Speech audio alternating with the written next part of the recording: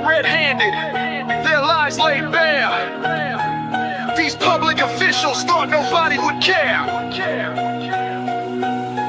A conspiracy deep, but the truth's coming through. The system's cracking, now they'll pay their due. Lies and corruption, they thought they'd control, but justice is burning, exposing their soul. They built this on deceit, but their cover is blown. Now the guilty must answer for the seeds they've sown. Down in Galveston, it started that night. Osteen and Durante turned wrong into right. Said I was drunk, claimed the smell in the air, but no alcohol touched me, their proof wasn't there. They locked me up 11 months in a cell. Fabricated charges, a personal hell. They twisted the law, made me a pawn, but their conspiracy's unraveling, it won't last long. A growing plot, their power abused, but I'm breaking the chains, their lies are diffused. The truth's on my side and it's ready to speak, exposing their game, bringing justice to the weak. Caught red-handed, their lies laid bare. These public officials thought nobody would care. A conspiracy deep, but the truth's coming through. The system's cracking, now they'll pay their due. Lies and corruption, they thought they control, but justice is burning, exposing their soul. They built this on deceit, but their cover is blown. Now the guilty must answer for the seeds they've sown. Extradited from Galveston back to Lafayette, 2 weeks before trial, the lies were set. Then Ben Creekmore played his false hand, fictitious evidence in his corrupt plan. Judge Tolleson fell for the charade they showed.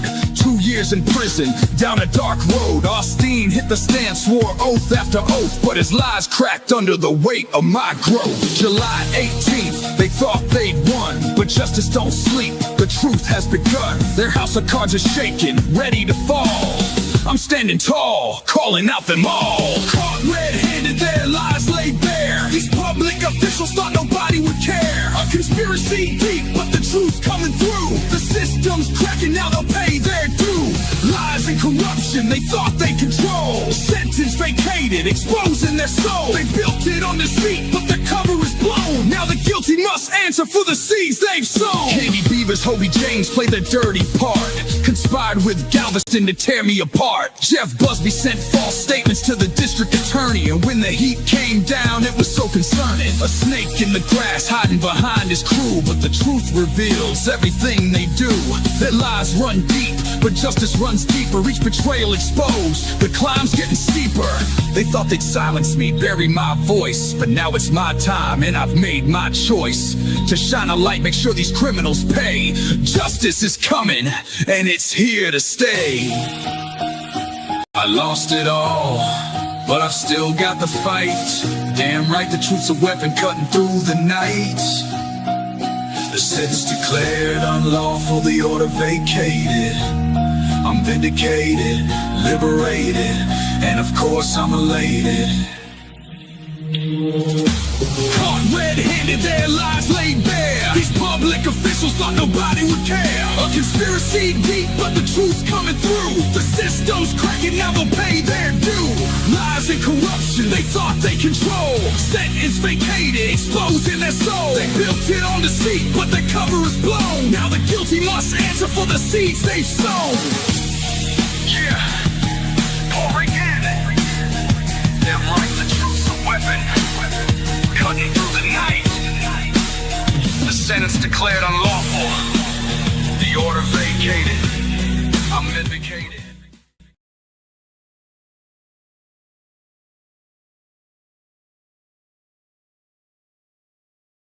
On August 11, 2023, I was pulled over by Galveston, Texas Police Department for suspicion of DWI after a troll called in a false report to dispatch. This led to a refusal by the department to give a breathalyzer as demanded, and them then proceeding to a blood draw while being cuffed and held down by nearly 10 officers without a warrant ever being shown. With coming discovery, you will easily see how Galveston Police Department is doing the bidding of Lafayette County, Mississippi, and the state of Mississippi. Already getting pulled over.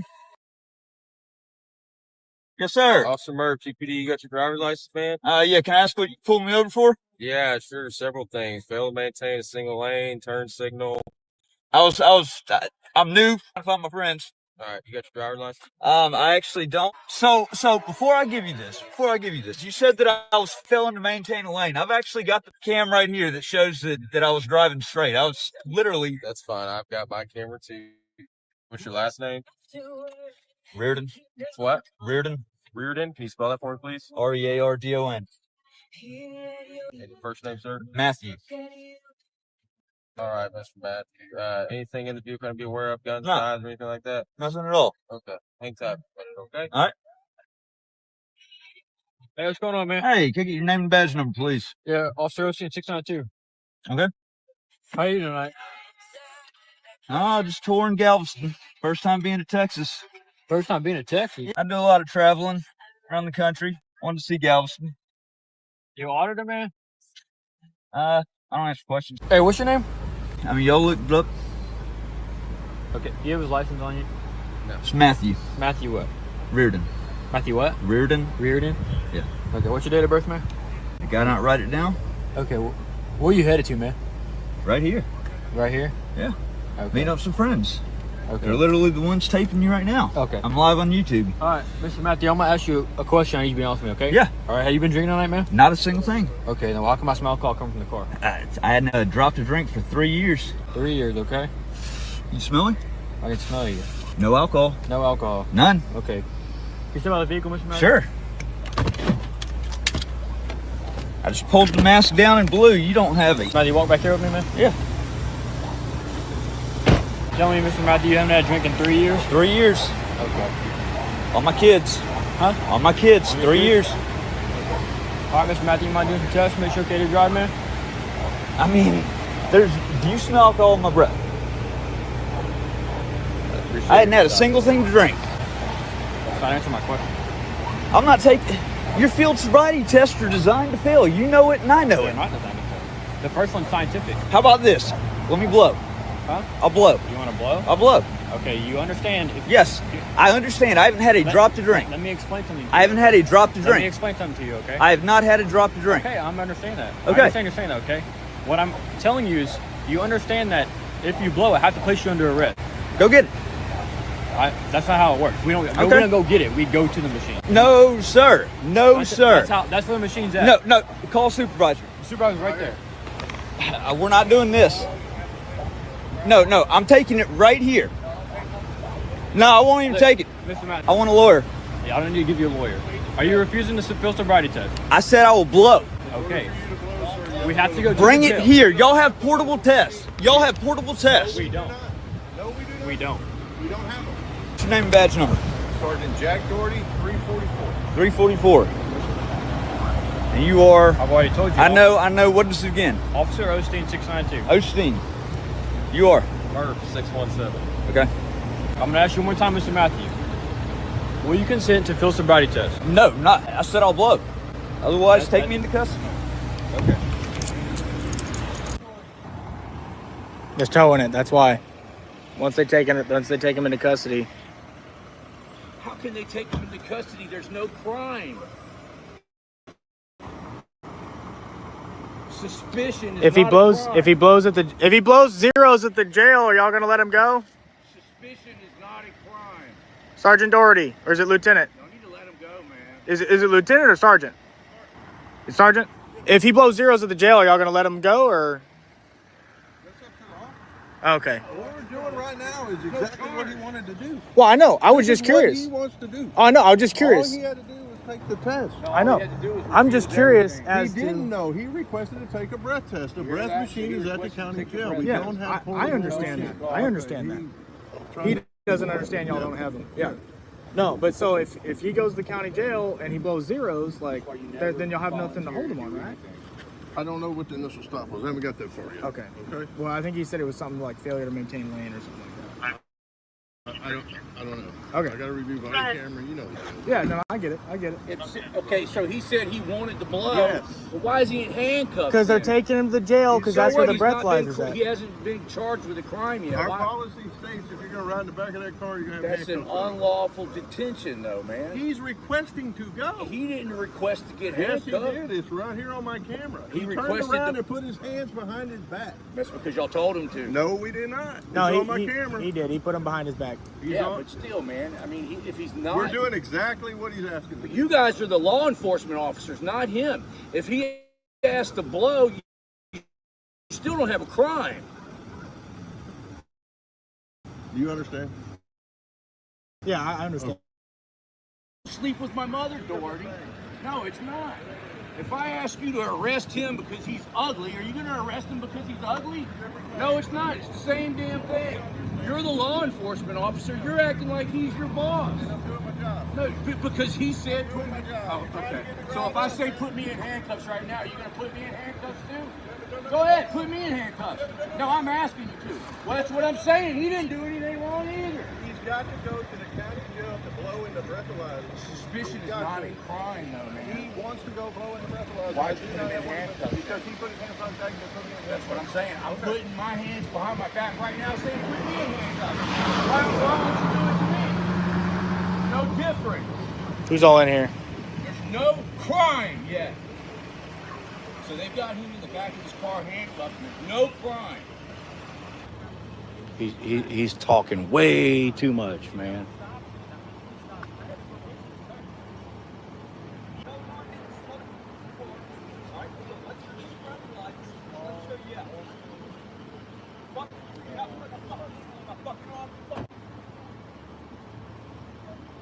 They said they want to draw blood on him, is what they just said. All right, they're taking him. Are going to look like idiots, man, when he comes back sober. That's why they're drawing blood. They're hoping just to find anything at this point. First it was they smell alcohol. Now they're drawing blood just to find anything. Yeah, they don't have probable cause for this shit. None. They have no probable cause for this. That's why I lost my mind. He volunteered to do this shit. He fucking put his hands out like that and said, go ahead, cuff me, take me. And they did. But still, it's still unlawful detainment, dude. If I tell you to jump off a bridge, that don't mean you got to do it. They had no probable cause. None. Zero. So let me get this straight. Your probable cause was he said he'll take a breath test?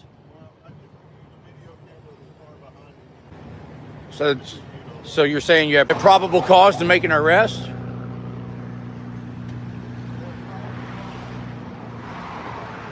Yeah, reason. Yeah, probable cause to make an arrest. Because you guys,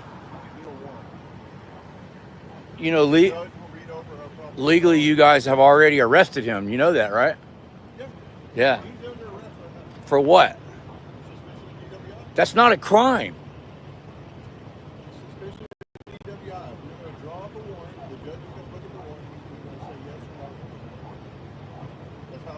You said he's under arrest for suspicion of DUI. There is no such charge. There's not a charge of suspicion of DUI. The charge is DUI. Okay, so when we go and do the warrant for a drug law, the judge sees the probable cause is worthy of the warrant, he's going to sign off. So you guys are. Charge tonight would be that charge. So you guys are trying to get a warrant to see if you guys can charge him. So right now he's being unlawfully detained. I don't see the probable cause.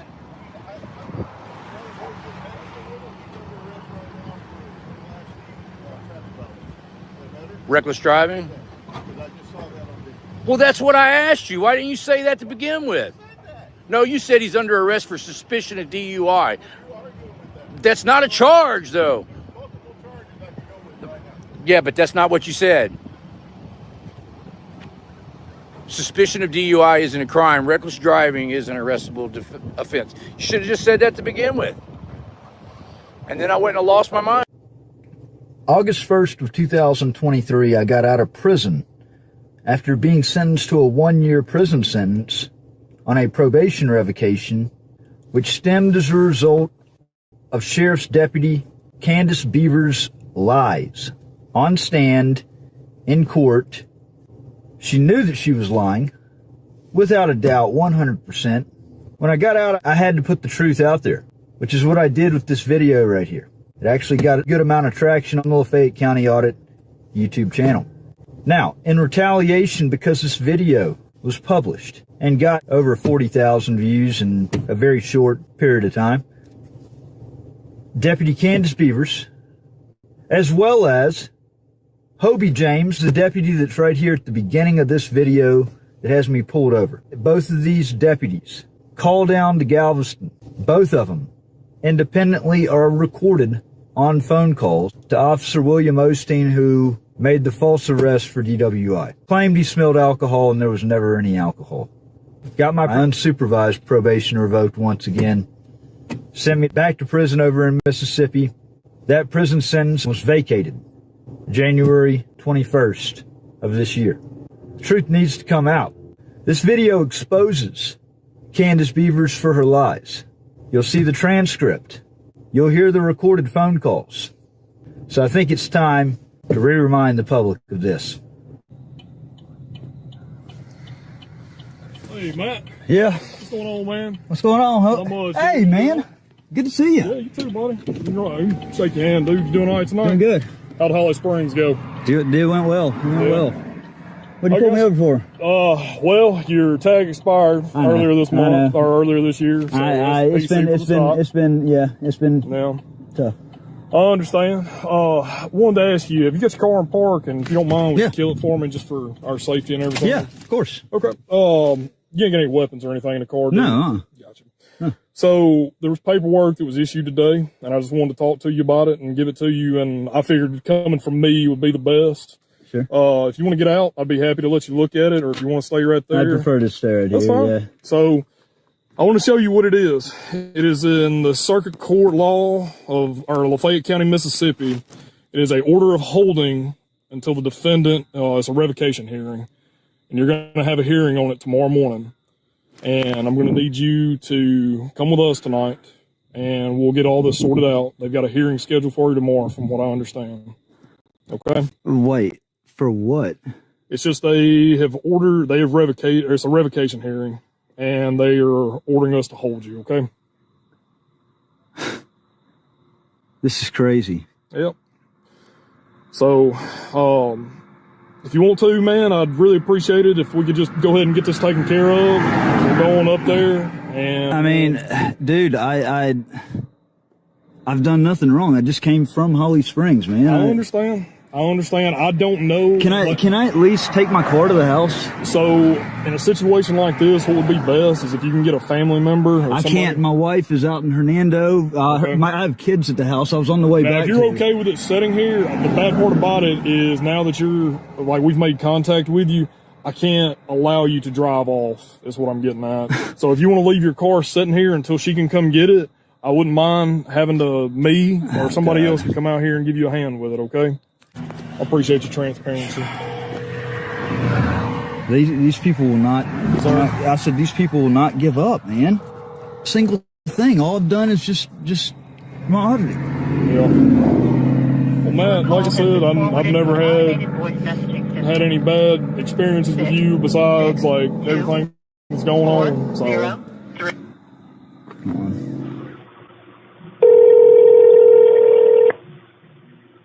FBI Oxford. Yes, sir. I need to speak with an agent. There's a major issue going on with the Holly Springs Police Department. There's blatant corruption going on, starting from at the top down. And I've actually got this on video. I've got audio recordings. If I didn't have it, I wouldn't believe the evidence that I had myself. Well, we do walk-ins as opposed to phone calls. I understand that, but there's a little bit different of an issue for me. I'm actually, and that was another thing I was going to talk to the agents about. My constitutional rights have been literally mowed over by Lafayette County and now by Holly Springs. I'm actually banished from the city of Oxford. I've got to get permission to come into the city, and I know y'all are in the city. But so basically I need to make an appointment with y'all to come in there. If somebody can set a time with me so I can let Oxford know, or let Lafayette County Sheriff's Department know, and come in there and meet with y'all. Well, anytime between the hours of 8 to 4, Monday through Friday would be fine. Okay. is there like a lunch period that nobody's there, or even during the lunch period? It kind of varies from day to day. I would say if you could come before 12 would be perfect. Okay. Well, I'm actually right now, I'm mixing down the video from what happened yesterday to include body cam. And I've got about another, well, actually it's already encoded. I can go ahead and put it on a jump drive, and bring that up there. Yeah. I can do that. Let me find a jump drive to load this evidence onto, and I'll come up there. Okay. All right. Great, thanks. Thank you. Bye. Sheriff's Department. Is Jonathan Fingerman in? I don't think he works today. Hang on. All right. Can I speak to somebody else? I need to inform them that I'll be coming into Oxford. Okay, I'm transferring you into dispatch. Hang on.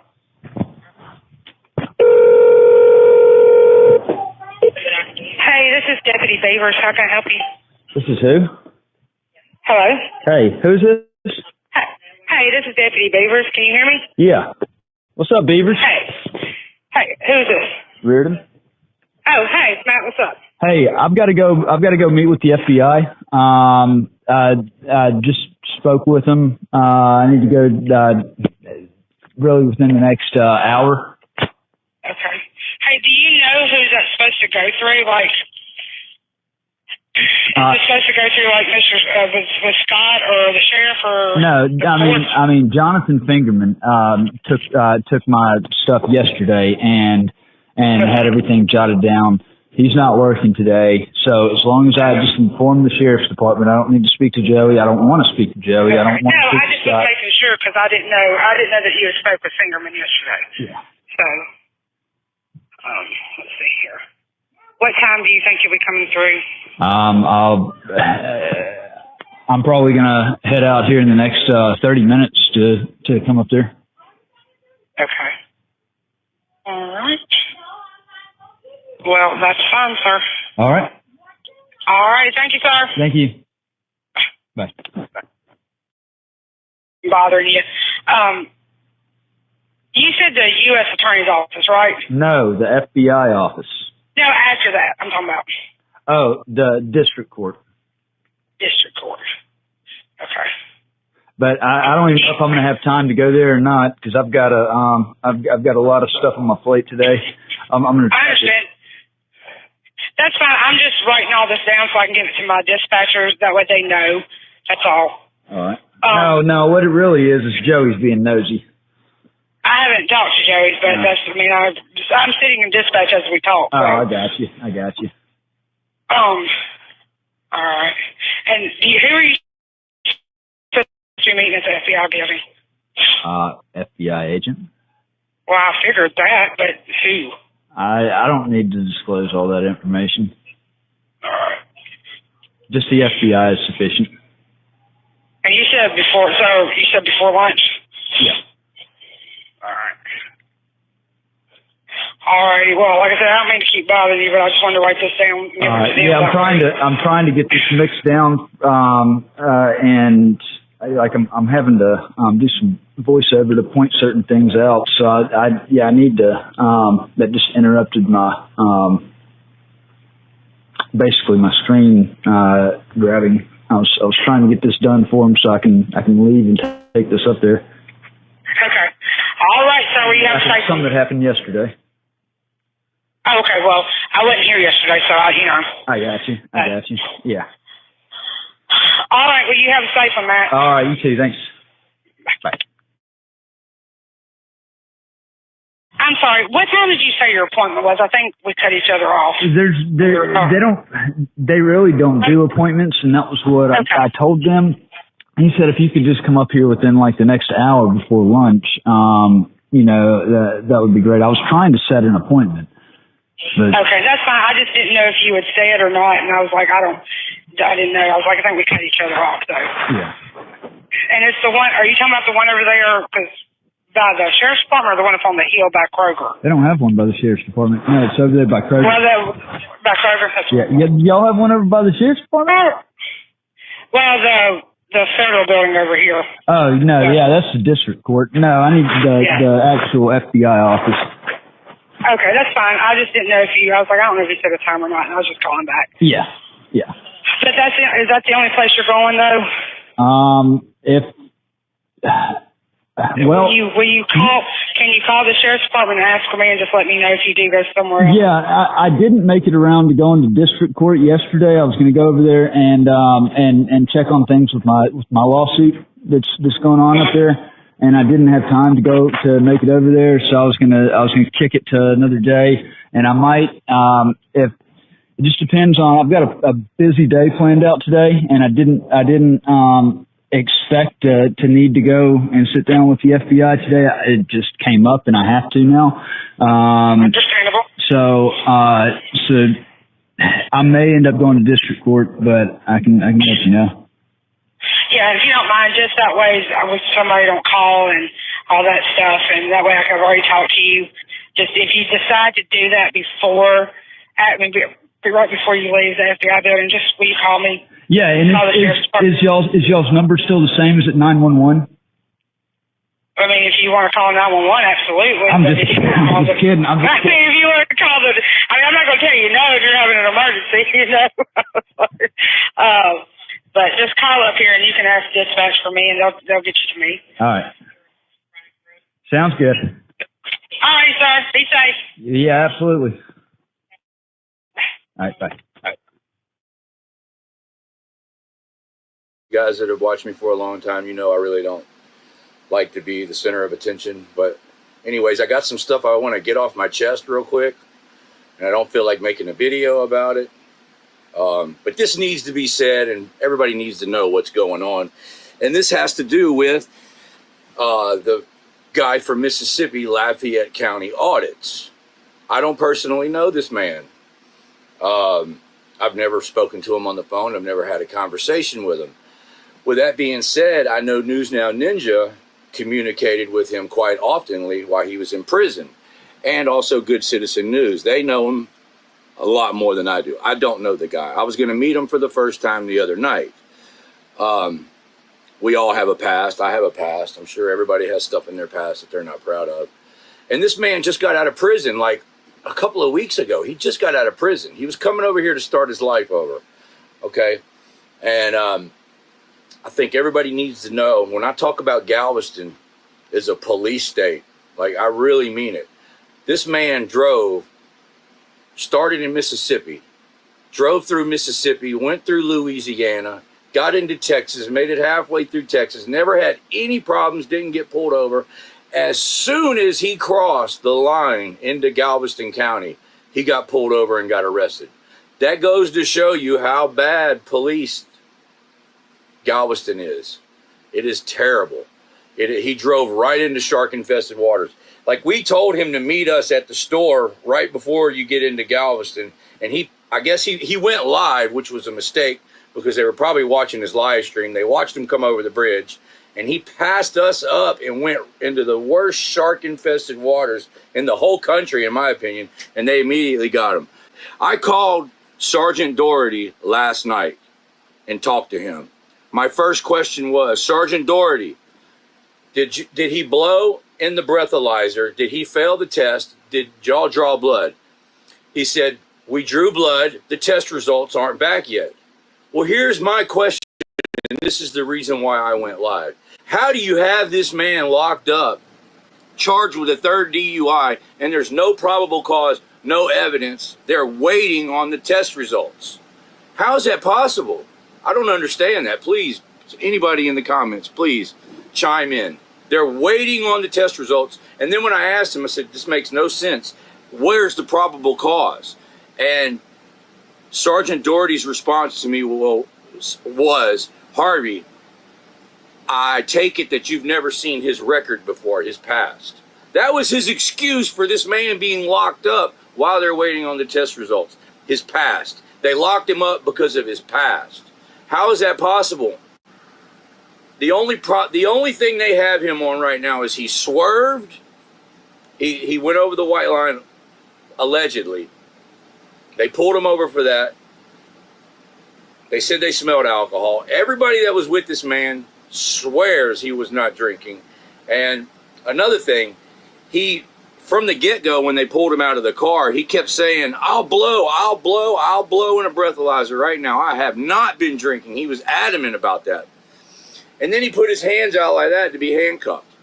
And so when they handcuffed him and put him in the back of the car, I said, Doherty, what is going on? What is he being detained, arrested for? And Doherty said, well, he volunteered to go and blow, and he volunteered to be put in cuffs. I said, well, if he volunteered to be put in cuffs, why is this man, I said, if he volunteered to go, why do you have him handcuffed in the back of the car? I said, take him out of the handcuffs if he volunteered. There's no crime. At least uncuff him.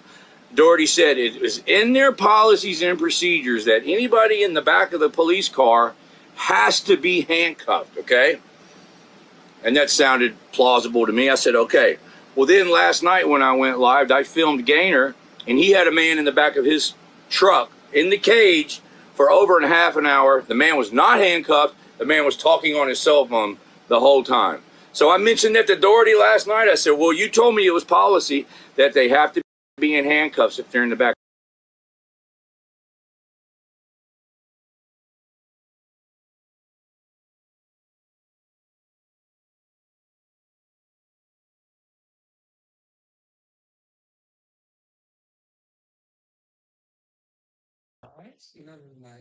So I may have lost that right there. I'm not sure. I'm not sure what happened right there with the video. Hold on a second.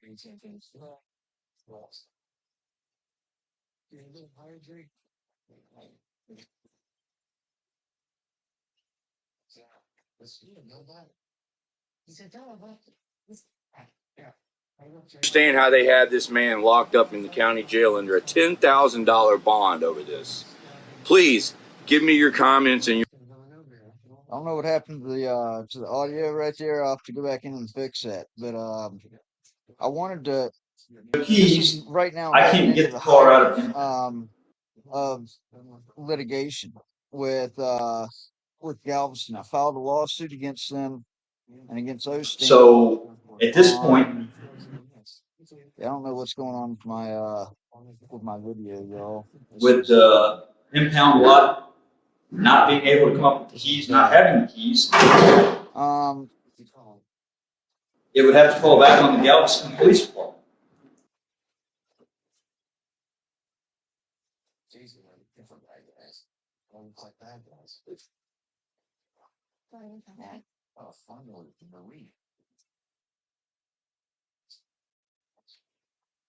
I'm looking at the screen. It's real choppy. I'm trying to get the thing fixed. I'm trying to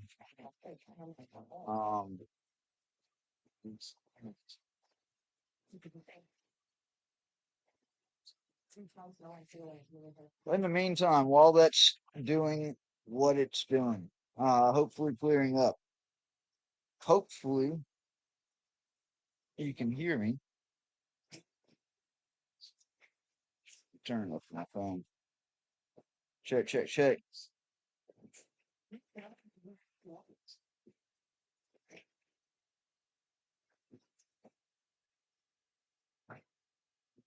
Hold on.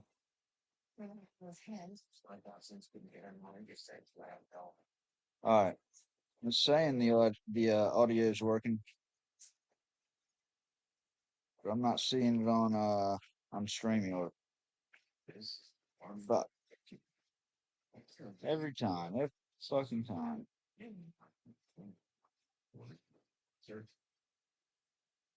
Don't fail.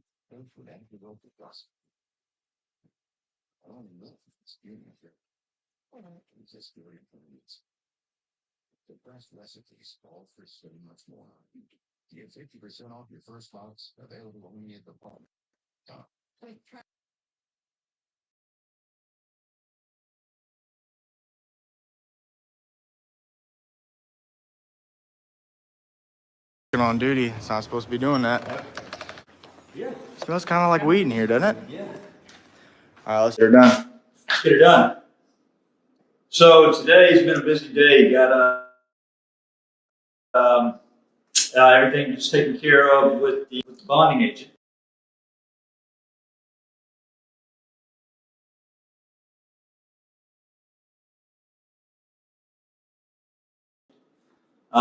Prior to that, went out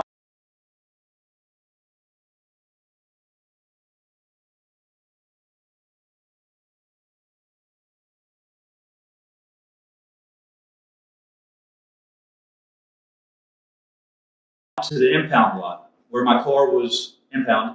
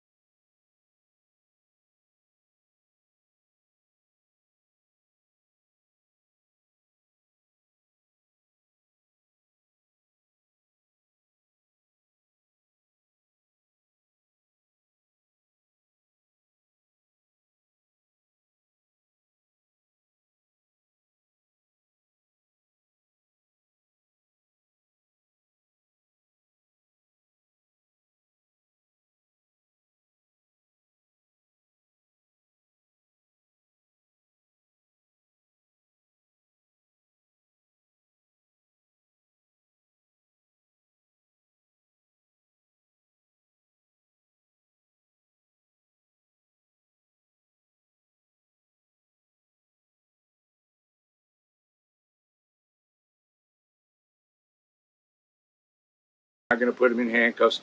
And I said, well, Doherty, you're acting like a 5-year-old. I'm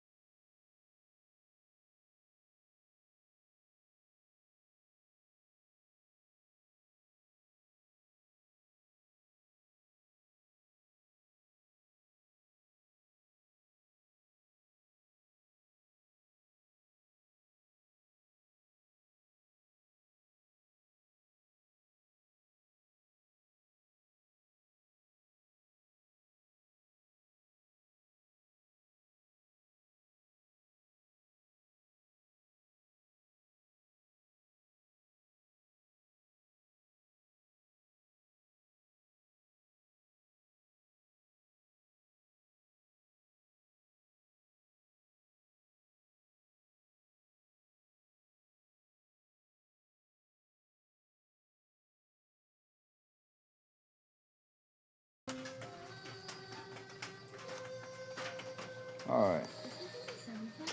Got that. So far, yeah, everything looks good there. Audio, that's set. And the other thing is video. iPhone. All right, let me get back to it.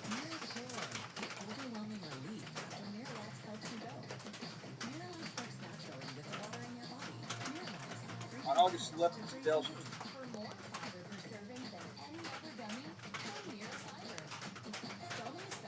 To the impound lot where my You're acting like a 5-year-old. I'm calling you out on your bullshit. I'm calling you out on your lie. And you're deflecting and you're acting like a child. And then he hung up on me.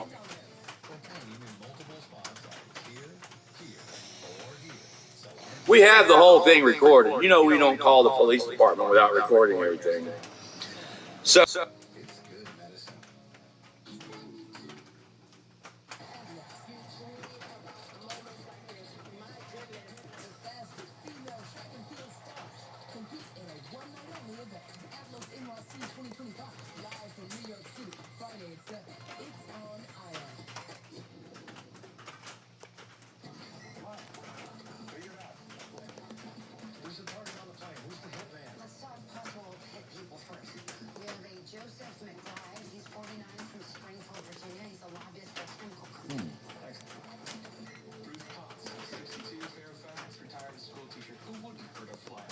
come up with the keys, not having the keys, it would have.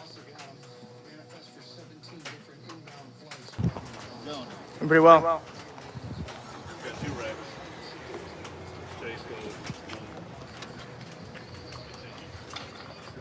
Cop was smoking on duty. It's not supposed to be doing that. Smells kind of like weed in here, doesn't it? All right, let's get it done. Let's get it done.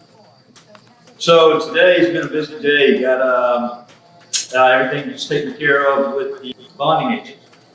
Prior to that,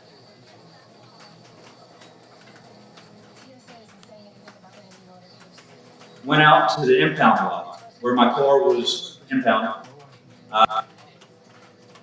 to go get items of importance out of my car.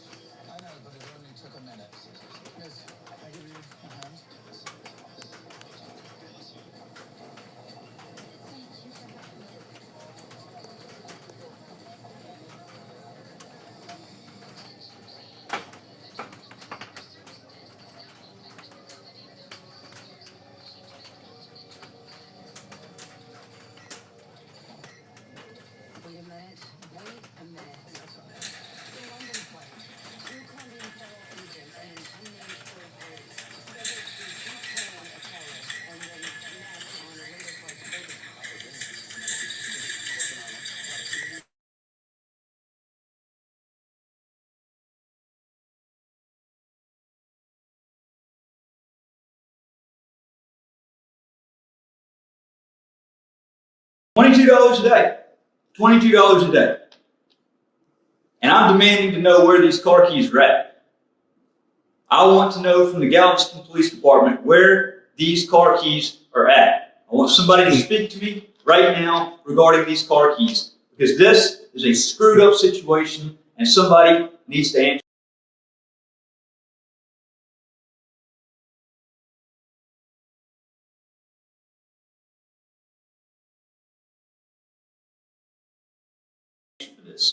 This is ridiculous. This is an issue that never should have come about in the first place.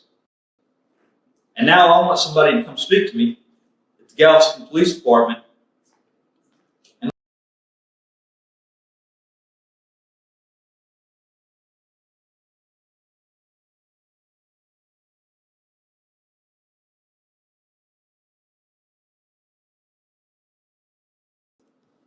in a police vehicle. My property never included any car keys. The tow company doesn't have the keys. Therefore, process of elimination, the Galveston Police Department has the keys. And I want my keys.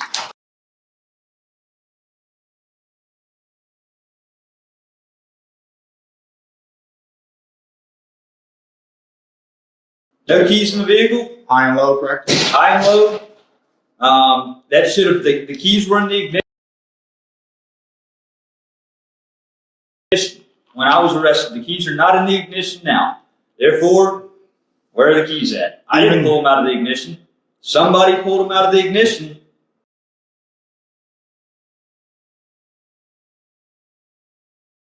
The repo company doesn't have it. Okay?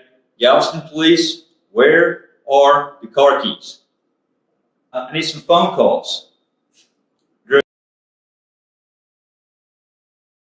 Driven into the Galveston Police Department. No, we only encourage you to call if you. Well, we don't encourage calling, but we only ask you to call, or you should only call if you feel that you see something wrong. Not because we're asking you.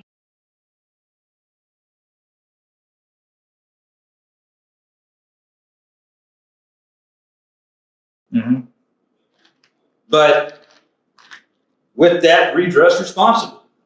If you see something that's fucked up, say something about it. I mean, this is a telegram.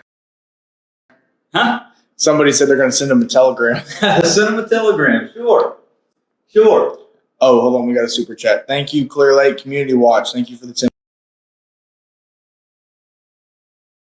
$10, brother. Hey, and by the way, yes, super chats, cash.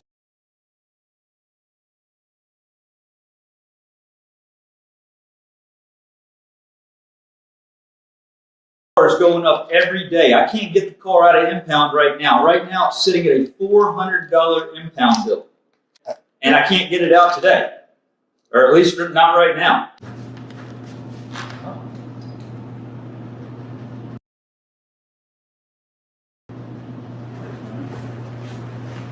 Hey, how's it going? Are you here to speak with us? Yeah, it's okay. mine. Awesome. Yeah, it's him. Hi, how you doing? Got a major issue. Okay. So I actually just got out of here. I got bonded out this jail last night. Talking about the county jail? Yeah, the county jail. Okay. Galveston Police. They impounded my car. I just went to go get items out of my car.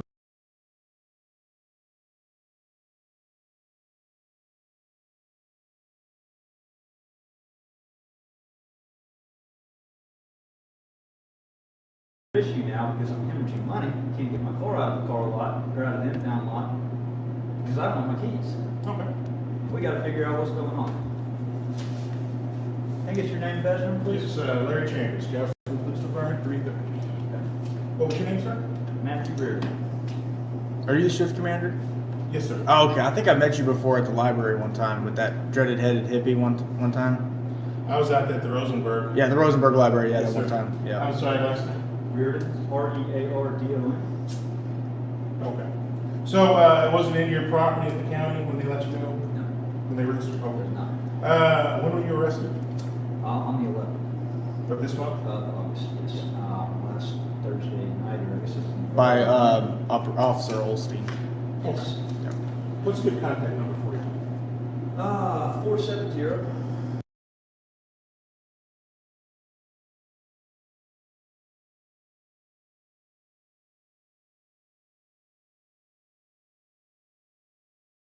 Who arrested?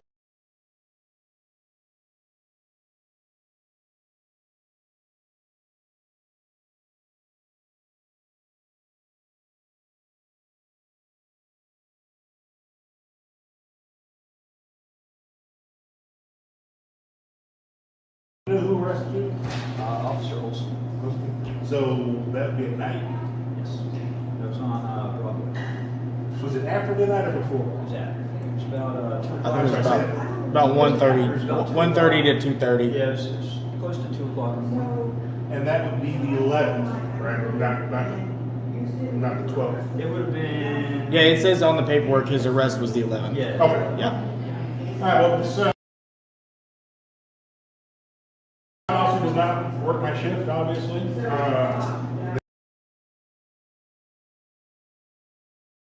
It would have been. Yeah, it says on the paperwork his arrest was the 11th. Yeah. Okay. Yeah.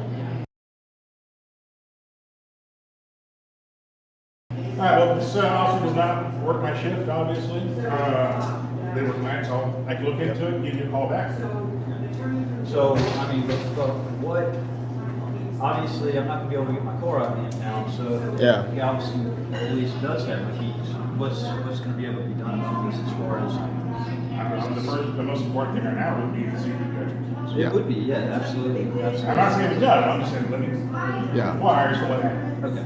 All right. Cool. So I guess, Yeah, we can figure that out I as we guess- go. Yeah, I Yep. guess I need to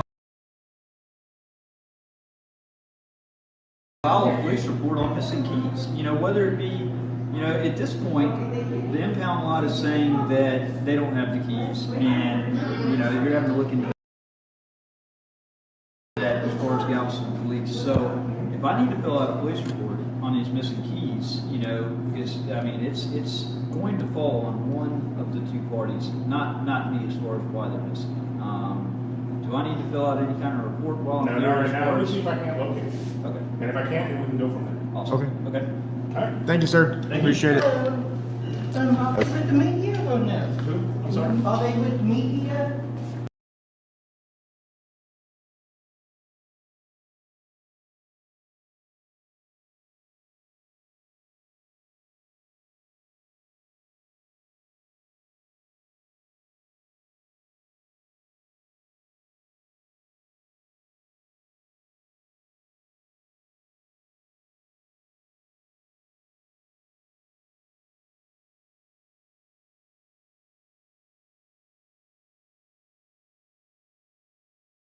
In the crossfire.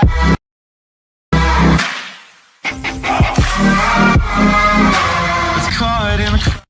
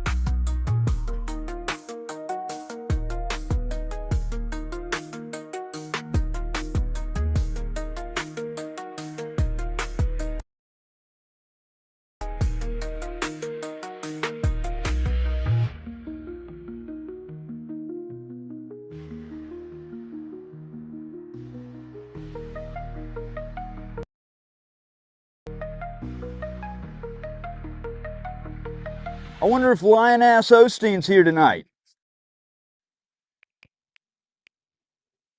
I wonder if Lying-Ass Osteen is here tonight. We're going to listen to some music about Lying-Ass Osteen with the Galveston Police Department. This is track 7 off of the album. This is the Osteen Files, Exhibit L.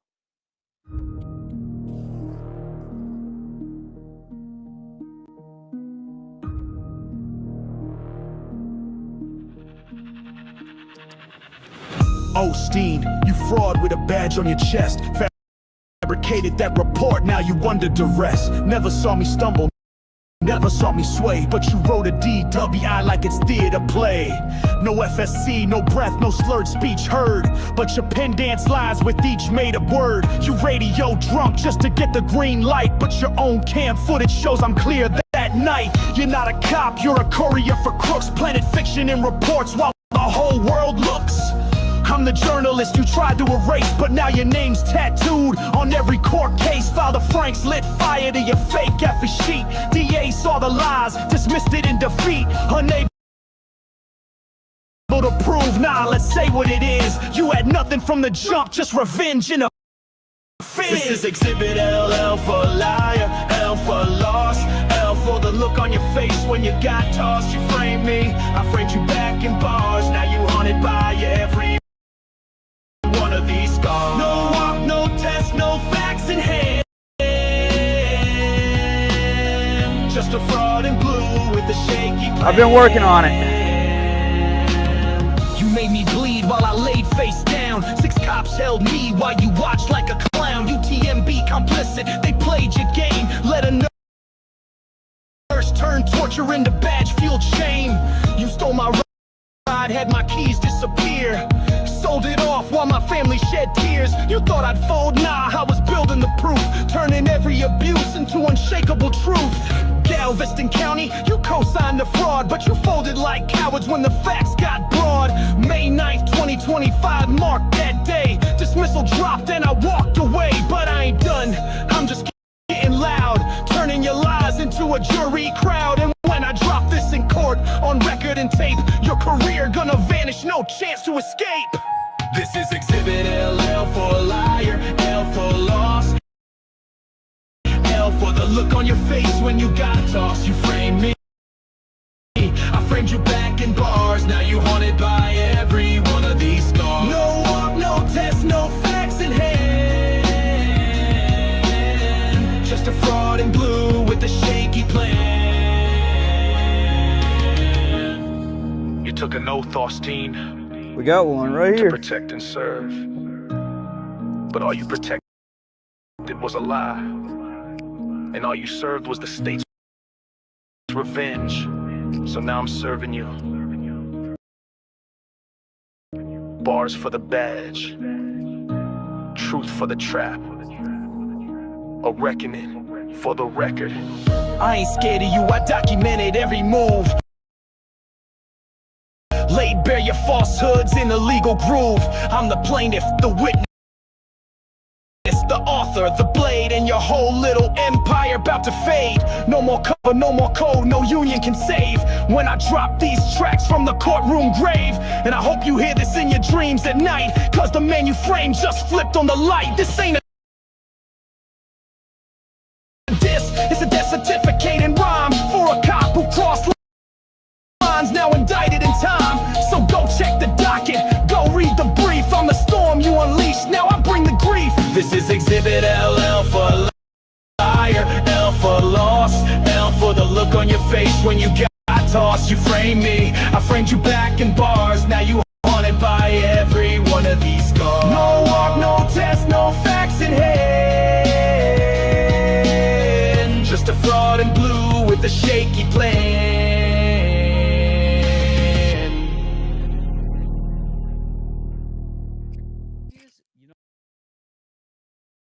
Few things.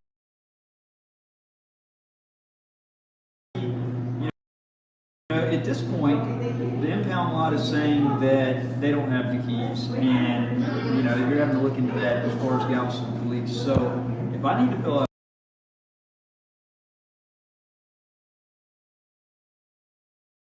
a police report on these missing keys, because it's going to fall on one of the two parties, not me as far.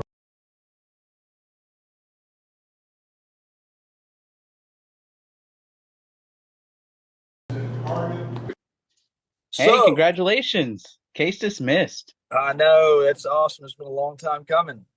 Yes, it has. I'm surprised it took them this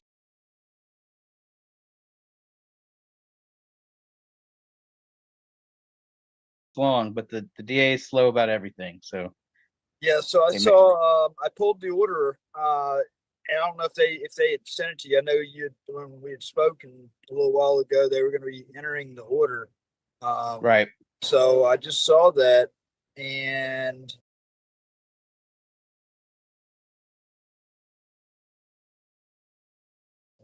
they're basically saying that it looked like and of course they're going to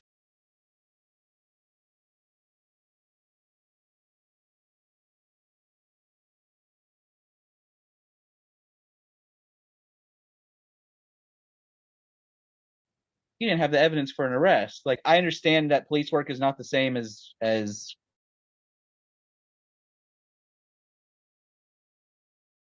legal work. You arrest somebody and then you hand it over to the DA to prove. And the DA and the police don't always get along.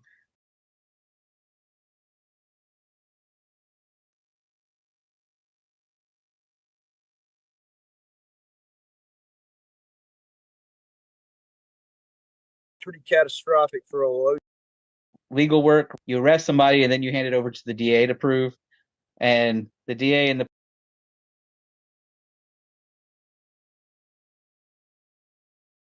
police don't always get along or communicate very well. And this is an example of a police officer doing a bad job, and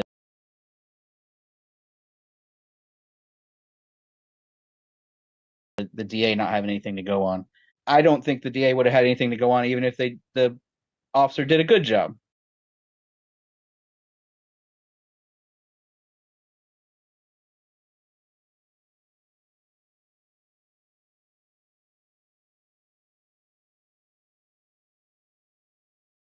Seek justice, not to win cases. I think they made the right call here. They did, because it would have, I believe it would have turned out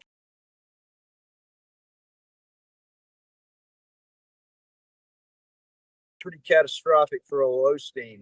Had he I think so too. These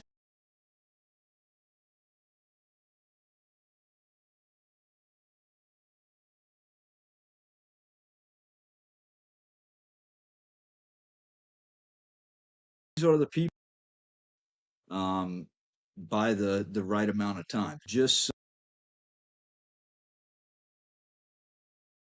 so you know, in the state of Texas, for malicious prosecution, there's a 1-year statute of limitations. Now, with what happened with my case, there's actually 2 different claims of malicious prosecution because I was intentionally overcharged with a felony that they knew should never have been a felony, even if I was shit-hammered drunk and driving down the road in Texas.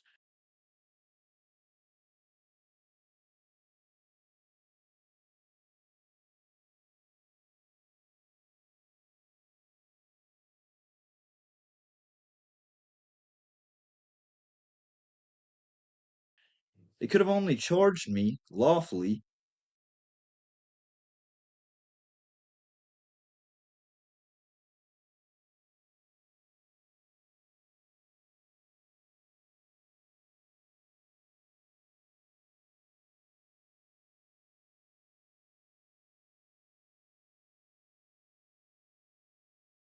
county jail for almost 11 months. I think I was in there for 8 under the felony before it got dismissed, or 8 or 9 under the felony before it got dismissed. They did that so they could keep a $100,000 bond on.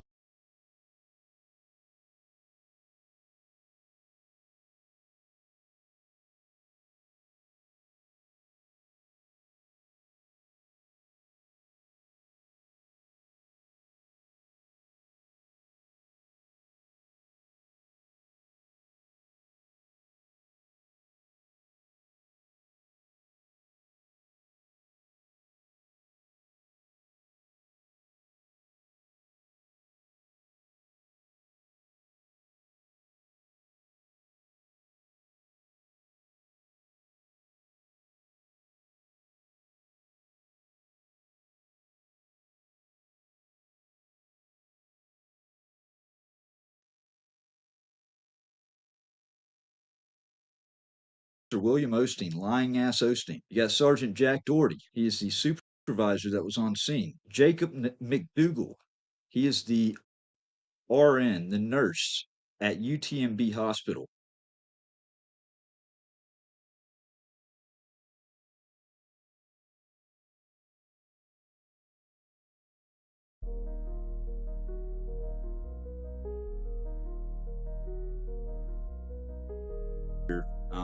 Handcuffed in the front. We got Hobie changed. Funny thing about this is one of the Facebook messenger groups that I have, the Fayette County Audit. Apparently he was on my friends list on one of my old profiles and got added to that Facebook. Lies gonna meet their end. Took my time, but I won't break. System exposed, make no mistake. 2 a.m. lights flash, game and play. Pulled me over, scripted lines that day.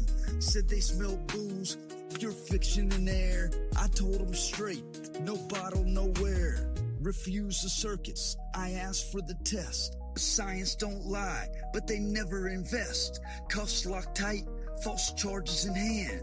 Kicked me down hard, but I still stand. They built that case on rumor, not fact. Stacked lies in a pile, I'm peeling it back. Galveston PD, corruption's a brand. Truth in my pocket, receipts in my hand. Fabricated stop, staged for the show. 11 months gone, now the people know. I sobered that night, no crime to my name, but they wrote me a villain to prop up that game. Galveston crooked, truth don't bend. Osteen's lies gonna meet their end. Took my time, but I won't break. System exposed, make no mistake.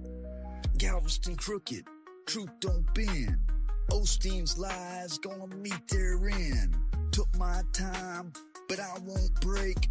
System exposed, make no mistake. Tow trucks circling, extortion cut.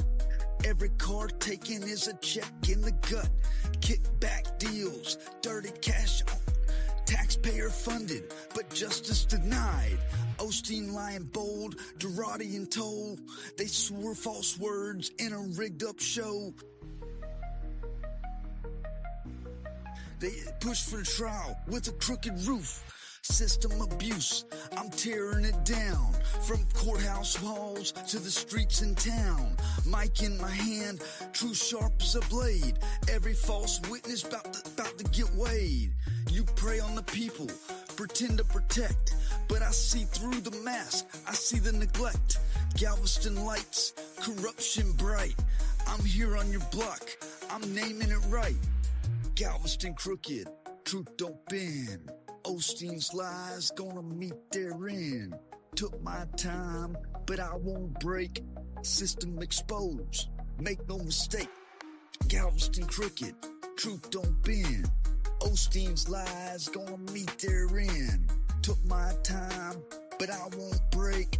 System exposed, make no mistake. Galveston PD, house built on sand. Justice for sale with a dirty hand. Power misused, authority stained. Whole department's image forever ingrained. Osteen lied under oath, that's a fact. Perjury weapon to keep me trapped. But lies don't last, they crack with time. Truth's a hammer, I'm swinging each line. You cage me in, but the record's clear. The whole world watching, they turned in here. I'm the voice you tried to erase. Now I'm back on the steps, spitting in your face. Galveston crooked, truth don't bend. Osteen's lies gonna meet their end. Took my time, but I won't break. System exposed, make no mistake.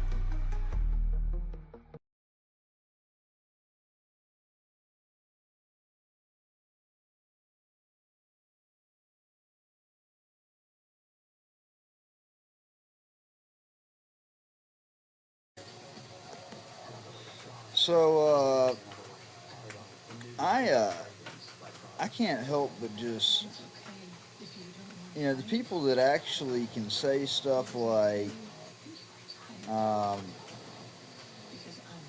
this fucking troll right here, when all this stuff was going on. I mean, there is no way that we're ever going to see eye to eye. So, I mean, do I need to sit on my stream and just try to offend you or what? I mean, how can you sit there and basically cheer that on and say thank God for law enforcement when you're watching with your own eyes law enforcement fucking up in the worst of ways, conspiring to lock a free man up? literally intentionally lying on stand in court. You cheer that shit on. You want that shit to happen to you? I guess so. I hope it happens to you.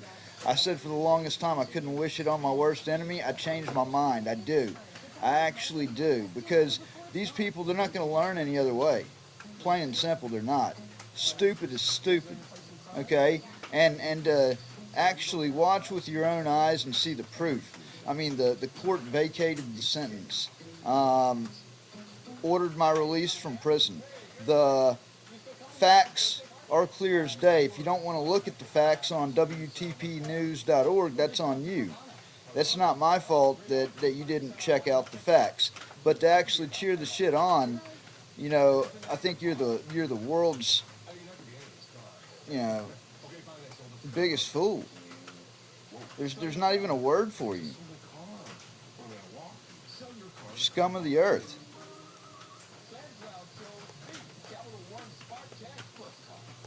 I hope all that blue goo, getting on your knees and worshiping these, you know, every single cop thinking just because they have on a uniform and a badge that you have to do anything that they say.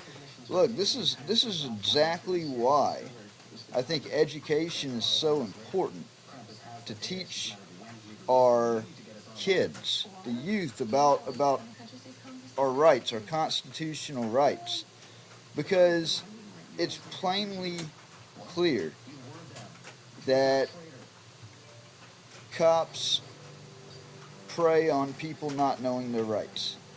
They'll ask, hey, can I search the car?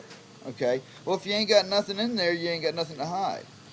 No, at the end of the day, it comes down to securing your right. And if you bend here, you're going to bend here. They know this. So, I mean, that's, I don't bend right there on that, on that. What's going on, Gloria Ad? Got the heathen. What's up with you? Good to see you. Good to see you. I hope yeah, I'm live. I hope the speed is getting a little bit better. Yeah, police are not our friend. You know, back the blue until it happens to you. And if you're looking at it, if all the proof is being, and there's so much that's shielded, the mainstream media is controlling what the people are getting, and they're getting fed this stuff. Okay, when I say mainstream media, I'm saying turn to your regional news stations. Okay, your spin-offs of ABC and your NBCs, your like your WTVAs, your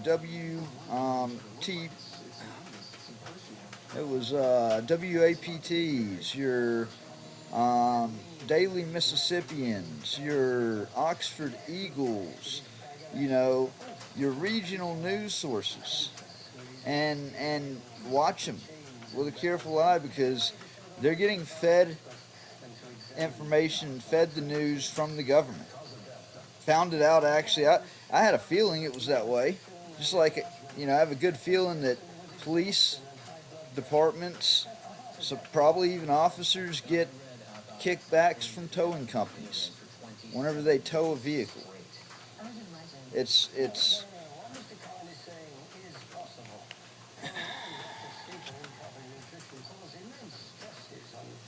shit needs to change. Shit needs to change. I had, let me see something real quickly. Skip this ahead.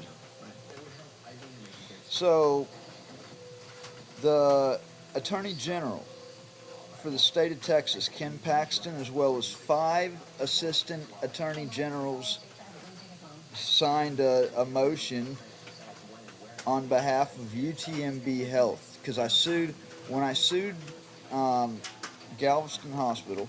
Let me see if I can actually pull this lawsuit up. Okay. Upload. Let's see. It is right here.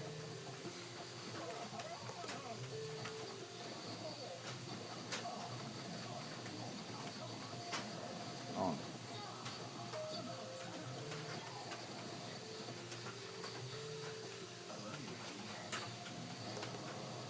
So I guess this whole teamwork thing is out the window? No way. Working together is always better. Then why do these agents leave us down here? Let me clear that troll's comment off the screen. Gave her enough attention. Alright.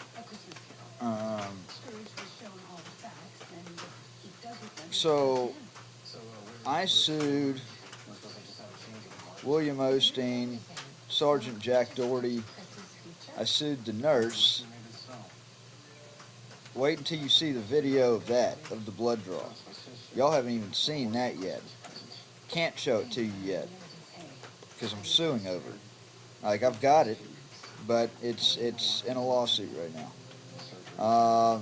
Hobie James, Candace Beavers, Jeff Busby, City of Galveston, UTMB Health, big hospital down there, John Doe and Jane Doe's.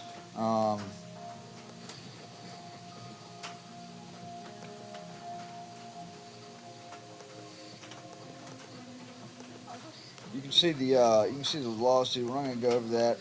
It's just too long. I mean, it's like 30 pages. But what I do want to show you is this.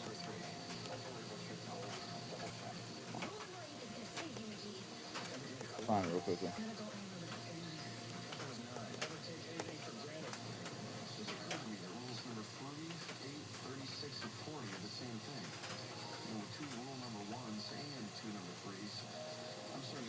We have a duty to actually resist. That's the thing. People don't have a duty to cooperate with the police to make it easier. No, people actually have a duty to resist tyranny, to draw the line in the sand and say, no, no more. That's what people have an obligation to do.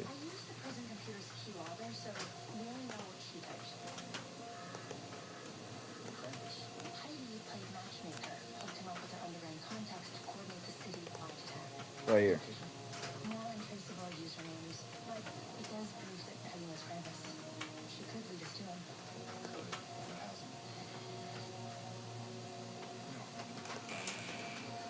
Okay. So, the Attorney General's office came in and I brought the civil rights suit against multiple defendants alleging violations of 1st, 4th, 14th Amendment rights, yada yada. So it's a comprehensive motion. They're trying to get it dismissed on sovereign immunity grounds. Hate it how the state uses sovereign immunity for everything. But signed by Kim Paxton, Attorney General, First Assistant Attorney General. There's, let's see.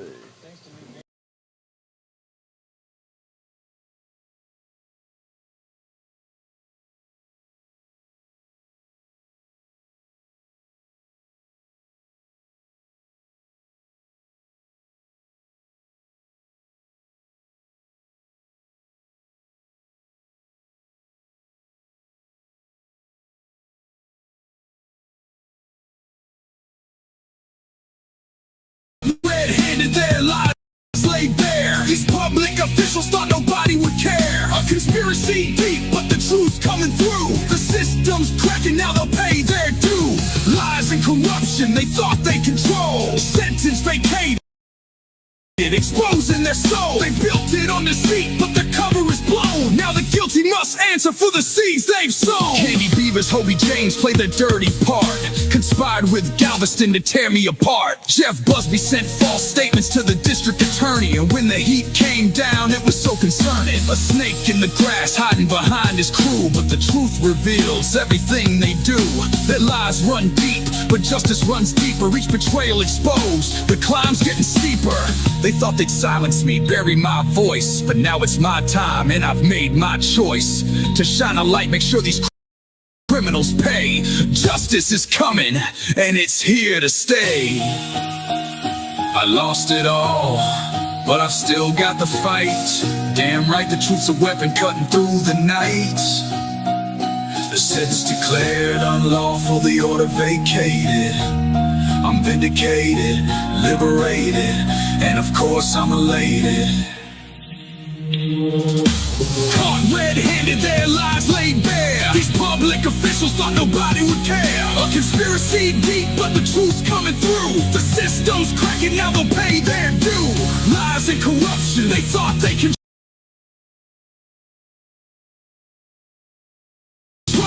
sentence vacated, exposing their soul. They built it on deceit, but their cover is blown. Now the guilty must answer for the seeds they've sown. Yeah. Pour again. Damn right, the truth's a weapon cutting through the night. The sentence declared unlawful, the order vacated. I'm vindicated.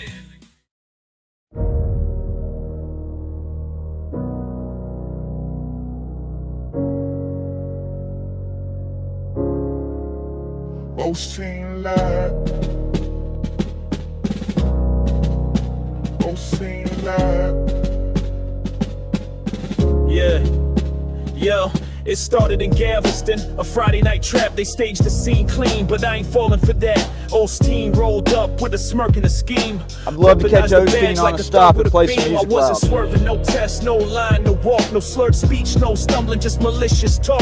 He lied in his report, flat out fabrication. Tried to ruin my life with no justification. I asked for a lawyer, they mocked and delayed. Dragged me through hell just to boost that charade. UTMB got involved, held me down, drew blood, violated policy. 6 cops in the flood, no consent, no cause. This was torturing white.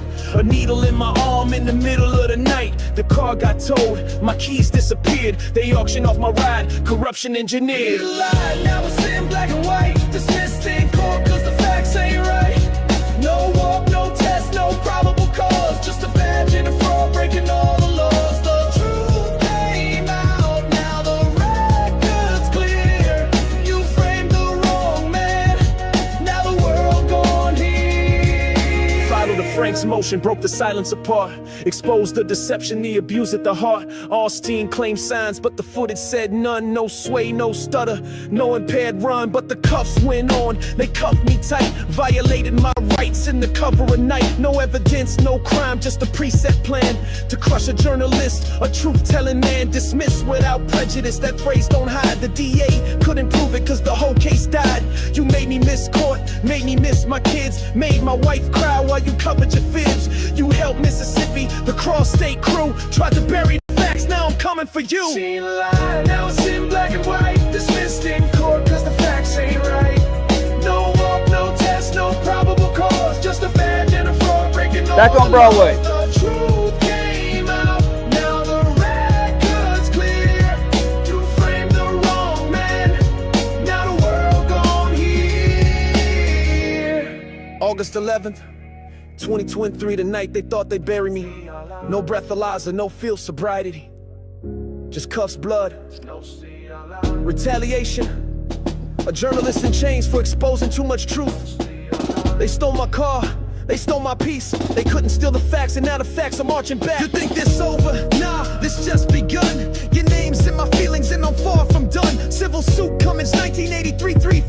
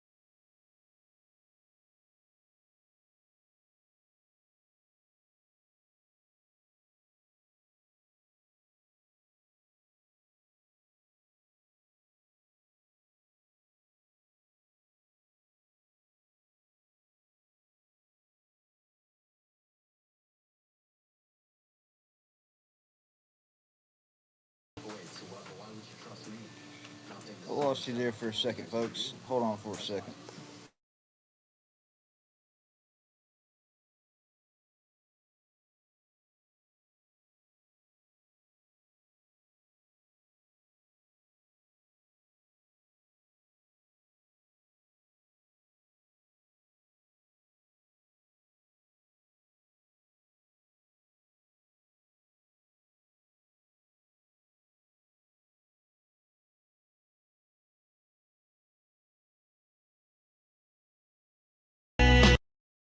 My keys disappeared. They auctioned off my ride. Corruption engineered. Now it's in black and white. Dismissed.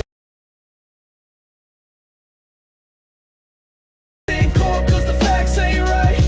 No walk, no test, no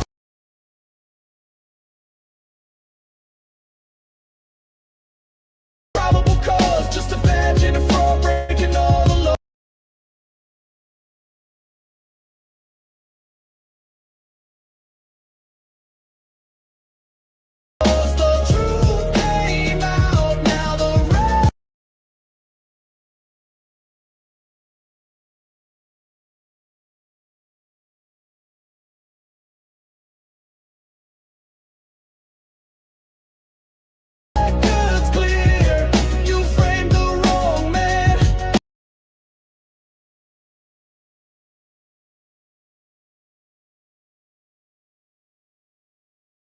Now the world gone here. Follow the Frank's motion, broke the silence apart, exposed the deception,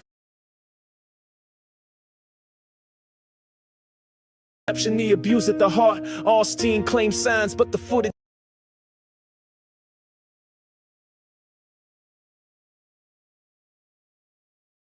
said none. No sway, no stutter, no impaired run, but the cuffs went on. They cuffed me tight.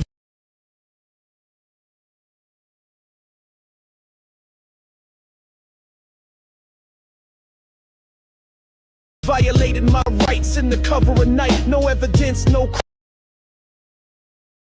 crime, just a preset plan to crush a journalist, a truth-telling man. Dismiss without prejudice. That phrase don't hide. The DA couldn't prove it 'cause the whole case died. You made me miss court, made me miss my kids, made my wife cry while you covered your fibs. You helped Mississippi, the cross state crew.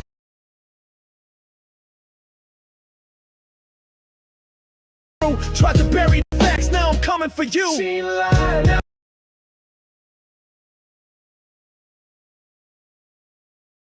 it's in black and white, dismissed in court 'cause the facts ain't right. No walk, no test, no probable cause, just a bad.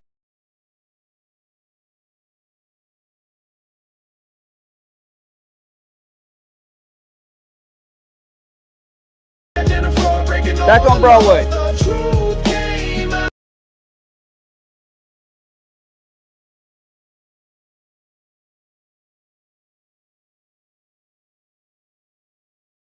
Now the record's clear.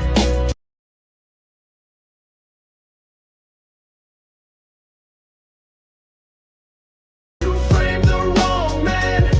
Now the world gone here. August 11th, 2023, the night they thought they'd bury me. No breathalyzer, no feel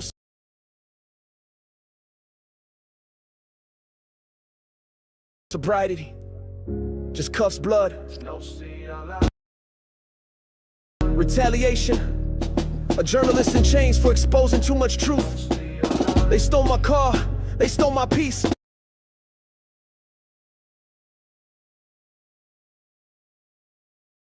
They couldn't steal the facts, and now the facts are marching back. You think this over? Nah.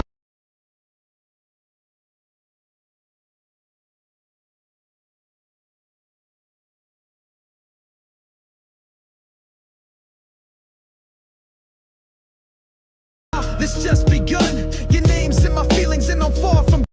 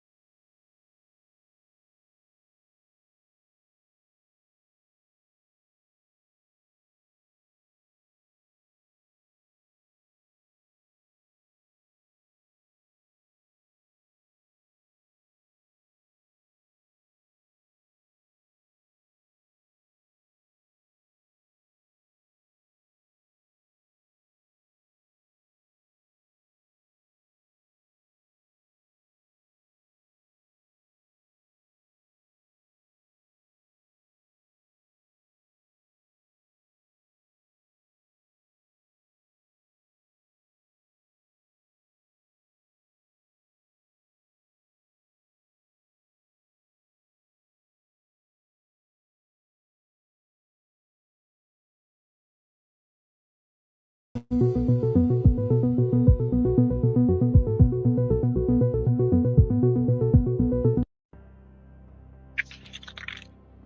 you're tuning in live for National Fuck the U.S. Marshals Day. This is We the People News. We're live outside the John M. Shaw United States Courthouse, where these tyrants with the U.S. Marshals Service think that it's okay to criminalize journalism and the First Amendment.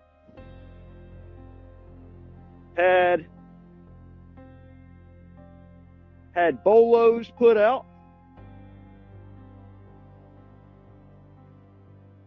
I knew that there was funny business going on.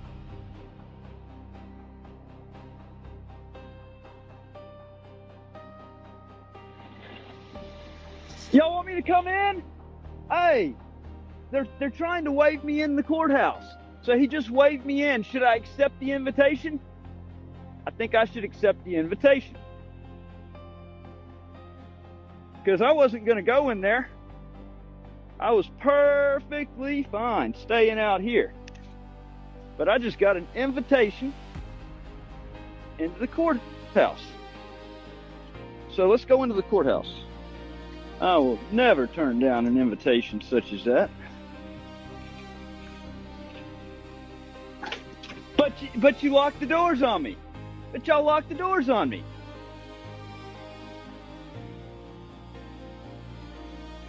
Hello. After you.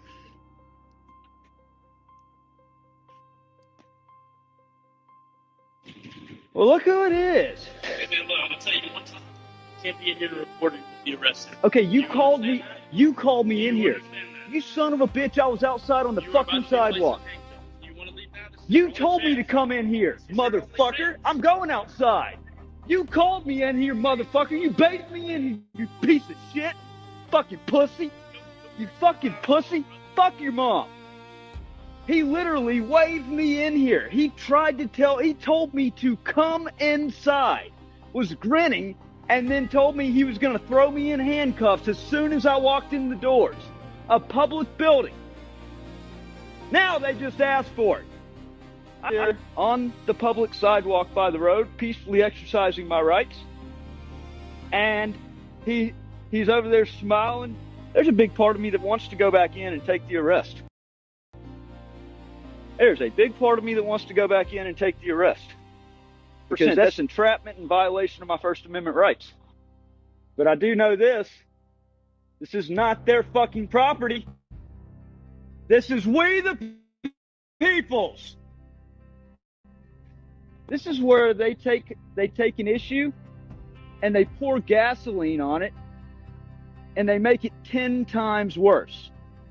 10 times worse. Okay? When they openly invited me up there just for me to go through the door and for them to try to threaten me with arrest. Happy National Fuck the U.S. Marshals Day.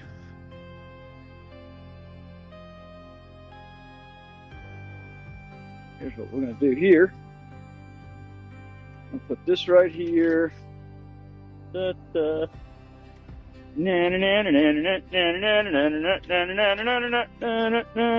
Oh.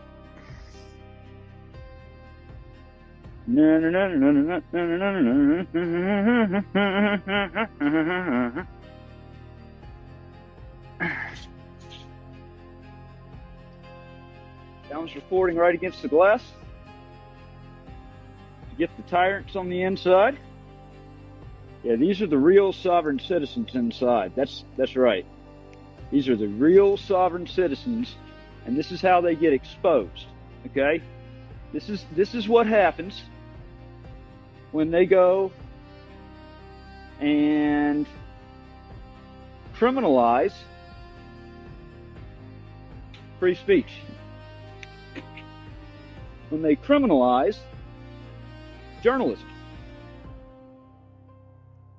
That's what happens when they criminalize a camera of mass destruction.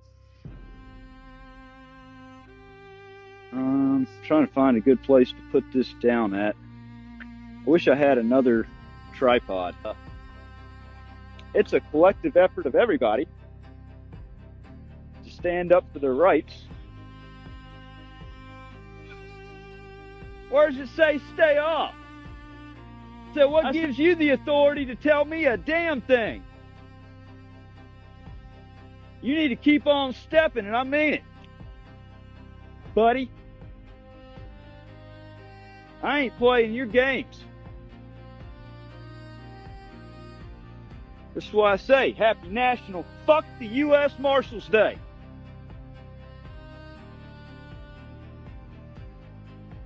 Go 10-8, keep on stepping.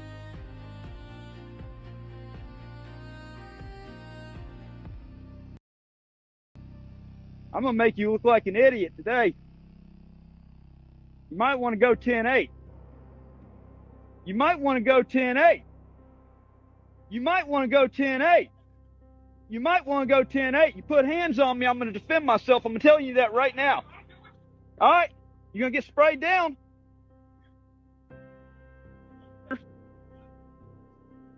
What'd they tell you inside? Huh? Well, I know you went in to go talk to them. Oh, I'm not going anywhere. Absolutely not. I haven't done a thing wrong. I'm not going a place, and you can't make me go a place. I'm not trespassing. I'm on public fucking property. Okay, let's see. I'll take the arrest. I'll take the arrest right here. Yes, sir. Yes, sir. Come on with it. Come on with it. These people put out bolos for no reason, circulating my picture, criminalizing journalism, and when they try to silence our voice, we the people get louder. Operation Silence the Press. See, these people need to learn. Learn. And see, it starts right here with the 911 dispatchers. Because when somebody is actually well within their rights doing something, the 911 dispatchers don't even need to allow resources to get burned in the first place. I'm standing my ground. I'm holding my ground on this one. I'm not leaving. I'm not getting pushed off my spot. I'm holding my ground. I'm holding the line. Got to hold the line. When you're well within your rights, you cannot get pushed away. I mean, you give them an inch and they take a mile. Got to hold the line, folks. Got to hold the line. Huh? You need to suck my dick. I'm on public fucking property. Let's go. Let's go. No, you're not. I'm getting it. You ain't gonna touch my camera. You ain't touching my camera. You ain't touching my camera. I'm getting my camera. You grab your camera and you move it right now. If you don't, I am seizing this camera. Is that right? That is absolutely right. So what? So this door. You've got 1 second. This door is locked. You've got 1 second. This door is locked. This is an entryway. You can put it on the other side of the barricade. I'm right. I'm fine right here. 2, I'm 1. really. Oh! Ah! Ah! Ah! Ah! Congratulations. Good.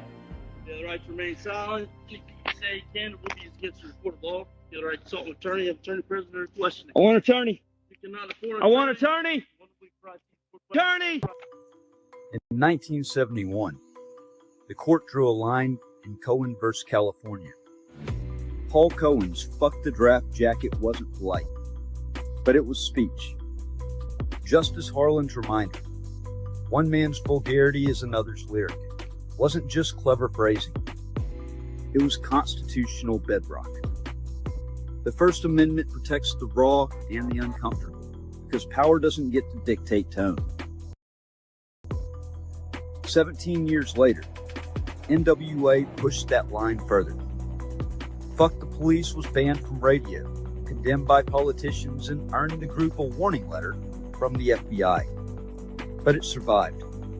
Not because gatekeepers approved, but because courts had already established in cases like Cohen that profanity and anger are protected when they are political speech. The music didn't just survive, became an anthem against police abuse, echoing what the court had acknowledged years before. Offensiveness is not a crime. Now in 2025, I found myself living that same fight in flesh and bone. My camera was my lyric, my audit, my anthem. Yet the U.S. Marshals tried to crush it with fists instead of bans.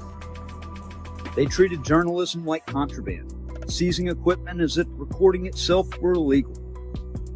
They dragged me into cells, beat me, mocked me, and tried to rewrite the law with violence. What they could not silence with statutes, they tried to silence with shackles. The irony is bitter.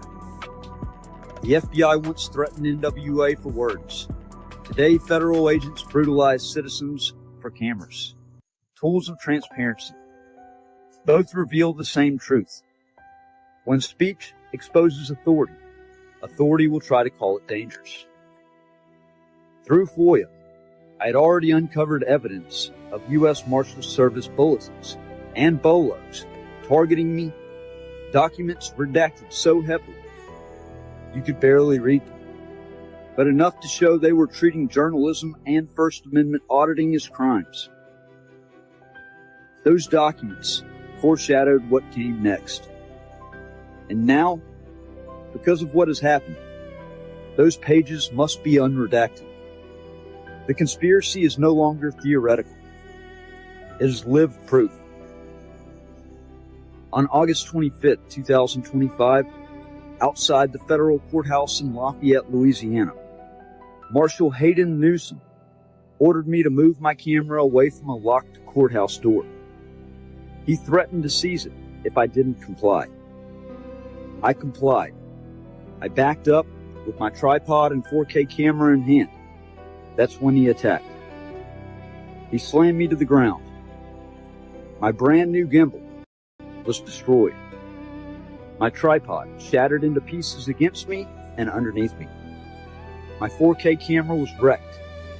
He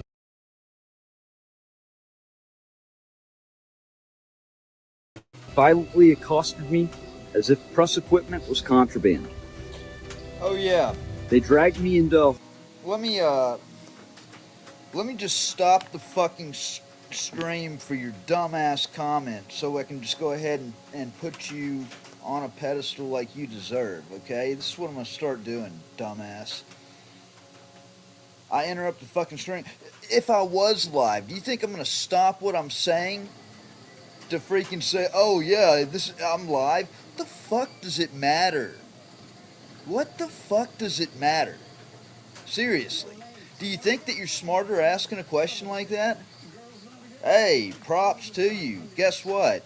Everything that's on TV is pre-recorded. They do that because it's common sense. People make mistakes. They don't want to put out subpar quality shit. They know people aren't gonna sit there and watch an hour of silence, so they do the people a favor. Stop with the fucking bullshit ass, this isn't live.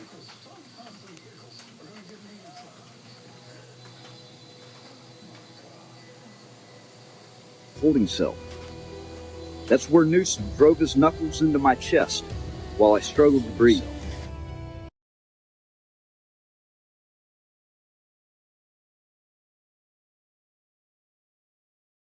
My heart was pounding, 140 to 160 beats a minute. When I knocked his arm away to stop the pain, he threatened me again and again. Assault on a federal officer.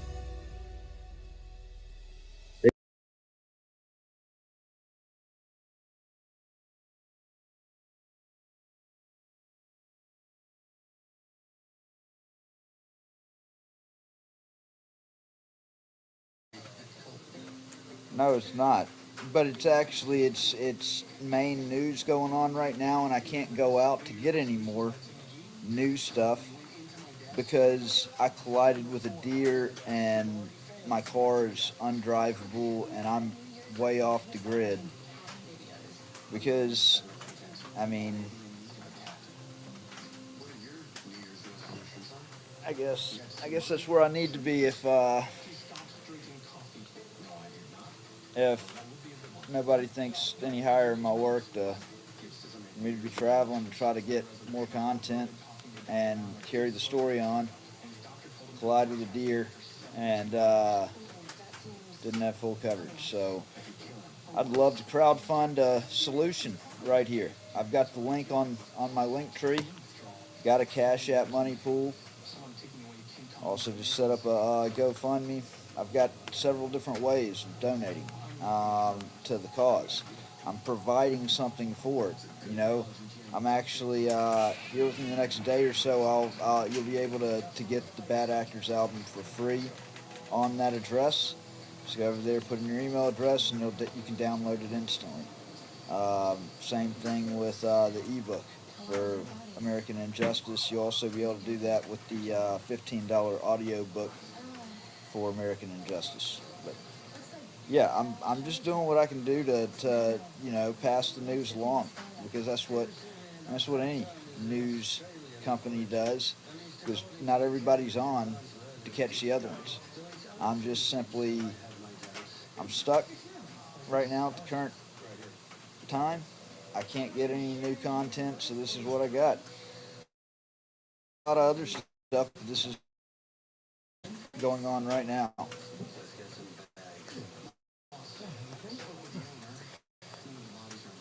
They laughed while I gasped for air.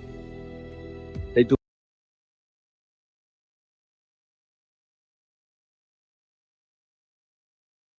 delayed calling 911 for nearly an hour. When the paramedics finally arrived, they mocked me, saying I was just trying to delay jail. At the hospital, the indifference continued. Dismissive, condescending, unwilling to acknowledge the injuries inflicted by federal hands. When I was discharged late at night, Marshal Newsom shackled me and handed me off to Deputy Olivet of St. Martin Parish Jail. I asked before he even pulled out of the lot, "What am I being booked on?" Deputy Olivet admitted there was no charge, just a hold for the U.S. Marshals. I told him directly, transporting me without charge is kidnapping under 18 U.S. Code 1202. He claimed he was following orders. I reminded him of Nuremberg, that just following orders is never a defense. He drove me anyway. At St. Martin Parish Jail, the abuse escalated. Deputy Olivet and a female booking officer nearly broke my wrist, hoisting me by handcuffs ratcheted down so tight I could feel my bones grinding. It was torture, plain and simple. They threw me into a tiny freezing cell with only a torn blanket. I had no food the entire day. I lay on concrete in pain from my chest, my wrist, my ribs, mocked by guards who treated my suffering as entertainment. And all the while, the marshals laughed about what they had done, laughing at destroyed equipment, laughing at a broken body, laughing at constitutional rights discarded like trash. This is not law enforcement. This is not justice. This is a conspiracy. One already foreshadowed in the FOIA records. One that is now spilled into the open through violent arrest, torture, medical neglect, and unlawful detention. In 1971, the Supreme Court said the government cannot criminalize vulgar speech. In 2025, the U.S. Marshals Service tried to erase that ruling with fists, with broken equipment, with shackles and cold cells. But here's the truth. They failed. I'm still here. I'm still speaking. And I will not stop. Because history will not absolve those who hide behind just following orders. It will remember those who stood This is the warning. This is the record. And this is the end.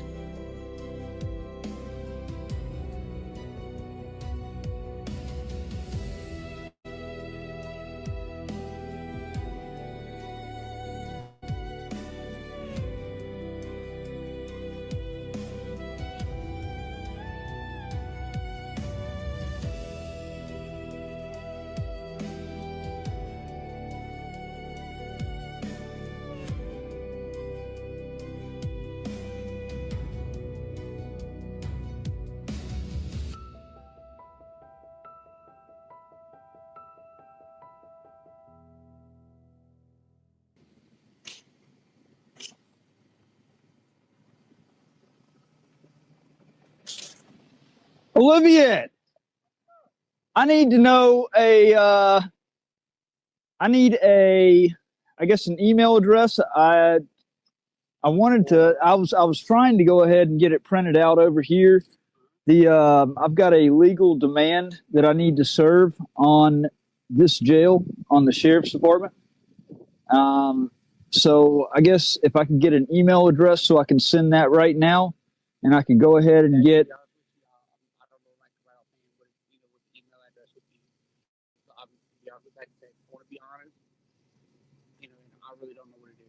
All right. Well, can you figure it?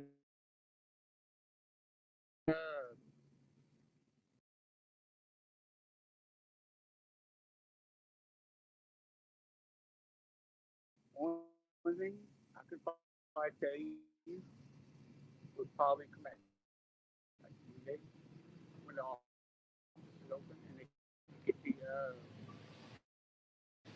like an email or something like that, something you know what I'm saying? They could send an email out. Because y'all fucked up whenever y'all did what y'all did to me. You know that, right? Y'all fucked up bad. I mean, you knew that night whenever you took me over here, you knew you were doing wrong. You knew you were booking me into charge. That was kidnapping. And I explained that to you. You brought me here. There was no charge when y'all booked me into the jail. I booked a free into a cage. For that, the torture that I went. I don't know if you recall. I'm sure you recall because you know how painful it was.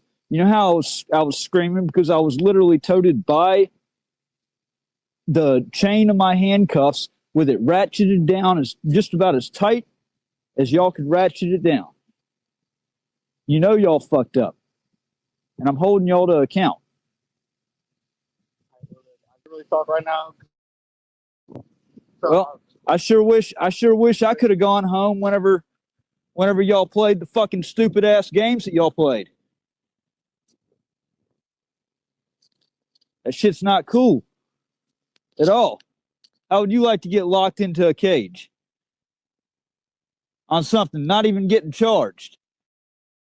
Uniform, it's all right. You can get away with it. You motherfuckers need to start watching what the fuck you do.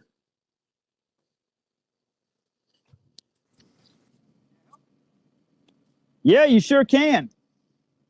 I'd like an email address. I mean, the longer that you drag this out, the longer I stay here.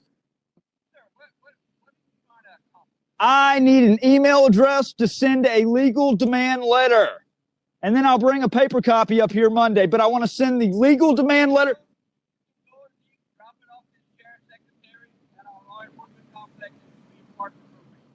Okay, but I want to get it in somebody's hands tonight. I think I will, or I'll be out here. I mean, or like y'all love to say, we can do this the easy way, or we can do this the hard way. It's up to you. I'm not playing this tyrant bullshit. Y'all tortured me. You booked me into jail on no charge. I have every reason to be fucking pissed. Hey, you got a handicap pass? You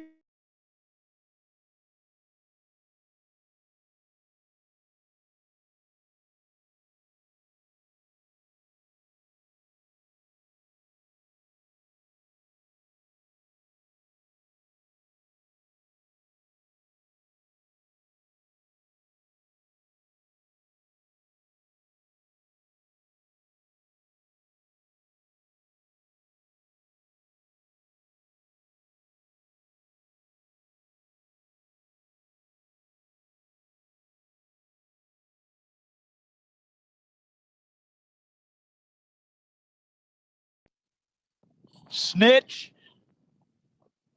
Well, I guess we're about to have some contact because of a snitch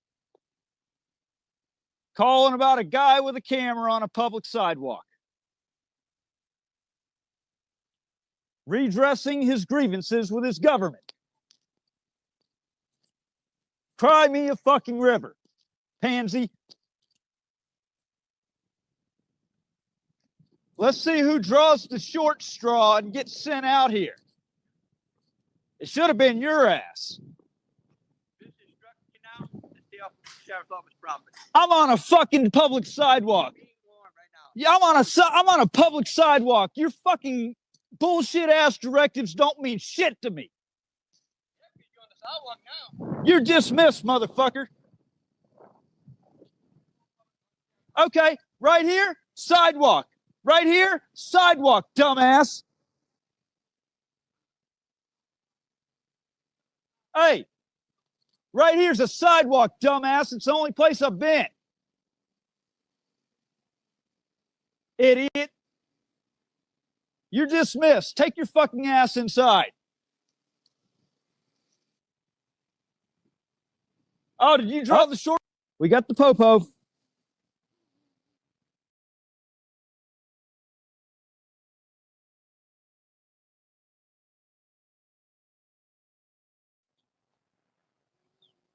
Two of them.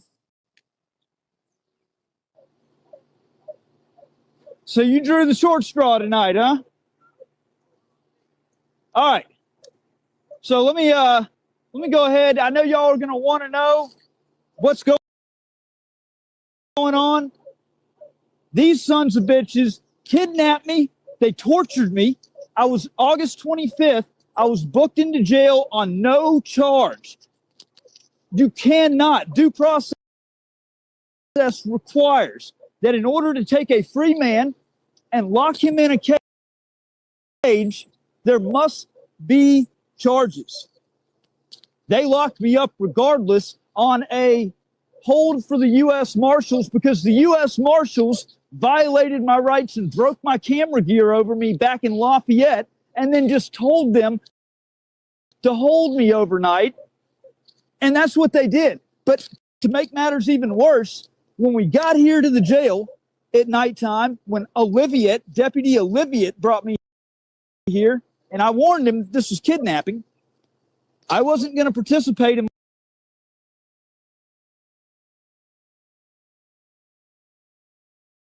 my own kidnapping. They had the handcuffs cinched down so tight on my wrist I could feel my bones grinding. And they literally lifted me up by the chain of the handcuffs and toted me inside. That's torture. I don't know if you know how bad that hurts. Okay? I didn't think waterboarding was so bad. You know, just the sound of it. That's probably worse than waterboarding. To be lifted up and carried by your handcuff. So all I'm wanting, and like I keep telling them, we can do this the easy way or the hard way. All it takes is a little bit of compliance. I need an email address to send a legal demand letter to, because the traffic, I got here a little late and I couldn't get it printed off. It was kind of a last minute thing because I didn't realize that my attorney was not going to file for this particular stuff because it's part of a civil matter. I need an email address because I want to send this stuff out. Look, this guy needs to go back to eating some fucking Twinkies or something. I don't know what his deal is. I want an email address so I can send my legal demand letter. Yeah. And then I'm going to bring a physical copy by at the beginning of next week, but it's important to me to make sure that this digital copy gets into the hands of somebody today so that it officially puts the hold on this evidence. I know, that's ridiculous. Yeah, because you know what? If they would just simply comply, I could have done my thing and been out of here. But now there's 4 freaking cops over here over me redressing my grievance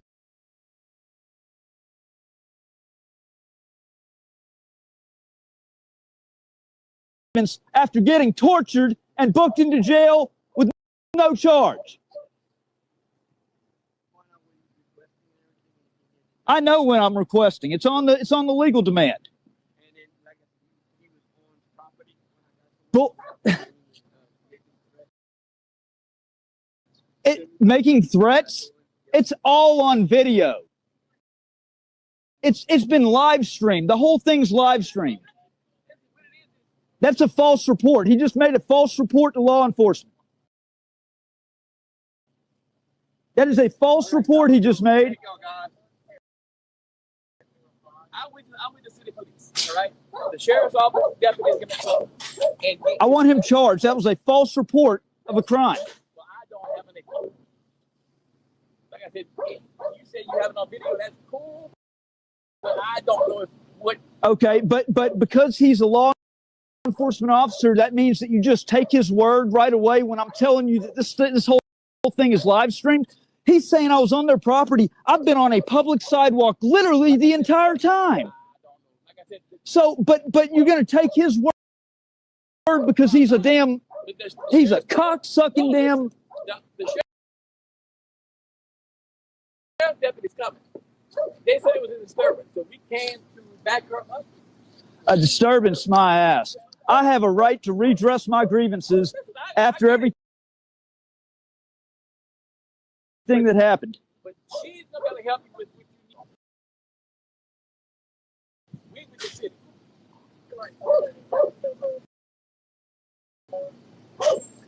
I want that lying son of a bitch charged right there. No, I want him charged. I want him charged.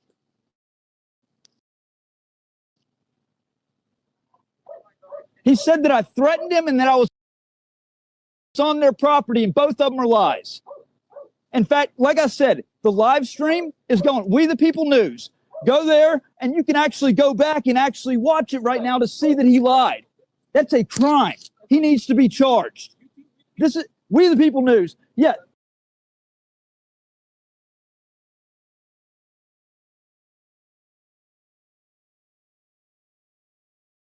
This is the problem, okay? Bad cops are...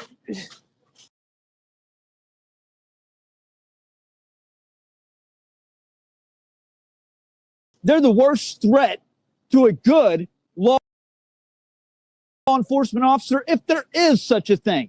A dirty,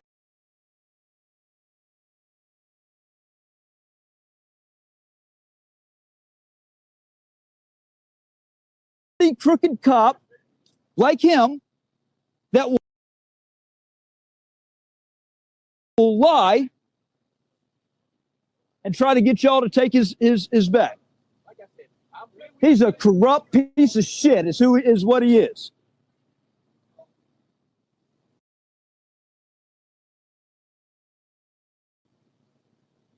I want him to go back to eating a box of Twinkies.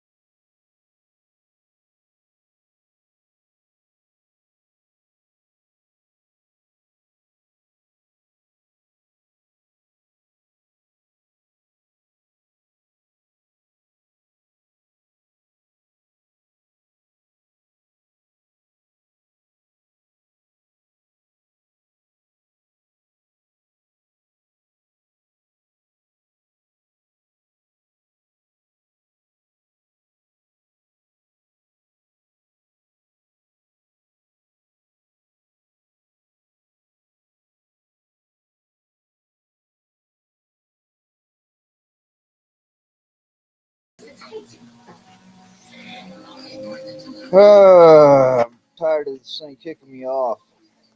Here, I'm gonna finish this up right here. Since we started it.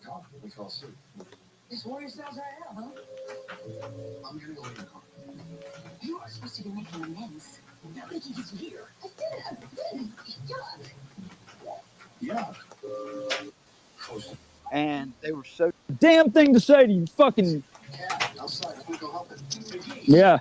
I was on a public sidewalk. He said that I threatened him and that I was on their property, and both of them are lies. In fact, like I said, the live stream is going, We the People News. Go there, and you can actually go back and actually watch it right now to see that he lied. That's a crime. He needs to be charged. This is We the People News. Yeah, this is the problem. Okay, bad cops they're the worst threat to a good law enforcement officer, if there is such a thing. A dirty, crooked cop like him that will lie and try to get y'all to take his back. He's a corrupt piece of shit is what he is. I want him to go back to eating a box of Twinkies and freaking do something on his official time. He lied. He made a false report to law enforcement. I got this on video. Both of the things that he told them. I'm not answering questions. What is that? No, wrong. Do you want to know the truth? No, wrong. No, you stop talking. Do you want to know the truth? Shut up. Shut up then. I was on a public sidewalk. I was tortured by this jail, and I was booked under no charge. I didn't make any threats. It's all on live stream. This is what I'm talking about. Y'all listen to a lying sack of shit like him. Look at the live stream. The live stream, it's public. People are watching it. They saw. Okay, then don't take his word because he's a fuck.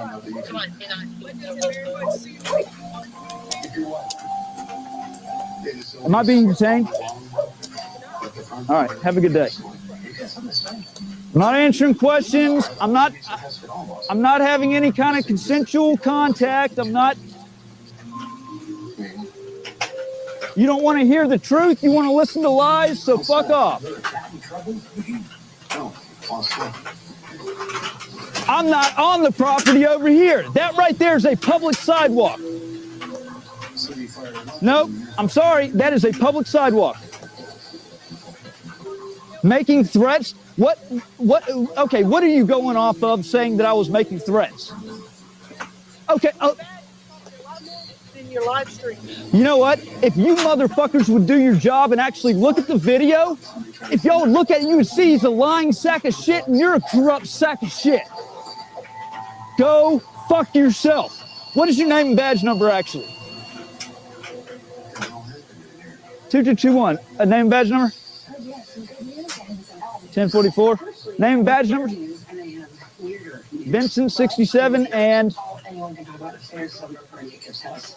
Rumble 141. So he told y'all the lies? No, he told them. He told them and it's on video. He told them and it's on video.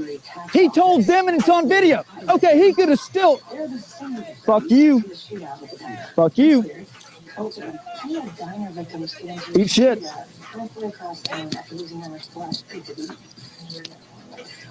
Yeah, fucking dyke ass bitch.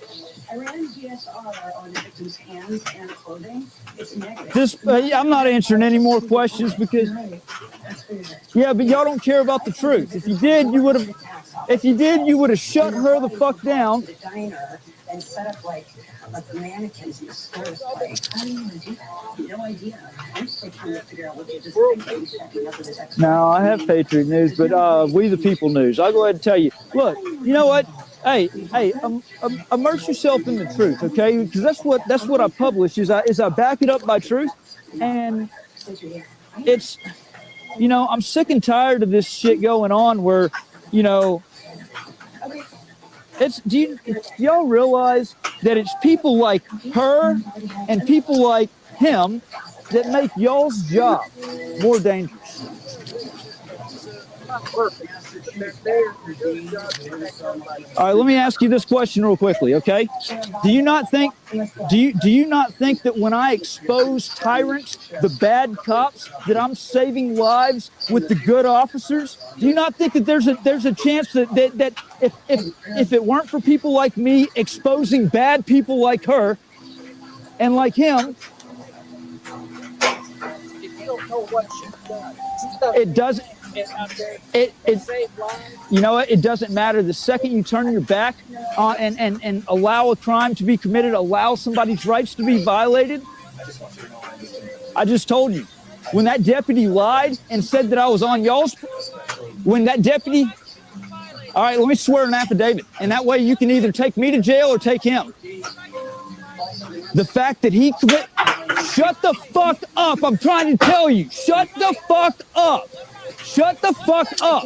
I'm trying to tell you right now, so shut your fucking mouth. It's called falsely reporting a crime. Bullshit. He fucking brought you over there and you even said that he told you that I was on y'all's property and that I was making threats. That's falsely reporting a fucking crime. It doesn't matter. He falsely reported a crime. You know, go fuck yourself. I ain't got a damn thing to say to you fucking corrupt ass. It's familiar somehow. I had the same feeling when I saw another weapon. Who you need? I need the sheriff to come in. Let's just drop this off. I need the sheriff like Sheriff himself or the sheriff deputy? I need the sheriff himself. I was actually the guy that was there the other day where the local police as well as the sheriff's deputy showed up outside of the St. Martin Parish Jail.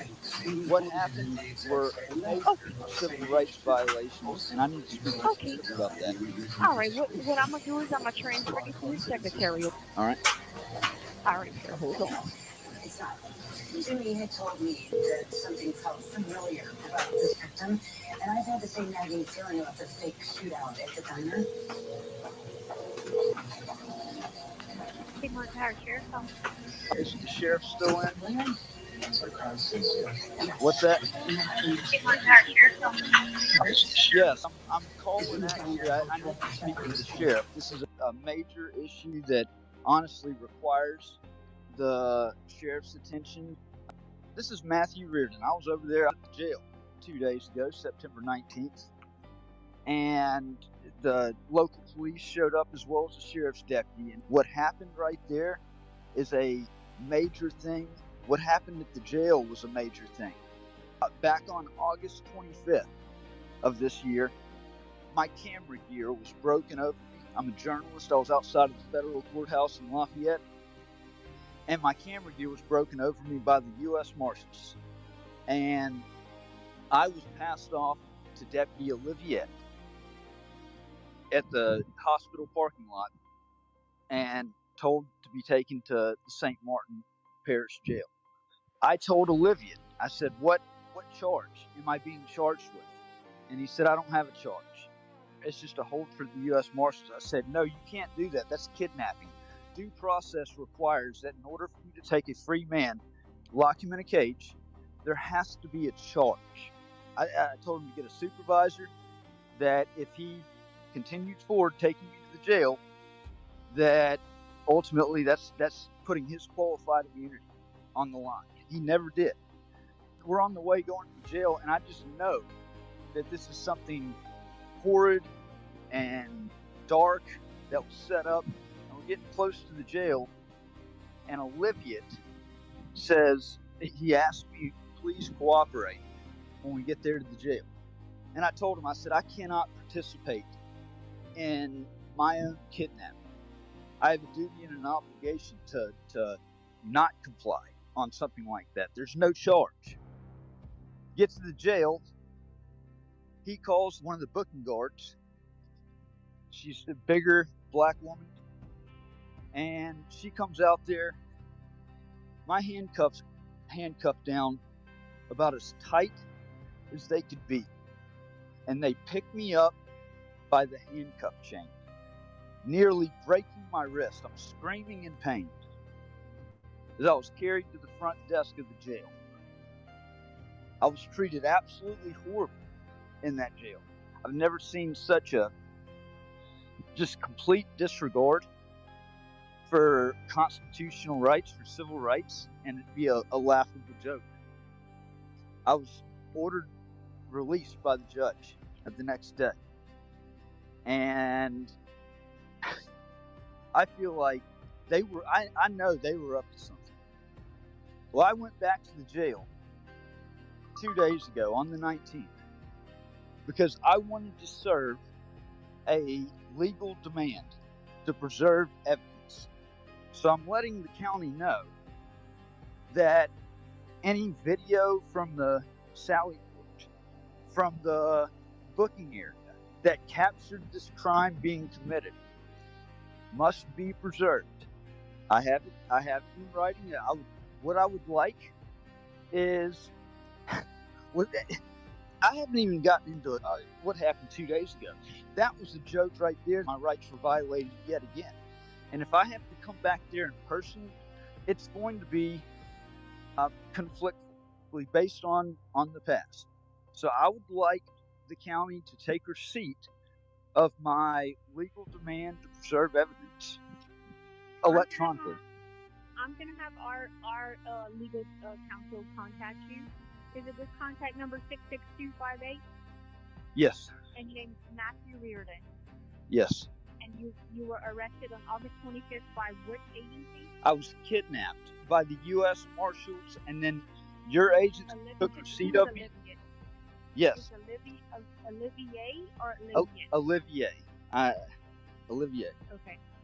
Okay. I just need some clarification. Yeah. Hey. And U.S. Marshals kidnapped you where? So let the legal counsel know that as a journalist, I'm publishing to We the People News. I'm Kidnapped. I'm gonna let him speak directly to you. U.S. Marshals kidnapped you. Where were you kidnapped? In St. Martin Parish or you Lafayette Parish? I was in Lafayette Parish. You were in Lafayette Parish. Yes. And you were transferred to our jail. So I was taken to the hospital. They were typically the paramedics, when they eventually called them over at Lafayette, when they had me in the back of the Lafayette courthouse, the paramedics showed up an hour later, and my heart rate was between 140 to 160 beats a minute. I couldn't breathe. I was in so much pain. And they were so dismissive, saying, we just think he's just trying to get out of going to jail. That's bullshit, because I wasn't even charged with the crime. Okay. Spell your last name for me. Reardon. But yeah, I was discharged from whatever hospital they took me to late at night, and Olivier took me in shackles. They shackled me up. Olivier took me, and in the car, I asked about the charge.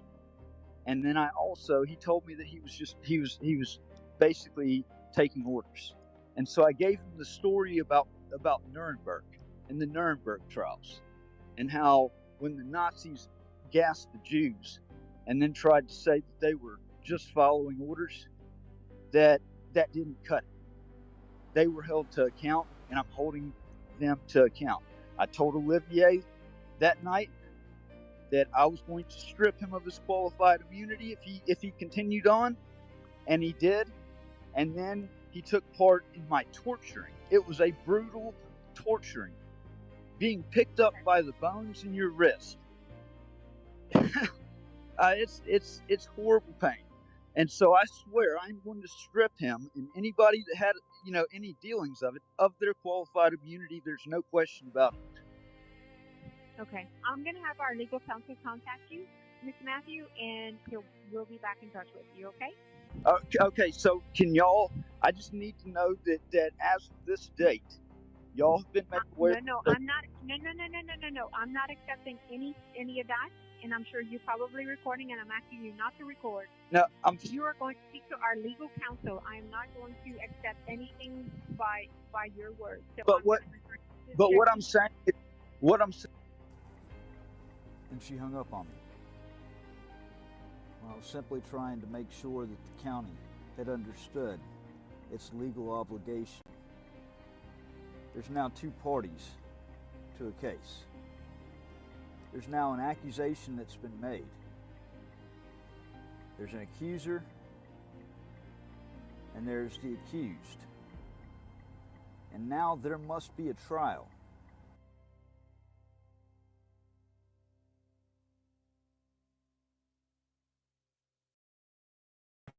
Are 8:30 a.m. to 5 p.m. Good morning, yes, Marshall Service. Can I help you? Good morning. I think you just transferred me. It went to a weird machine. Who is the supervisory deputy marshal? Yes, may I ask the reason for your call? I said, who Maybe I is can it? transfer you to someone else. I said, who is it?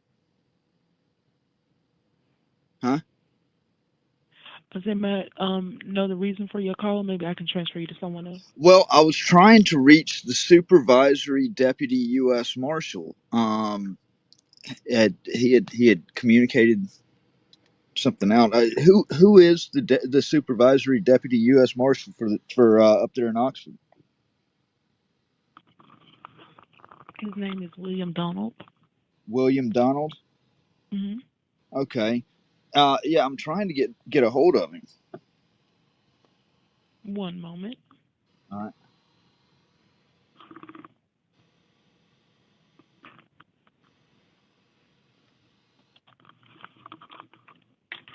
What's your name, sir? Do what? What is your name? My name is Don. Dunn. Yeah.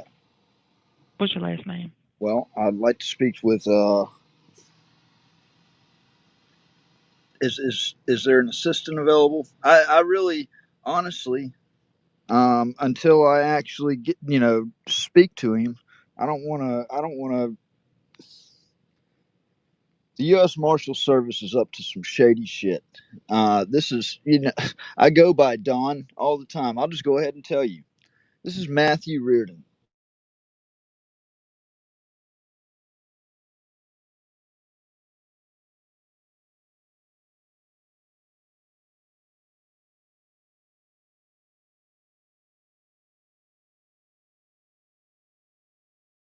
A bolo for journalistic activity, but I want to let him know that I'm doing some digging into him now, since he did some unfair digging into me. I'm an investigative journalist. I'm working on a story, and actually, whether or not he wants to speak to me is irrelevant. I want to give him the opportunity to at least be able to put his side out.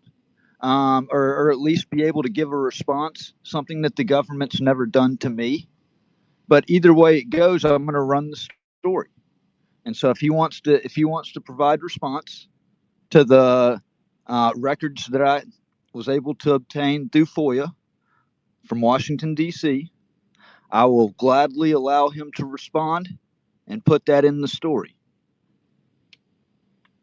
And it's coming from the Northern District of Mississippi. That's right. So let him know, We the People News. I'm going to be publishing to We the People News. That's what I've been publishing to. And if I think that's a pretty slime bag move that that that he did. I mean, and I've got the emails, So if he wants to, he's more than welcome to reach out to me and give comment. Otherwise, he can stay. He's more than welcome to stay silent. I don't have to. I don't have to put his response out there, but I'm willing to give him the opportunity to respond to what he's done and put that in the story. Okay, and so since you give me all that, give me your last name, and I'll tell him to give you a call back. It's Reardon, Reardon. A-R. Reardon. Hold on, say it one more time, a little bit slow for me. Reardon. Alrighty. And your number is That's 346-500. Alrighty, I will let him know okay. to give you a call back. All right. Christian, and I love everybody, and I want everybody to be treated equally. I assure you. Yes, sir. Even people that I really don't like what they did, I Right. still believe in treating them. They're human beings. That's good to hear. That's good to hear. I'm a Christian. I'm a Marine Corps veteran. That's another Thank you reason for your why. service. I'm an Army vet. Okay. Okay. Yes. It's Hua, right? Over in Ugh, yeah. But yeah, no, that's another reason why I do what I do is like y'all swearing an oath to the Constitution. Even though I'm out of the Marine Corps, I swore a lifelong oath to protect and defend the Constitution, and that oath never expires. Once a Marine, always a Marine. Once a Marine, always a Marine. In fact, I actually just released. It's on Spotify now. I got a new podcast called The Rico Tapes, and the first episode just came out. And Well, you have a card? I might check it out. I don't have any cards. I need to get some cards. But I'll go ahead Here's and my tell you. card. Yeah. You can email me at one. Your I'll go ahead and tell you. We the People News is. I'm with We the People News. The We the People News is my baby. And write it down. I might be able to dig it up. But this the Rico Tapes. Back in, I entered the Marine Corps in December. What's your name? I'm sorry. I go by Don. Everybody calls me Don. That's good. Yeah. I just was trying to make sure I get the right source if I research. Absolutely. That's all. So yeah, it's as far as the Rico Tapes, the first episode, I in 2008, in May of 2008, I witnessed a gruesome suicide. I was in combat training, and the guy put the M16 in his mouth, put it on 3-round burst, and pulled the trigger. The Marine Corps covered that up. And I appreciate it. It's effect, and especially that will make you that can set off some PTSD tendencies.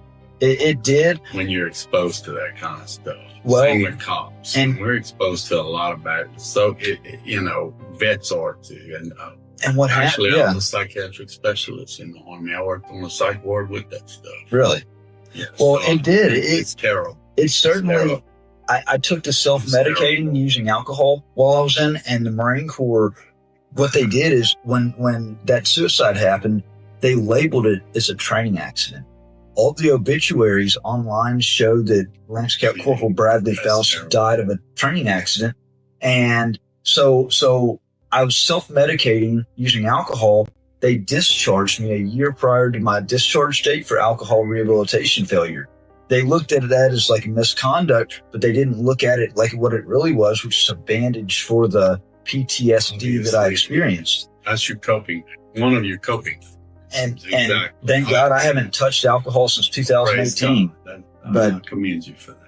But that's terrible. It's terrible, and so all of this. I see that as basically a catalyst.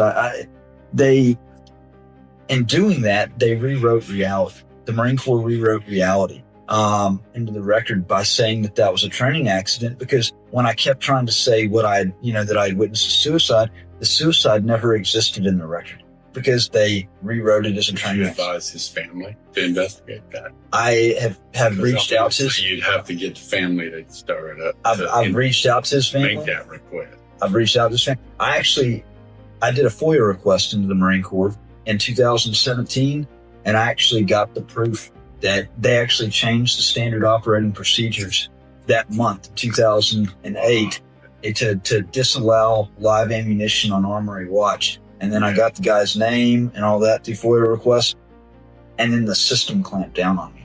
It was so.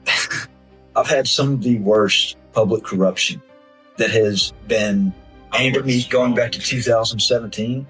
I would strongly encourage you to get in contact with that family and give them that information. I am.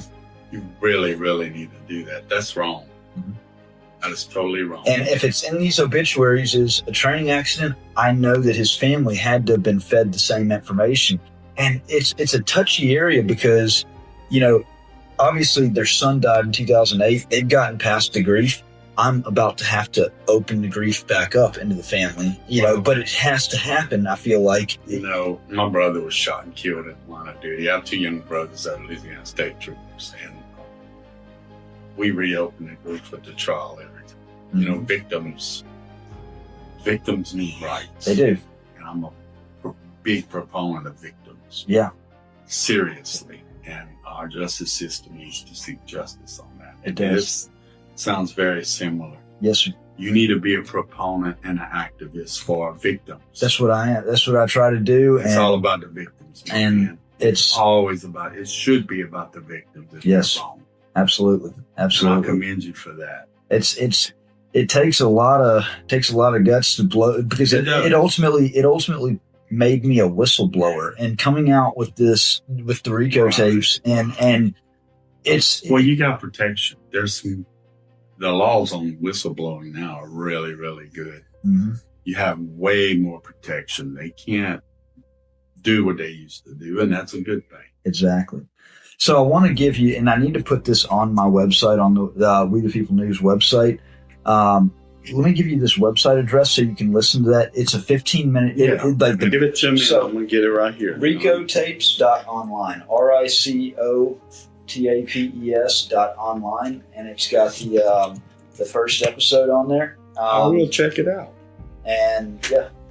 Semper Fi, even though I'm a soldier, man. Semper Fi, yes, sir. Pleasure to meet you. Pleasure to meet you, and too. Thank you so much for your service. I appreciate it. Thank you so much, sir. And if you need anything from us, we're here to help. Thank you. Thank you. You have Hey, it's great meeting you. Thank you, sir. May 2008. The name Camp Devil Dog might sound like something out of a war movie, but to us, it was just another Marine Corps training base. An isolated post where the days blended into one another, and air carried the smell of sweat, dust, and gun oil, and the rules were as much a part of life as breathing. On that particular night, I was assigned to a roving post. Roving meant motion. You moved through your assigned area in regular intervals, stopping at checkpoints, scanning for anything out of place. In training environments, the most dangerous thing you usually encountered was boredom. But boredom wasn't on the schedule that night. The Marine assigned to us Armory Watch was Lance Corporal Bradley Faust. He wasn't particularly outspoken, not someone you'd pick out in a crowd, but not invisible either. Like many of us, he carried burdens that weren't visible on the surface. As Armory Watch, he had access to the weapons. That's what the position meant. It was a responsibility that the Corps took seriously, entrusting Marines with guarding the very tools of our profession. The night air was still, punctuated only by the occasional call of distant wildlife and the familiar sounds of a military base at night, generators humming, the occasional vehicle passing, boots on the gravel as Marines moved between posts. I had just completed my check of the eastern perimeter when it happened. No one saw it coming. No warning signs that night. No whispered confessions. Just the sound, that unmistakable sound of an M16 set to 3-round burst. In training environments, gunfire was tightly controlled. Live rounds at that hour in that place were never part of the plan.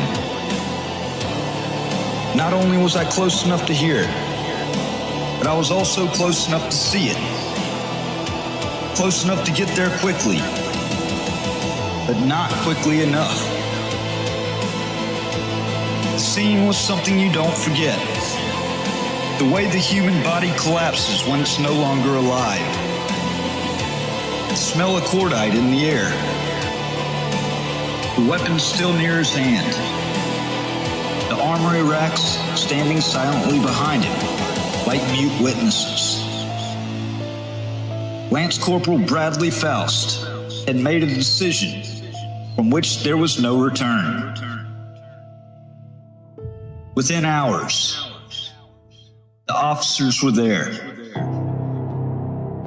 Not just the on-duty supervisors, but higher-ranking men whose boots didn't usually touch the concrete outside their offices. They took control, ordered Marines back to their quarters, and secured the scene. The base became a flurry of activity. Medical personnel, military police, chaplains moving with purpose through spaces usually defined by routine and order. When the paperwork was done, it said training accident. That label carried weight. It wasn't just semantics.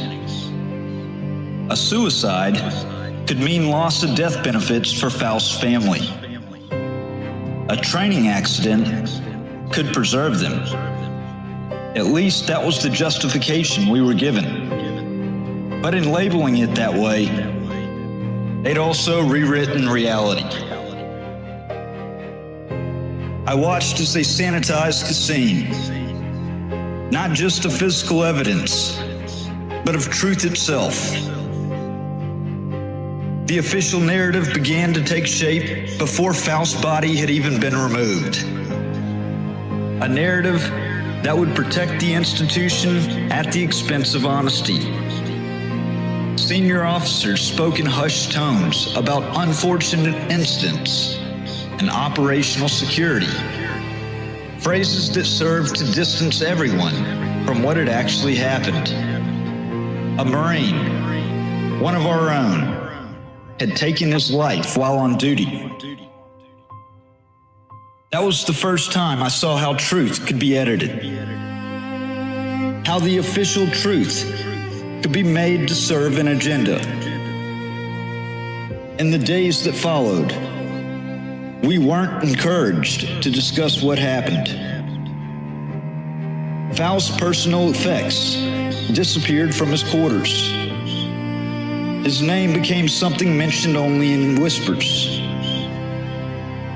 The machinery of institutional self-preservation moved with remarkable efficiency, transforming a suicide into an accident, a personal tragedy into an administrative inconvenience. I stayed in the Corps after that, but I wasn't the same. That night planted something in me. A distrust, a refusal to take official statements at face value.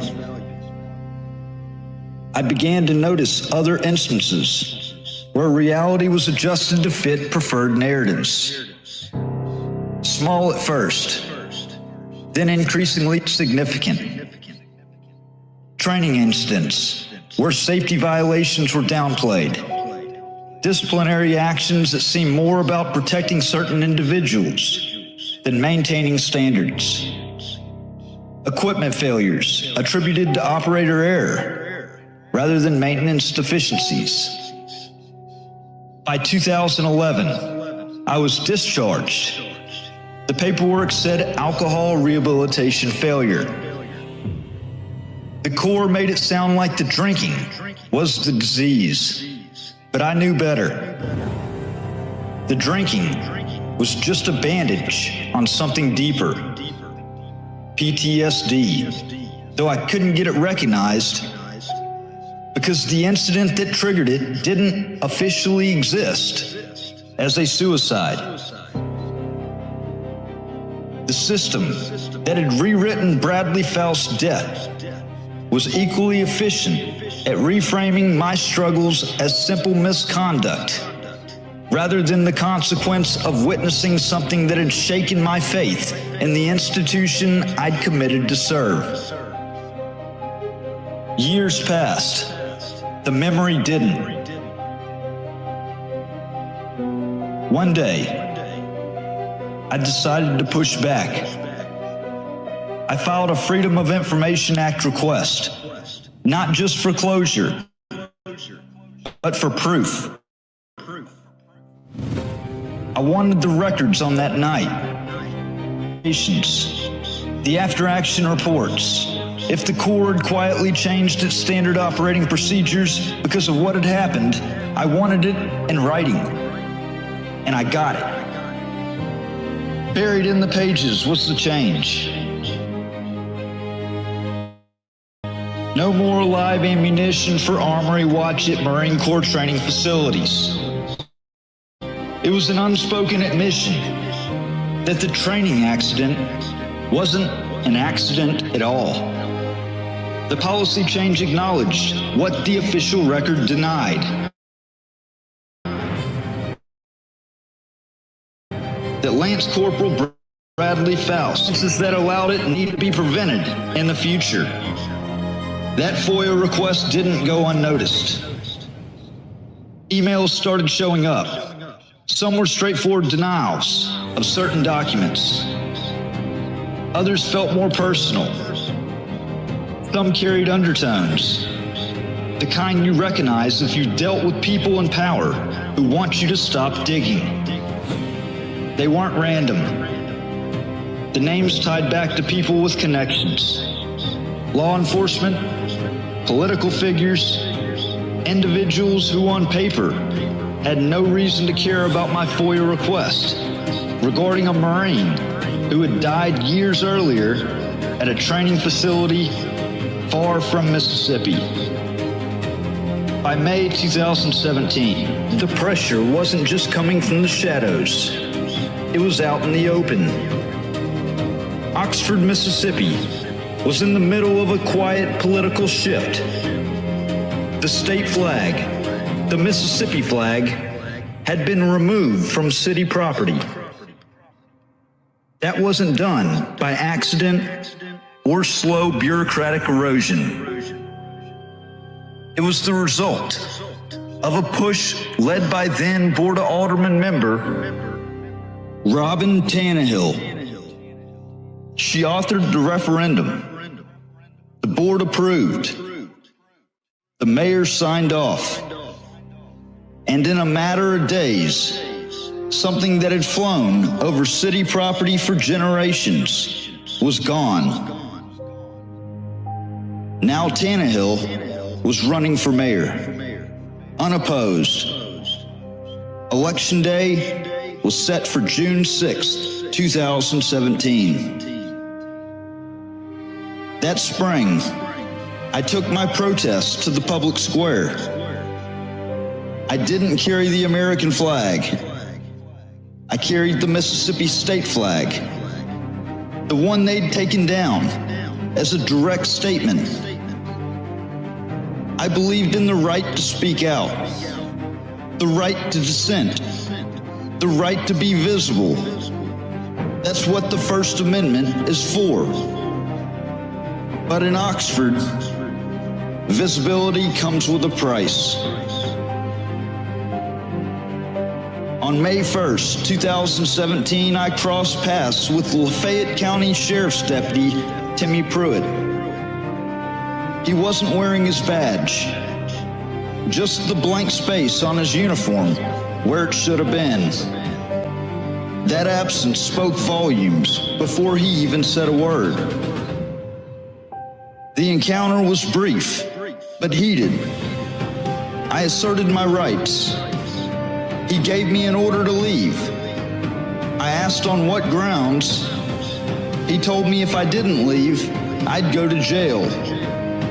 Moments later, he made good on that threat. The arrest was caught on camera. That video spread fast, shared by large platforms and pages that reached audiences far beyond Lafayette County. The public reaction was swift and overwhelmingly in my favor. Pruitt's actions were criticized loudly and often. I was told he'd been placed on administrative leave, though some called it a vacation, while county officials decided how to handle the fallout. But the timing was no coincidence. While I was being arrested, my ex, Phyllis Liz Crowder, and her attorney were in Lafayette County Chancery Court filing papers to block me from seeing or speaking to my only child at the time, my daughter Lydia. One hand held the cuffs, while they robbed me of my rights as a father. The rest of May was a steady escalation. The protests didn't stop. The legal moves against me intensified. The email threats kept coming. Surveillance became harder to ignore. The city's political machinery was engaged, and I was in its direct path. On May 26th, everything was in motion. The pressure, the hostility, the calculated steps taken against me, all of it converged. And that's where my story, as you'll hear on the RICO tapes and in my book, American Injustice, begins. What happened to Lance Corporal Bradley Faust that night at Camp Devil Dog set me on a path I never anticipated. His death, officially sanitized, institutionally reframed, opened my eyes to how power operates when it believes no one's watching. The quest for truth about his suicide has led me to question other official narratives, to challenge other instances where reality was being rewritten to serve those in authority. I couldn't have known then that my pursuit of truth would eventually cost me my freedom, my family, and nearly a decade of my life. But looking back, I can see how that night in 2008 was truly the first domino. The moment when I began to understand that official truth and actual truth are often separated by a gulf filled with power, politics, and institutional self-preservation.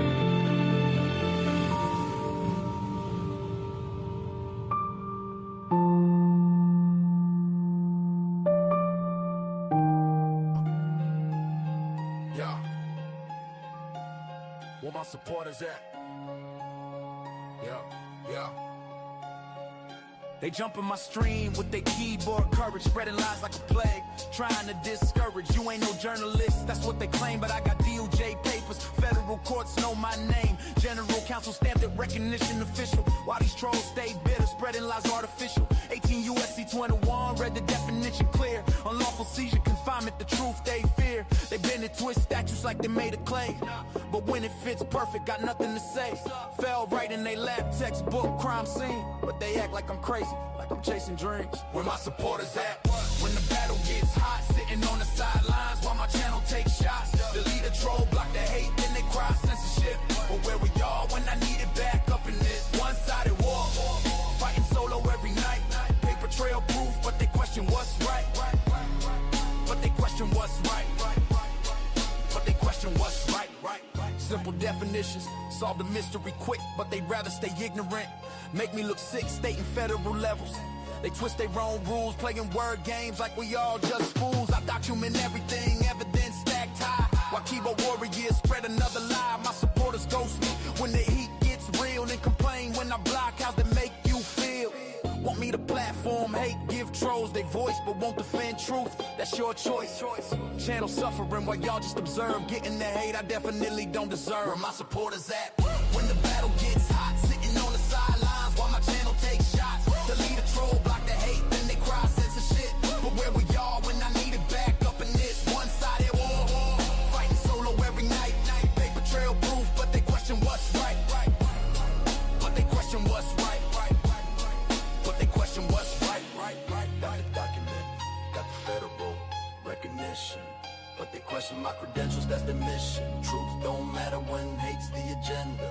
fighting solo. Truth's my defender. Bad actors too. This was for the real. Tired of fake support. Need people who feel. Stand up, speak up, or step aside. Truth and receipts always on my side.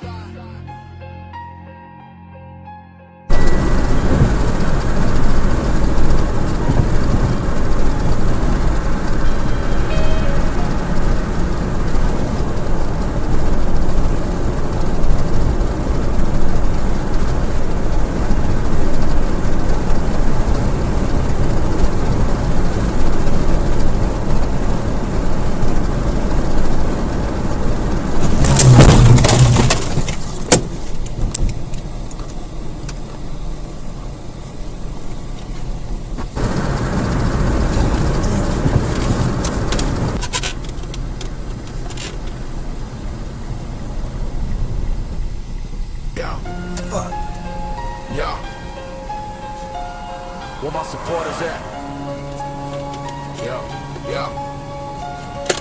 They jump in my stream with their keyboard courage, spreading lies like a plague, trying to discourage. You ain't no journalist, that's what they claim, but I got DOJ papers. Federal courts know my name. General counsel stamped it, recognition official. While these trolls stay bitter, spreading lies artificial. 18 USC 21, read the definition clear. Unlawful seizure, confinement, the truth they fear. They bend and twist statues like they made of clay, but when it fits perfect, got nothing to say. Fell right in they lap, textbook crime scene, but they act like I'm crazy, like I'm chasing dreams. Where my supporters at? When the battle gets hot, sitting on the sidelines while my channel takes shots. Delete a troll, block the hate, then they cry censorship. But where we are when I need it back up in this one-sided war.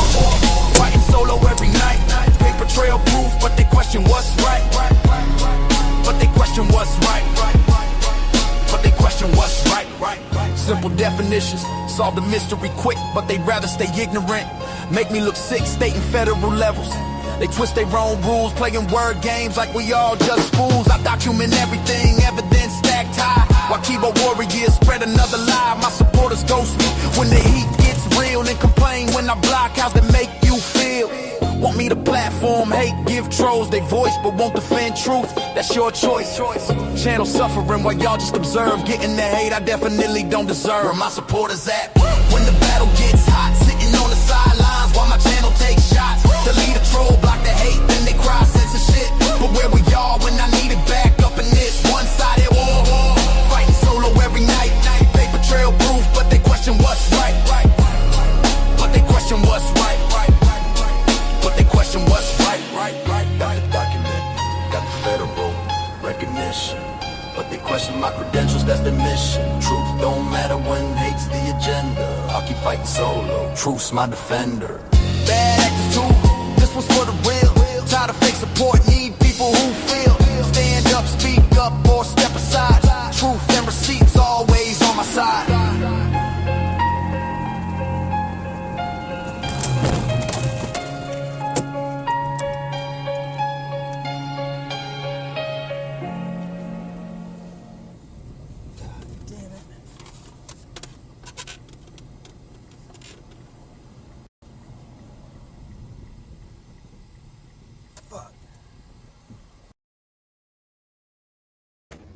Your name Don is Matthews. Don Matthews? Yeah.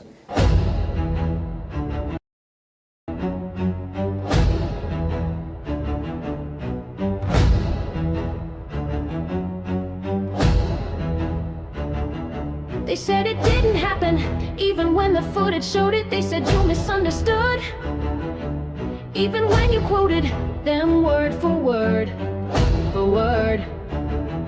They said you were unstable, even when the system was falling apart.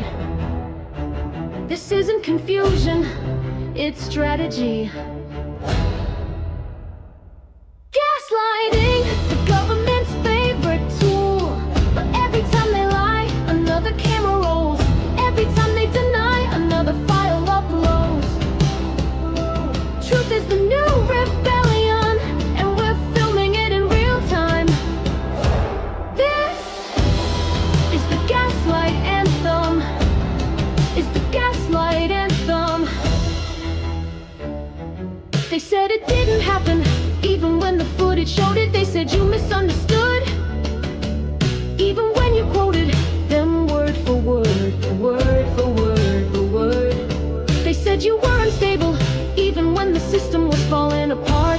isn't confusion, it's strategy. Gaslighting, the government's favorite tool. But every time they lie, another camera rolls. Every time they deny, another file uploads. Truth is the new rebellion, and we're filming it in real time. This is the gaslight anthem. Is the gaslight anthem. Is the gaslight anthem. Is the gaslight anthem. Gaslighting, the government's favorite tool. But every time they lie, another camera rolls. Every time they deny, another file uploads. Truth is the new rebellion, and we're filming it in real time. This is the gaslight anthem. Is the gaslight anthem. This is the gaslight anthem. Is the gaslight anthem.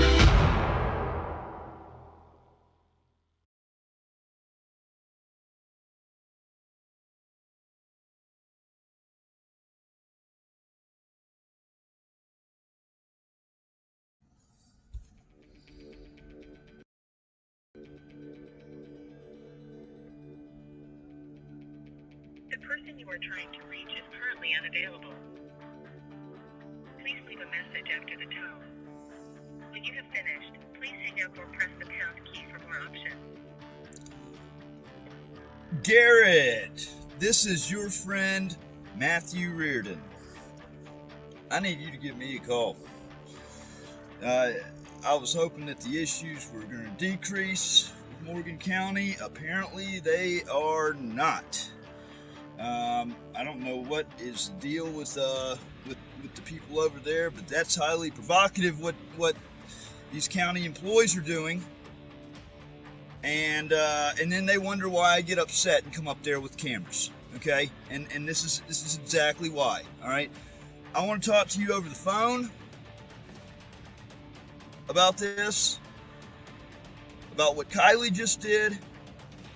I don't know if I just haven't made myself clear enough on my seriousness on all of this, and also the fact that I am a member of the press, that I disseminate information out to the public. I haven't held on to anything privately, so why the hell are my fee waivers getting arbitrarily and capriciously denied? Kylie's gonna run y'all into a mess of shit.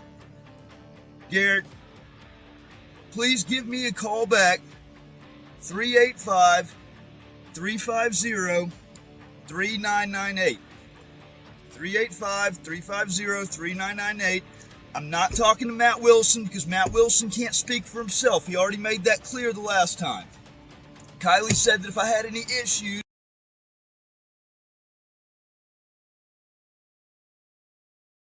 or any questions, to direct it to Matt Wilson. Matt Wilson can't speak for himself. He has to speak through you. He already made that clear. So I'm talking to you about this.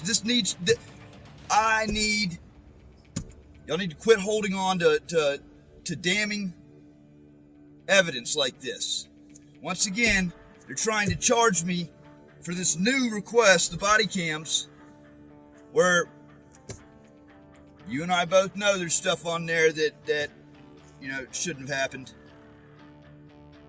And she's going to just, for no reason, deny it. That's going to keep Morgan in the courtroom for the next couple of years if they want to play these games. Please give me a call.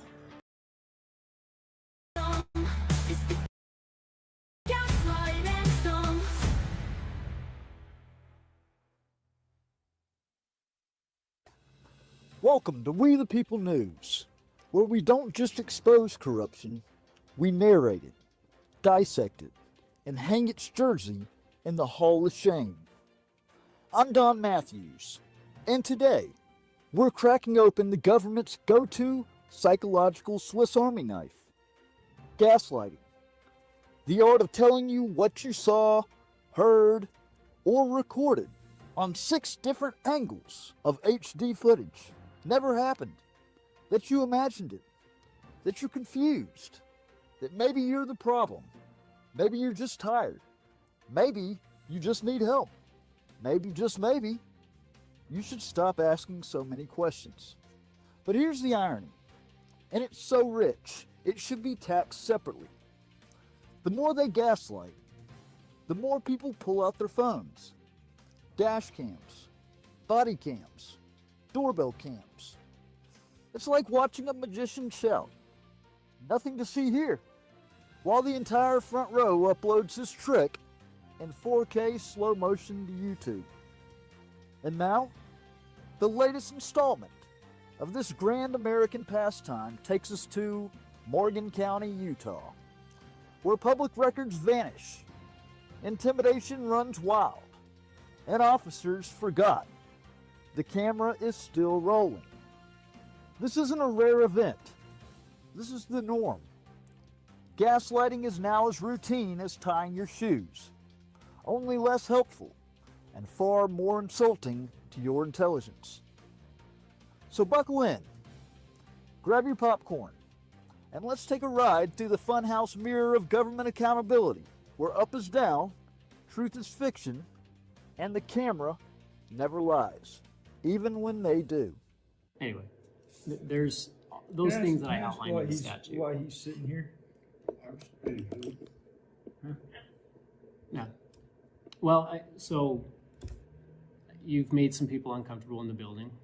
And I've been a journalist. I came in here to file court documents, and that's literally it. Right, but you gave a false name. No, that's not the case at all. I can tell you right now, if we're going to go down this road, we can go down that road. The name Don Matthews. It's I mean, I have every lawful reason to use a pseudonym, to use an alias, and it's because of what happened. Not on a government document with a request. Okay. And I'm telling you that right now. I've read the statute. I went All back right, through it. Let me ask you this, okay? Show me a signature on there. I don't see a signature. Because there's no signature line. Right. There's no signature line. You have to, so I didn't sign my name. I simply put the requester's information is Don Matthews. Right. That is my alias name. You're trying to walk me. See, this is retaliation right here. I come in here to file a lawsuit, and I came here because I said I'm a notary and I can help you. I didn't realize it was a lawsuit. okay, but and then we you can bring still... law enforcement over here, and you start talking about me using my pseudonym name, my alias name, and you're talking about criminal charges, and this is straight up harassment and I intimidation. didn't bring law enforcement over here. They came. There's been But we unease had within the building. we had no issues. We were sitting here having a cordial conversation about this lawsuit. I completely agree. And then this right here is intimidation. Matthew, let me ask you. So, do you feel that you haven't raised your voice at anyone else in the building? No. I wanted to know what that woman's name down. Do you want to look at the videos? In fact, they're on my YouTube channel. Well, I know. Show me one thing. I have the right to redress my government. I agree with and that. And in fact, if I want to say fuck every single person in here, I can say that because that's my right under the First Amendment. But I have not gotten anything out really. The videos are public, okay? I get it. You can't say that I've said anything, I've done anything wrong. Well, except filing a grammar request that requires your name. I do it everywhere because I've gotten doxxed, okay? Well, and that's fine for you because too. I have the right under the First Amendment to request records with some anonymity because of me being gaslighted. You don't. Okay. Have a right to do it under anonymity. Show me where on this paper where it's actually put to where anybody can actually know when they fill out a request that they can't use a pseudonym or an alias. I'm not saying it's on there. Okay. But the statute itself says it. Well, you know what? You cannot criminalize something that the public is not made aware of.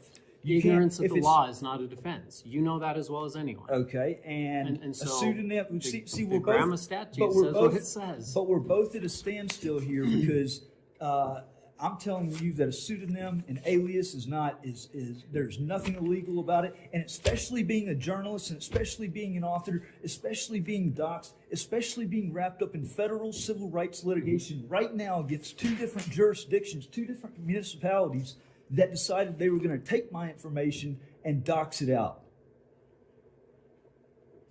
Please tell me how that's justifiable. And I'm not saying it's justifiable, but we are at a standstill. That's the one thing I Well, agree with you, because okay. I don't know all the history of the other things. But Hey. what we agree on, So they're talking about charges here, and you got law enforcement that comes and sits down at the table and puts the body cam right there. Share So- this out. okay, so what I agree with you is that we see the statute differently.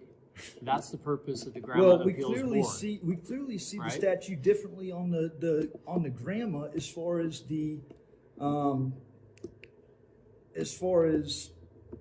everything with all of that. And now we're going to look at aliases, and you're going to try to actually come over here and intimidate me with law enforcement. I'm okay if you guys go. Like, I'm not trying to intimidate you. Take a hike.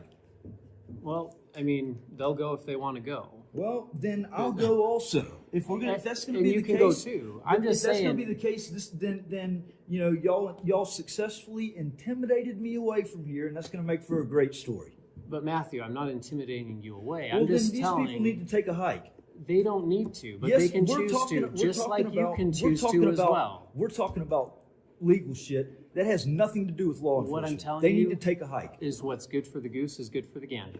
So if you're free to be here, they're free to be here. I've told them I don't need them to be here, and they can go. I'll let you guys But talk. you can't tell them to. You can't order them to leave. It's a public space. Okay, well, and I So can just just- as easily get up and walk the fuck out. And you could, and I'm not going to stop you from doing that either. But I willingly came to chat with you. Is that Okay, and is then that true? And then you brought some law enforcement goons with you. I didn't bring them with me. They came out,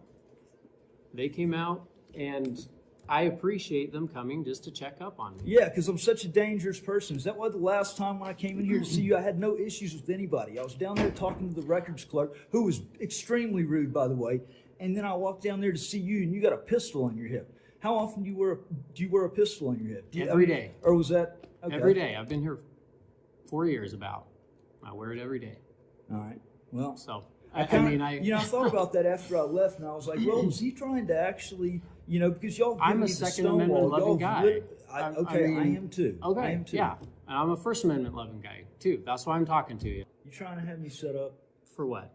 I mean, like why you brought them over here, and then you start talking about me using a alias, me using a freaking pseudonym name, which I'll respect your privacy. Do you want to put the next part on camera, or do you want to pause it? And I'll tell you exactly why people feel uncomfortable. No, put the next part on camera. Yeah, Okay. Everything's public record, man. Everything's public record. but now that your name's out there, people can Google you, right? And I don't know if you want me to say, well, here's what I found Googling. And Go ahead. We're just trying to secure the building and make sure we're okay. Okay. right? All right. But So- that has nothing to do. So you actually, you want to believe the fake news and actually think, I would love for somebody to actually show one single shred of evidence of where I've ever been a threat, where I've ever, like people can say, where's the proof? It's all a bunch of lies. This thing was political. That's why I'm publishing this book. That's why I have a book coming out. It's an expose.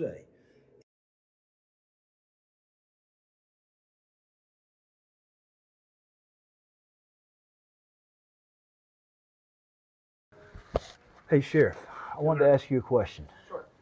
Deputy Green.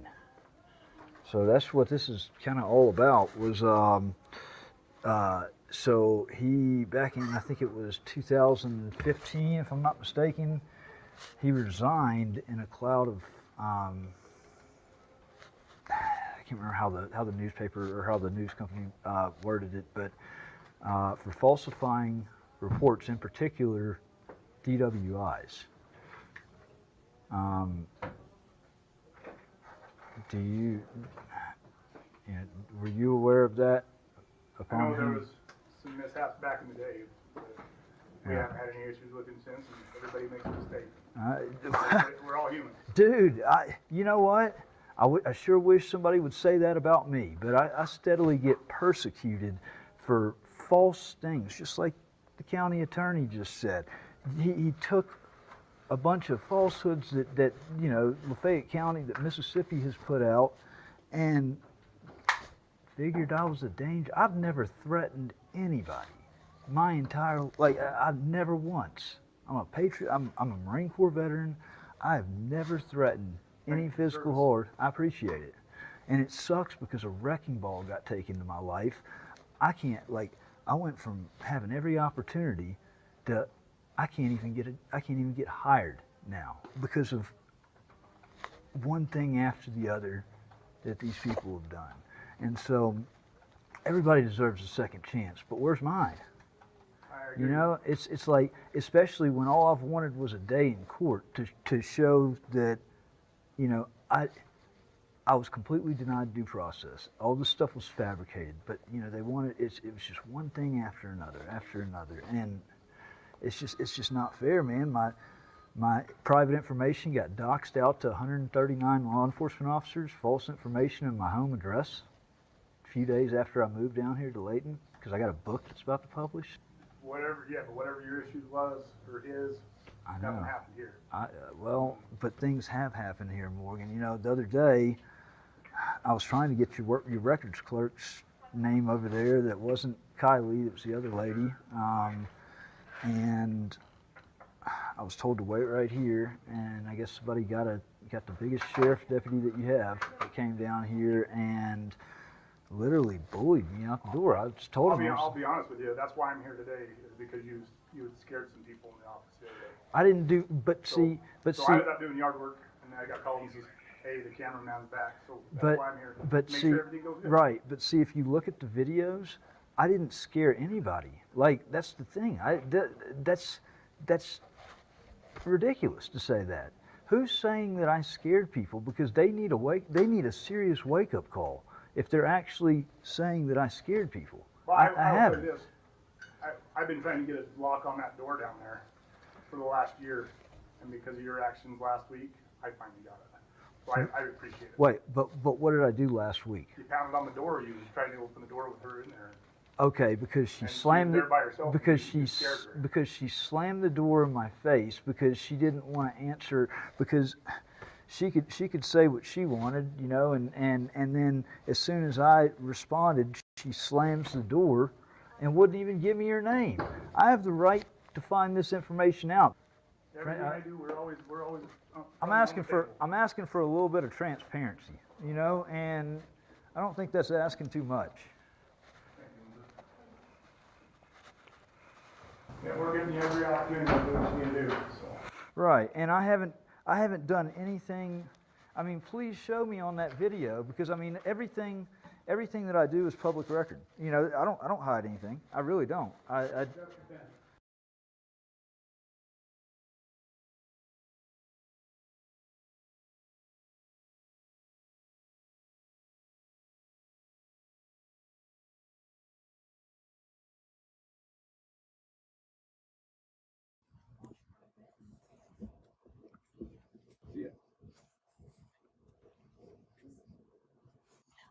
Hello. I'm looking for Kylie. Kylie, she's gone home for the day. She has? Okay. Well, so I'm trying to find out the answers to some questions. Okay. Maybe you can. I have a feeling that she was the one that arbitrarily denied my grammar request. Mhm. And I wanted to find out if it was a decision on the.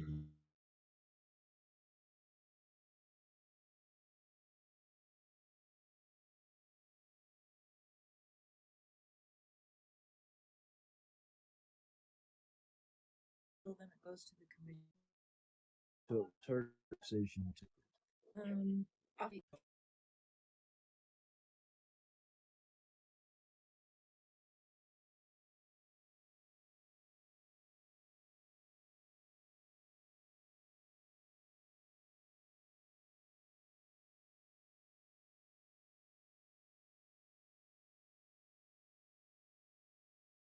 So yeah, I spoke with Matt on the phone earlier. As I told Garrett yesterday, this is something that I draw a hard limit in the sand on as far as giving my physical address out, because I've actually gotten doxxed by 2 different cities. My private information, my address sent out to 139 law enforcement officers with false information. So it's, long story short, I'm a journalist. I'm an author. I've been retaliated against and doxxed, been gaslighted. Doxxed meaning basically throwing personal information out there to people that don't need to have it, is basically what doxed is. Yeah, if a law enforcement officer did that, that's, you know. It's, but they have to have probable cause to actually do it. There's not, I mean, so you think that just because they're a law enforcement officer, just because they have a badge and a uniform, that means that they can take somebody's personal private information they cannot and do that. So but that's not what I'm saying. But that's what I'm saying happened with me, and so that's why I'm saying That might have happened with Yeah. you, but they handle people's personal information all the time, so they're not supposed to disseminate that. well, but what I'm saying is it's actually an active case right now, so it's and it's backed up by evidence. So it's not like it's something that I'm saying just I'm throwing out there as a conspiracy theory. No, this legitimately happened, and because it happened, I don't take any chances in it. And I can understand that. But I told Matt earlier, I would be willing to give my post office box address. And he said that post office boxes don't count. I looked up the statute. In fact, The statute Garrett, says mailing address. mailing address. And I tried to tell him that. He said that basically that I told him he needs to, this is his job, basically. He's trying to outsource it to Garrett and say that, it's on him. These are stall tactics. I need this information. I'm a member of What was your name? Don Matthews. Okay.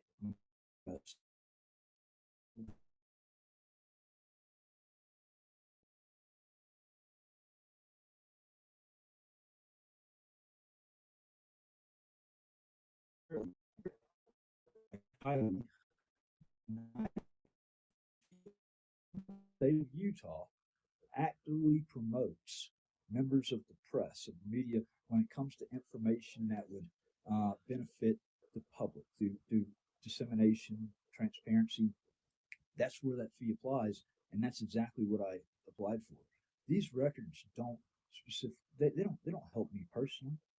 This is a matter of free press, okay, and that's why I requested that fee waiver, but without any questions asked or anything looking into it, she just immediately marked denied, and that's, I mean, honestly, that's a violation of my rights right there. I can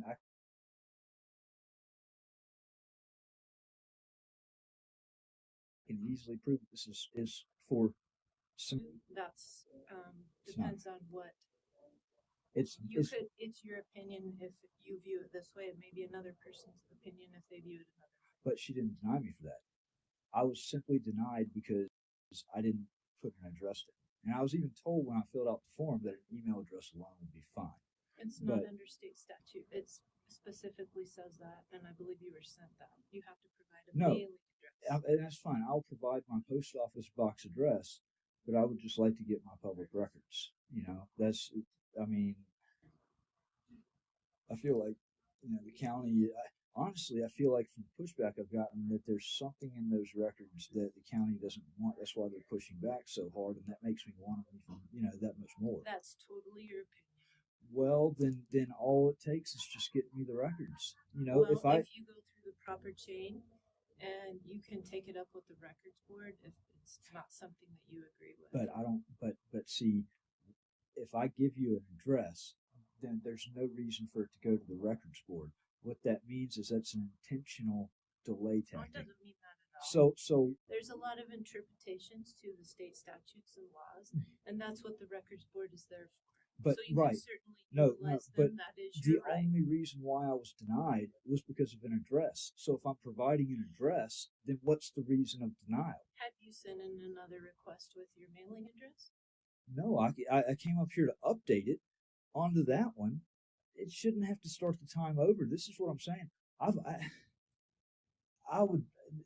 sure hope I can see Garrett while I'm here. I've actually, just in anticipation of all this, I've already got a lawsuit prepped up to challenge this, and I've got all the standing in the world for it. Do you have an attorney?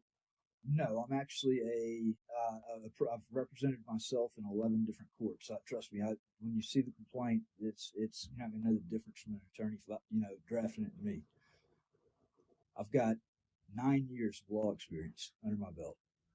Okay, so the statutes that are listed, then if you want to put in a request with your mailing address, that's a good start. Well, but that's the sole reason it was denied. So I'm saying, let me just update it right here instead of having to fill out a whole nother request, because y'all have my request. Let me just give you my post office box address. You can fill out another form if you'd like. No, I can't. Well, do you want to? can. Well, how about you fill it out for me then? Take the other one and then you write it all out for me again. No, you can do it. No, that's not going to happen. Okay, no, I'm not going to do that for you. Well, you're absolutely ridiculous.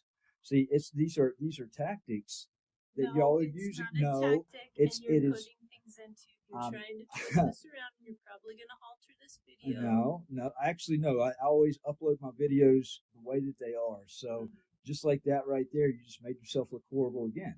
Okay, Just remember, that's an anything that you say or do can and will be uploaded to my YouTube channel. So I am aware of that. Okay, so if you're welcome to fill out another request with your mailing address, as it says in state statute, or you don't have to do that. That's up to you. So y'all are literally just trying to find I am not- anything. You're trying. No, That's no, you're trying to find that's your any opinion. reason. I'm not going to have any more But of this conversation. well, you are with going to you. have this conversation No, with me I because am you're not. trying to find any Okay. reason. You need to go talk to call Todd right now. He says. Okay. So. Okay. You're trying to find any reason not to comply with a lawful request is what you're trying to do. What's your name? Hey, what's your name?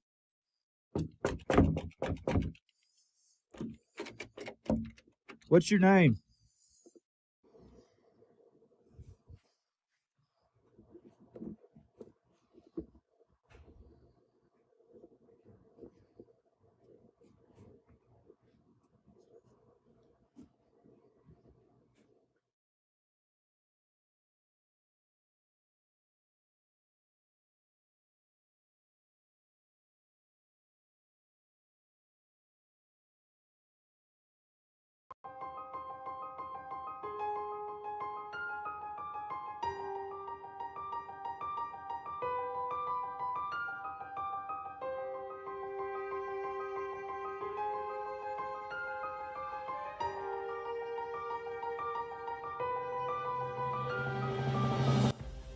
I've got a message for the Oxford, Mississippi Police Department, especially Captain Hilden Sessoms. I see you. I see your little email. I see how you illegally pulled my brand new Utah address 4 days after I moved, before I signed a lease, before I updated a damn thing, and blasted it across state lines like a petty stalker with a badge. That wasn't law enforcement. That was a coward's move, surveillance, slander, and taxpayer-funded retaliation. Because I recorded outside of a bank from a sidewalk in Utah? Because I've called your department out many times for its corrupt leadership and tactics? My God, you low-life scum of the earth maggots are pathetic. But here's the kicker. I know you're watching my YouTube and my social media, or someone from your department is. It's good. You should be for this.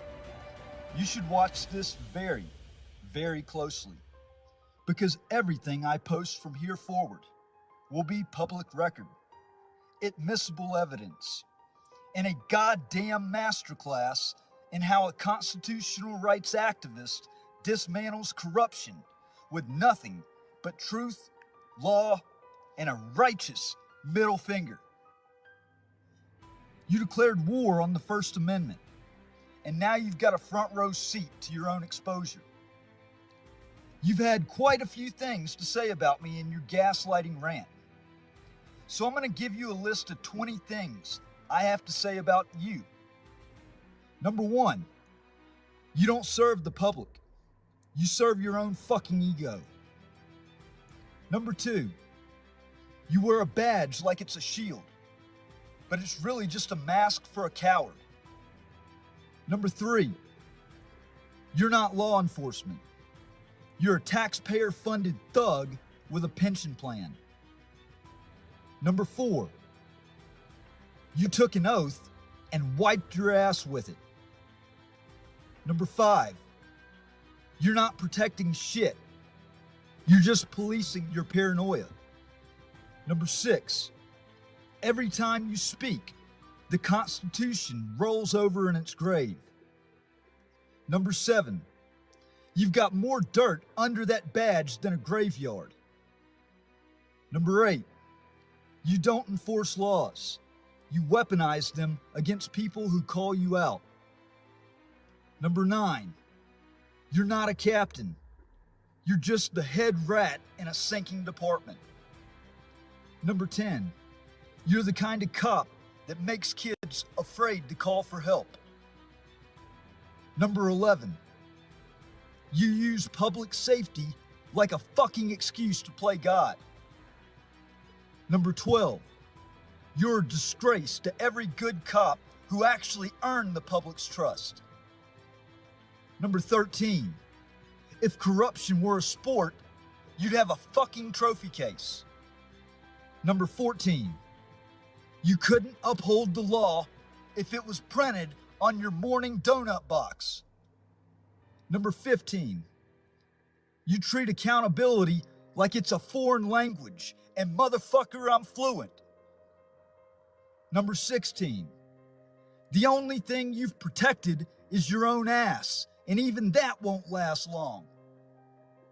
Number 17, you didn't graduate from the FBI Academy. You dropped out of integrity school. Number 18, if you spent half as much time protecting rights as you do covering your lies, you'd be a fucking hero. Number 19, you're not under fire for doing your job. You're under fire because you forgot what your fucking job is. Number 20, you swore an oath to the Constitution, but all you ever do is piss on it. Enjoy the show, Hilden. I'll make sure your name lives in infamy, you rotten fucking scumbag.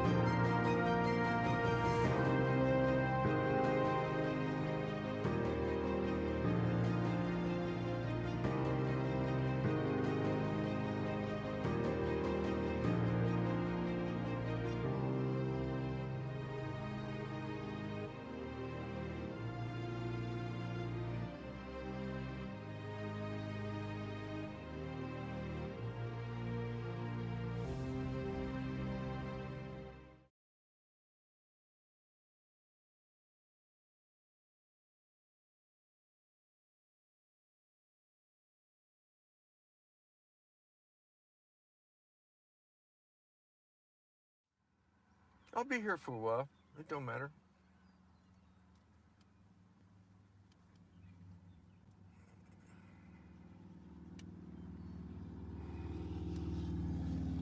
Oh, I didn't put a time limit on that, did I? On the clues.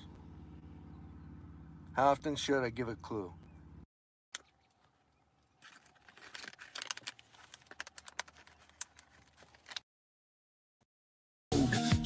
In prison, lies and corruption they thought they'd control, but justice is burning, exposing their soul. They built this on deceit, but their cover is blown. Now the guilty must answer for the seeds they've sown.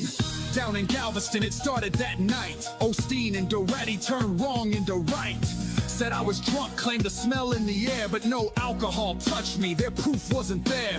They locked me up 11 months in a cell. Fabricated charges, a personal hell. They twisted the law, made me a pawn, but their conspiracies unravel and it won't last long.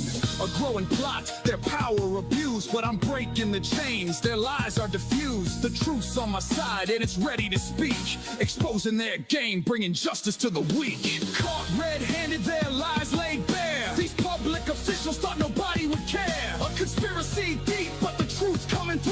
The system's cracking, now they'll pay their due. Lies and corruption, they thought they control, but justice is burning, exposing their soul. They built this on deceit, but their cover is blown. Now the guilty must answer for the seeds they've sown. Extradited from Galveston back to Lafayette. 2 weeks before trial, the lies were set. Then Ben Creekmore played his false hand, fictitious evidence in his corrupt plan. Judge Tolleson fell for the charade they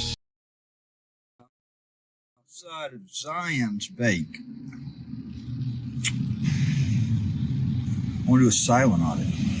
See how they handle this.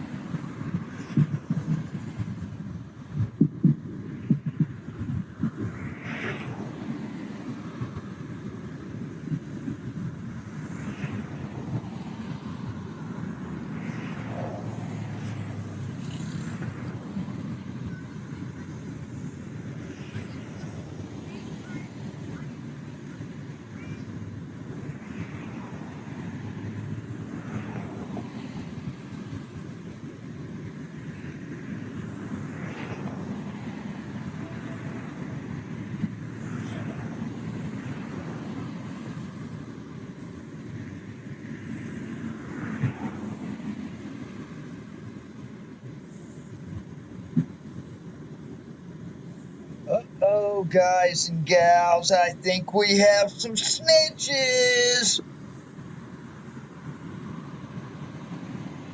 Damn, y'all, I think we have some snitches.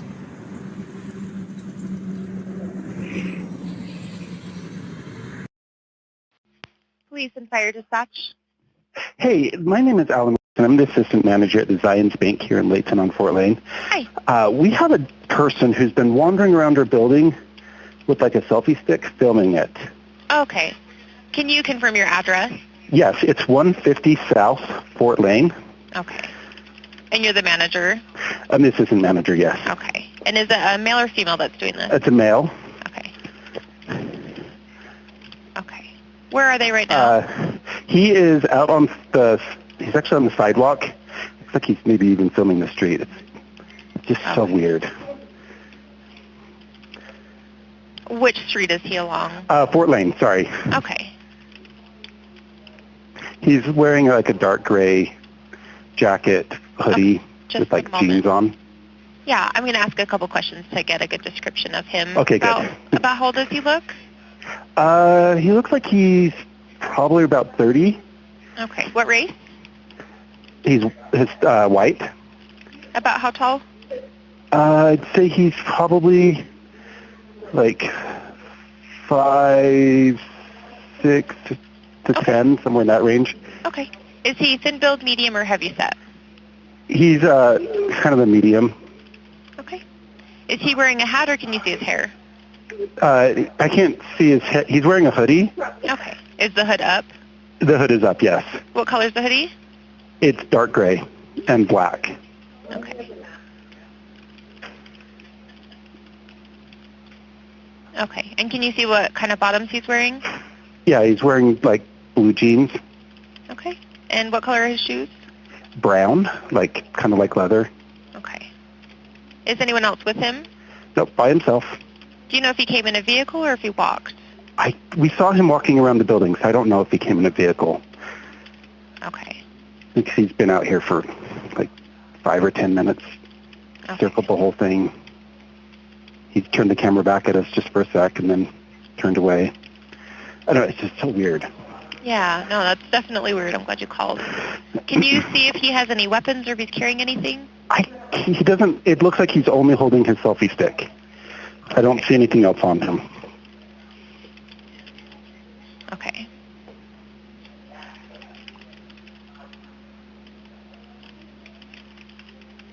And your first name? Allen, A-L-L-E-N. Okay. Alan, what's a good callback number for you? 801-546-8833. Okay. All right. It looks like my partner's got an officer that's headed that way right now. If anything changes before they arrive, or if you see that he's left or gone into a vehicle, if you can just take note of that to let the officer know No, when he arrives. he's still there. Okay. In fact, I see an officer pulling into the parking lot. Perfect. Perfect. Okay, yep, I show an officer in the area and a second one right behind him. So I'll let him take over, okay? Okay, thank you. I appreciate it. You're welcome. Bye. Okay, bye.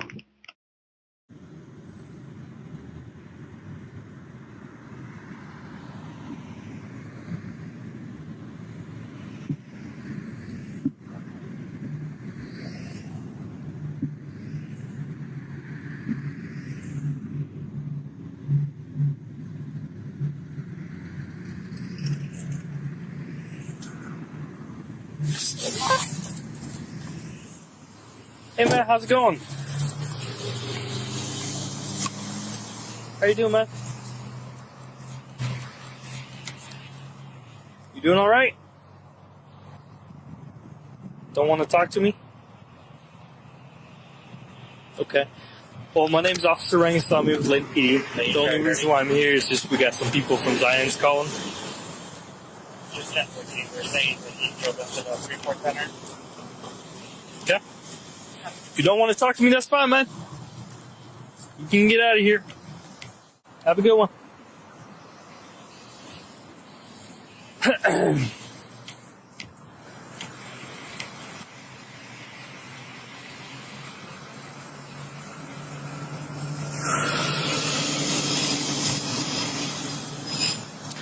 Is there a reason why you're recording the bank?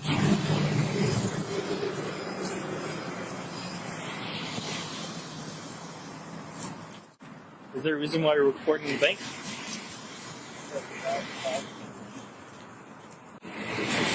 Go ahead. Nothing still? Coming up, take pictures. Just try and get the app door. Don't want to talk? Come on, unlock your car, please. Speak English? Español? Français? Nothing? You can write? Okay. Can I give you a notebook you can write? Yeah? What is that? Writing? A pencil? I can give you a notebook if you want to write on there. Yeah? Me write? What do you want me to write? Try 30 from 19. Is that going to help you with communication at all if I write things down, or? Ask them if I had a plate cover on it. Yay or nay? And send it ready.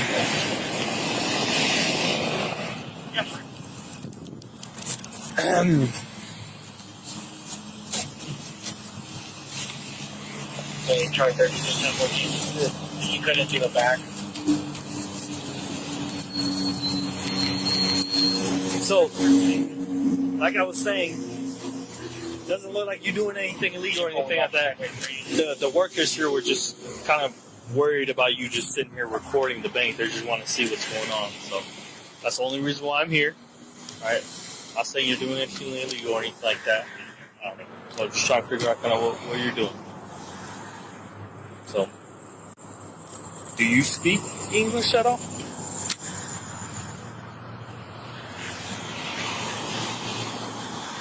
Okay.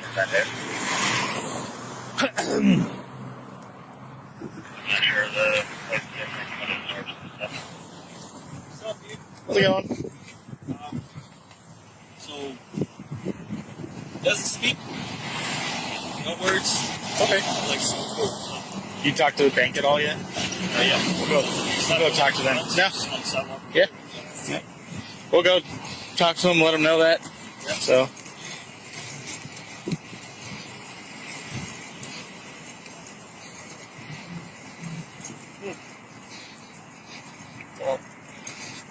Trying to get a response, trying to get officers to violate his rights. Whoa! Now here's the one place that he messes up. Everything else is clean. These officers do a great job. But right here saying that I'm trying to get them to violate my rights is definitely incorrect. That's why we call it stress testing the First Amendment, to see if the right is upheld and respected. Yeah, I think we'd have more grounds if he was in their area, but even then, there's a way to handle that. So.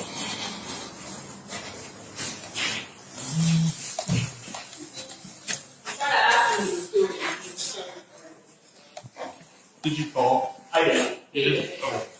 Okay. Where has he stayed at on that sidewalk? No, he went behind the building here. Like, he's basically circled the whole thing. Okay. He hasn't entered the building, hasn't been up by the doors or anything like that? Not next to them, but he has, like, kept pointing his camera at his phone at the building. Okay. I thought it was working it down just through this kid. So he, kind of like what you were saying, he's not talking to us at all. With him being out on that sidewalk, as long as he's out there on public property, our hands are kind of tied. If he starts becoming an issue to where he's like up by the doors or entering the facility, things like that, we could take more action. I'm gonna go out there and try to talk to him. I'm sure he's gonna. I have another officer out there already that's trying to, but same thing, just kind of recording him and saying not speaking. So You guys are familiar with First Amendment auditors? Yeah. That's what? What is it? So First Amendment auditors, they go around and do things like this to elicit a police response because what they want us to do is go out there and infringe on their First Amendment. Right. We can't, he's well within his rights.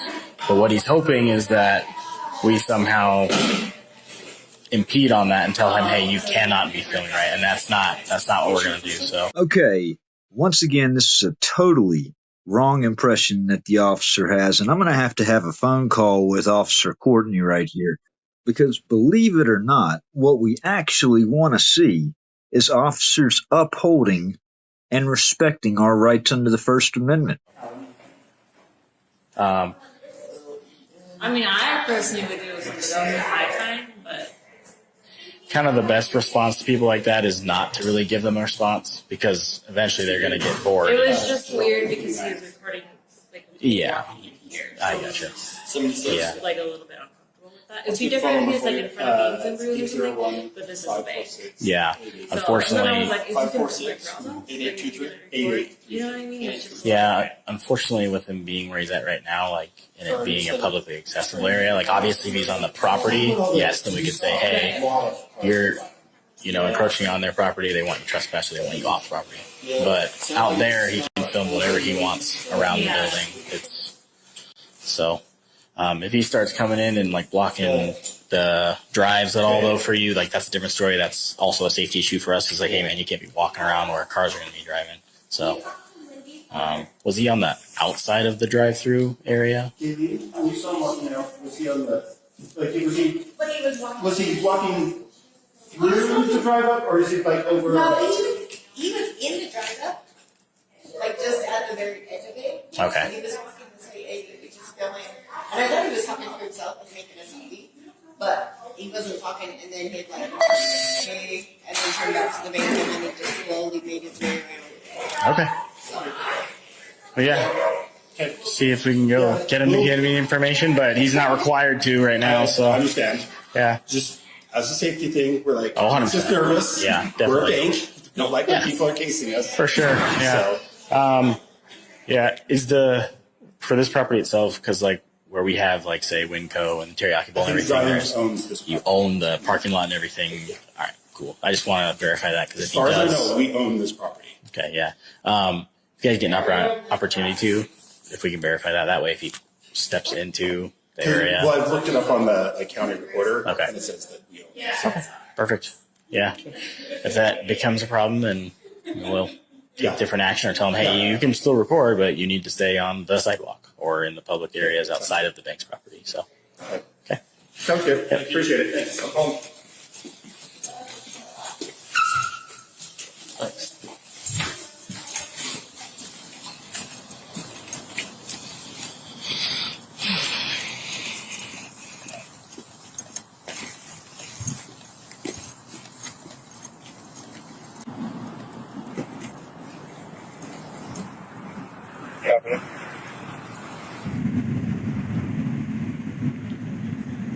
So I guess he just been kind of circling the building.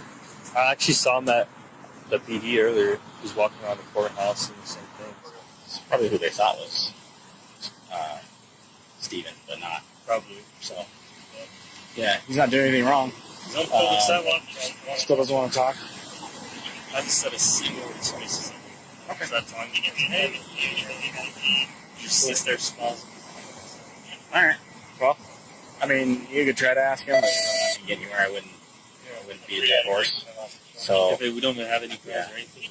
If he comes onto the bank's property, gets the parking lot, and there's not any bank business, right? No other reason than just to do what he's doing. Right. No one was at that time, and he might be a do trespass. According to the bank, they do through their drive. Okay. So if he steps over here, then he's into this area, then address that then. So. Okay.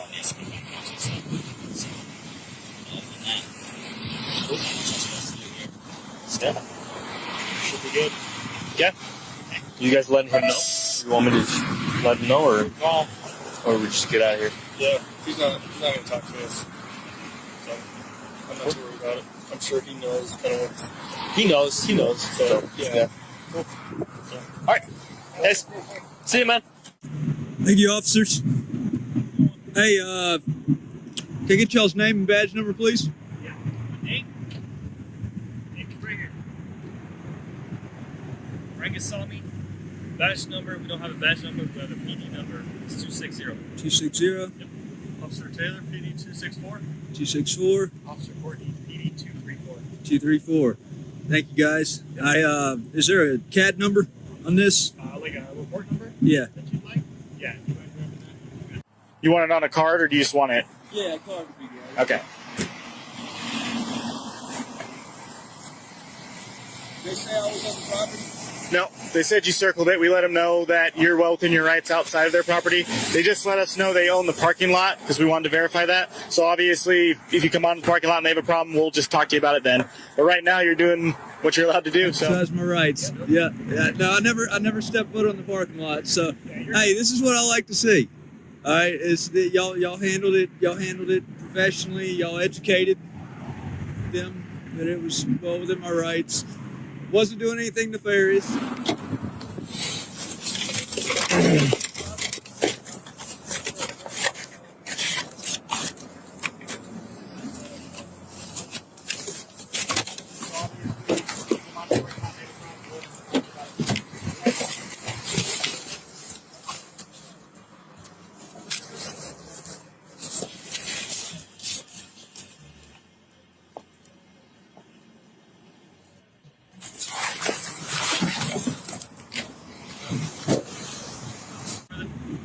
this card is my information. If you ever needed the case numbers right here. Yes, sir. I appreciate it. Yeah. Thank you, guys. Hey, appreciate your professionalism.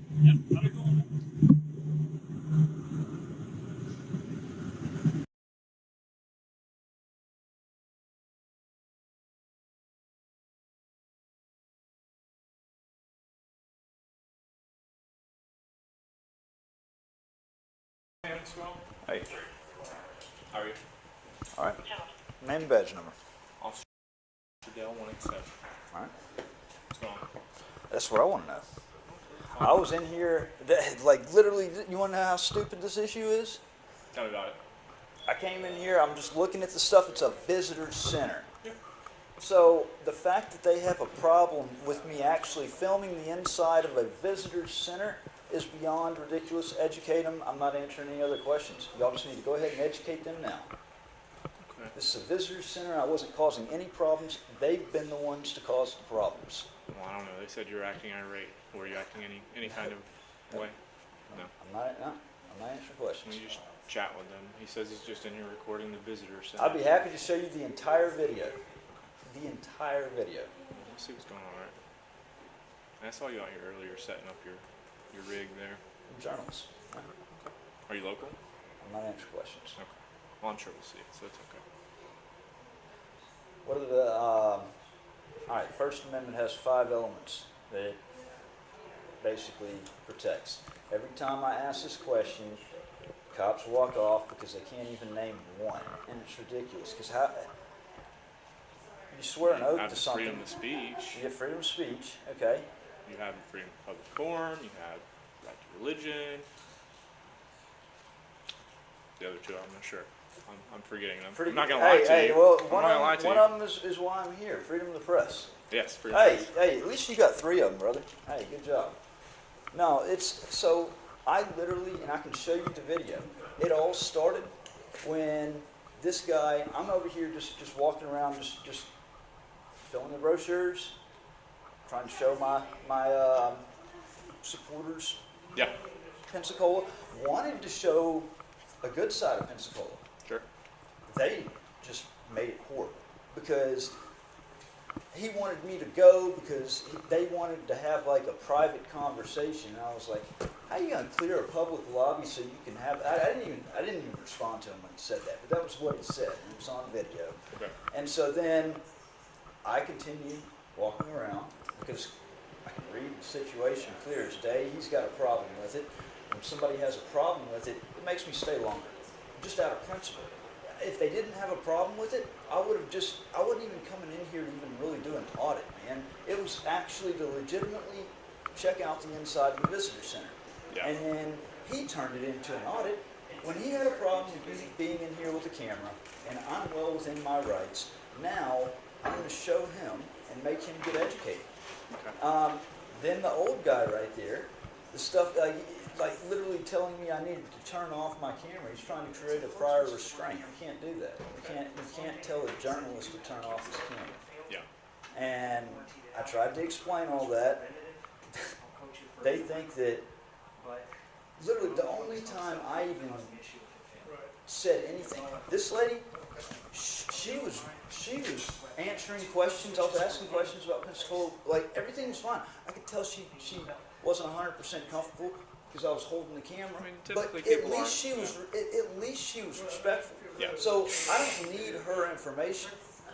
I want his. I asked him, and I know that obviously you can't just force them to give me their information. Yeah. I can get it through a public record request. I can request everybody that works here inside of this business. If I'm not and that's mistaken, what it's it ran is. and operated by the county, so you'd have to contact Escambia County. Even though we're in the city limits, this building, if I'm not mistaken, is operated by the Escambia County, so you'd have to contact them for that. So yeah, if y'all can just educate them, then that will pretty much wrap things up. I'll show that the right thing ended up happening. They called and wasted city resources. The 911 dispatcher, honestly, there needs to be a training held on that, because if they would just identify the issue from the start and say, oh, it's a guy that's actually in there just filming some journals. Oh, he's got a constitutional right to do that. We're not going to waste city resources and sending guys with guns out there that could be somewhere else that they're actually needed. So if y'all can just educate them, that'd be great.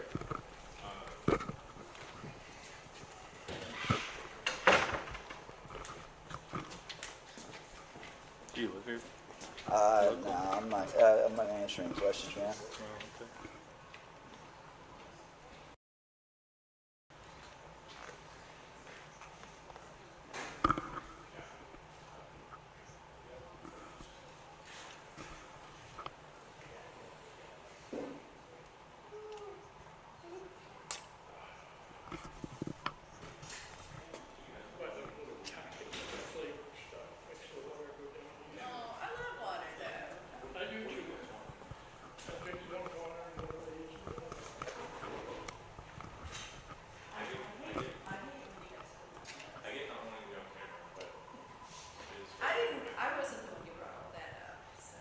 She was. It was him. It was the one sitting right there, and it was the guy working in the back. And I will say that when a male gets a little bit aggressive and raises a voice, it is a little bit of a trigger for me. okay, but wait. You don't think that he was getting aggressive though? It's all on camera. It's all on camera. He was the one that actually escalated this. I mean, we're not trying to turn it into anything it should be. My concern is what he's going to do with it 2 years. He has no identification. It can't be anything anyways other than them getting educated. That's the only thing that can happen. At this time, I just let them film the public areas and give those away. You have any questions for us?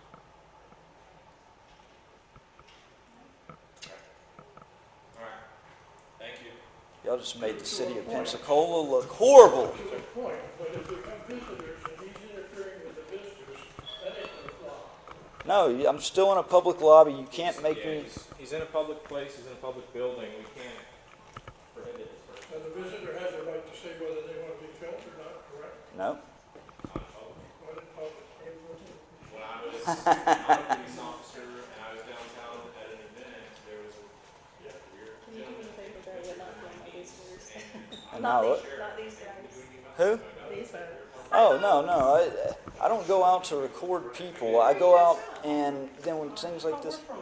Oklahoma, she's from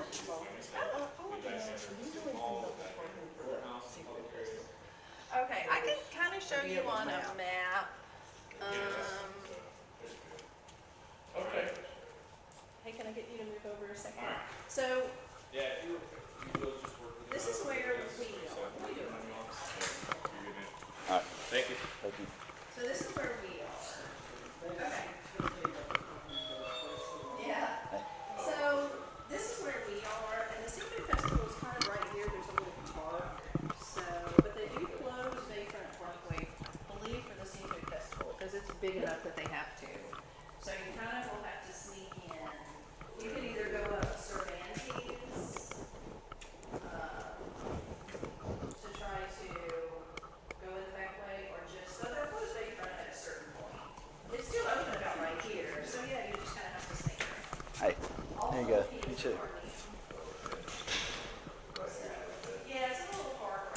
You just made the city look horrible. Horrible. You know how many people are going to see that now? And y'all got told that you were wrong by the men with the guns. You look horrible. So now when I get the public record request, and I put in a complaint with the city's manager about this, about how you wasted city resources, being an idiot. I mean, you could even go in on any of these other streets.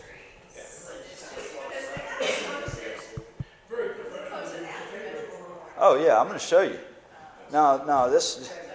Everybody's going to say the same thing about Pensacola. Very professional. They got people working there that actually do that.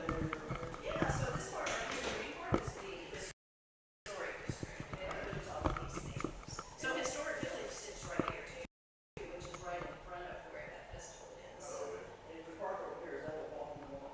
You know, it's just a few blocks. You know, parking over here. It's just a few blocks away. And that's, I mean, that's kind of the best thing to do. I mean, you could park way over here, but Veterans Memorial Park is still another, well, this is a mile from us. So it's not that far. It depends on how good. I've been there close to the street before then, though. That's the thing. Ours is similar. Have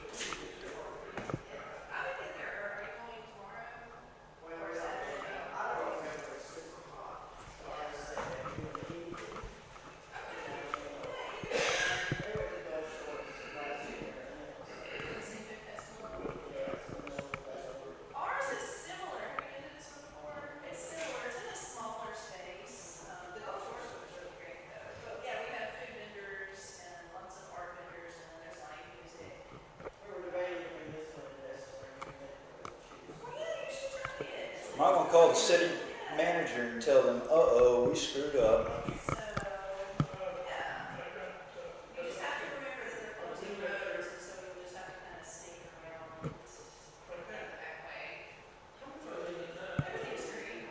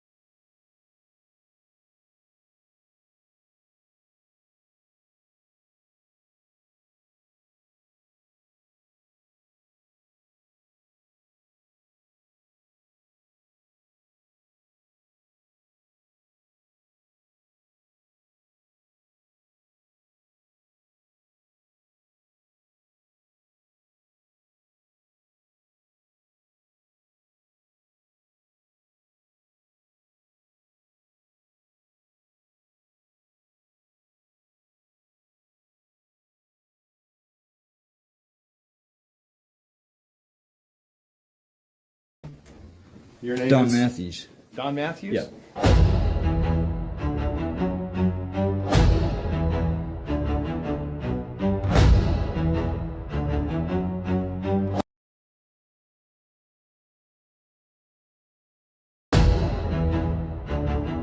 They said it didn't happen, even when the footage showed it. They said you misunderstood, even when you quoted them word for word, for word. They said you were unstable, even when the system was falling apart. This isn't confusion, it's strategy. Gaslighting, the government's favorite tool. But every time they lie, another camera rolls. Every time they deny, another file uploads.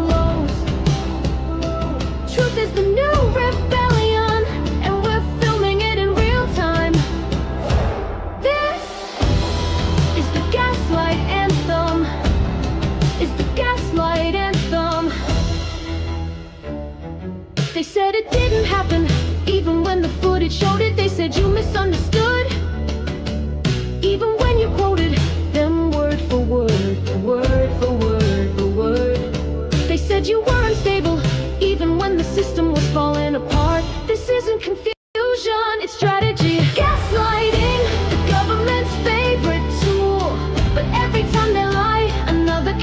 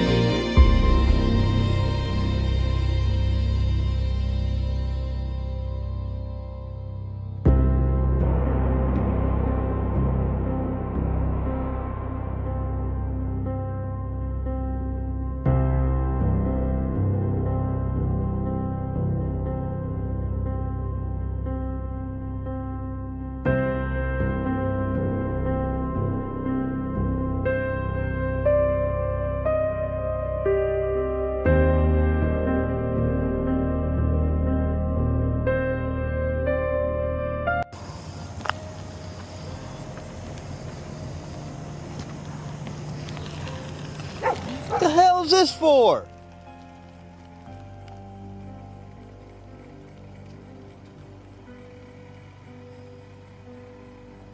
Can I help you?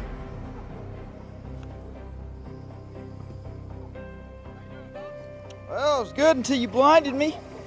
We gotta be able to see. It's dark out here. You can see me with the headlights. What you doing? I'll answer questions. Hey, we're just trying to see. Okay, we got a call. Got a Hey, it's late at night. Okay. It's 10 o'clock. I'm a journalist. It's almost 10:30. Huh? Okay. Okay, and is it past my bedtime? Park's fixing to close. I'm on a public sidewalk. And we're just trying to see what's going on out here. Okay. Man, I know you're not. Y'all are playing games tonight, aren't you? No, there ain't no games. We just got a call about you. I'm walking down a public sidewalk You're right here. absolutely correct. And there's nothing wrong with that. I never said, oh, hey, you're doing this. I told you, just like this officer here. We got a call, which is why we're out here. What was the call about? A man walking around with a camera. Oh, yeah. The camera mass destruction, right? Okay. I mean, would you happen to have an ID so I know who I'm speaking with? It's not going to happen, man. Okay, a name, date of birth, or... Not answering questions. Okay, can you tell me your name? No. Because there's no reasonable articulable suspicion that I committed a crime. And I'm not IDing. I'm walking around with a camera because I film cities. I travel around the country and I film cities. So that's what you do. You just travel around filming cities. And that's what I do. And I document what public employees do on public property. Okay. See how the public's tax money. Okay, so Spent. by us getting a call and responding to the call, you wouldn't consider that us doing our job? No, I don't, because I simply walking down this sidewalk, a public sidewalk, is not a crime. Y'all surely y'all have better things to do than to fuck with me walking down a sidewalk. Who's fucking with me? Well, you're trying to ask me for ID. So I know who I'm speaking with. It's I don't that know who I'm speaking with. it's that ID I have track. a name badge. Okay, I have a name tag. You know who I am. I don't know who you are. Well, but you're also a public employee. And so I don't have to divulge that information as a private citizen unless there's reasonable, articulable suspicion that I committed a crime, I'm committing a crime, or I'm going to commit a crime. I'm a constitutional rights activist. I've got about 8 years of law experience behind me. I'm not going to play this game tonight. So you're not going to tell me your name or nothing? I'm not. Who are you? I'm Officer Lowe. Officer what? Police Department. Officer who? I'm Officer Lowe of the Highway Police Department. All right. Have a nice night. And you are? You as well, sir. Officer McCoy. McCoy? All right. Am I... Just letting you know the park closes at 11, okay? All right, well, I'm not playing on the park. I'm just walking down the No, sidewalk. This whole area closes at 11. You cannot be in the But park. you're good right now. After 11 o'clock. Okay, is there a sign that says that?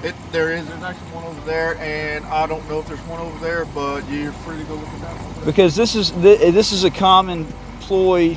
I go, like I said, I travel around the country and I do my thing.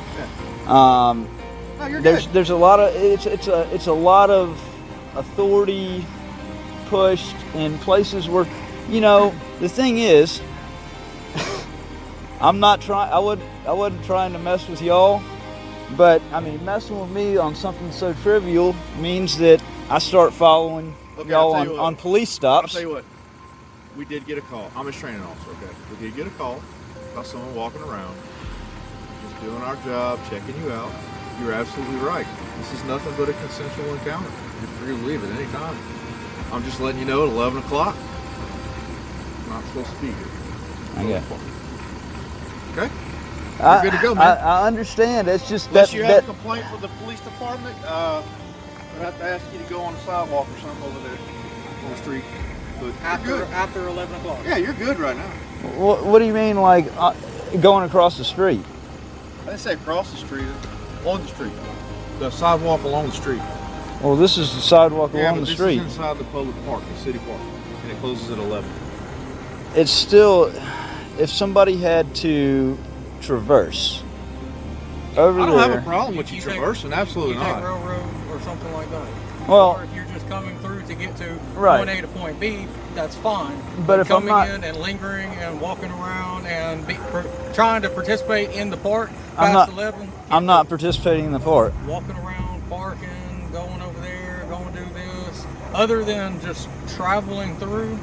I might have to challenge you on that one.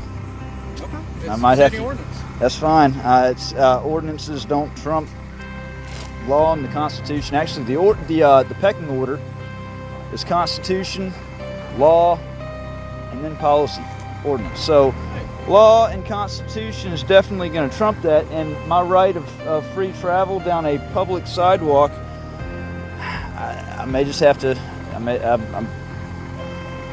I mean, that's the only way things change is if somebody actually pushes the boundary and stands their ground on something of principle, wouldn't you say, guys? Somebody's got it.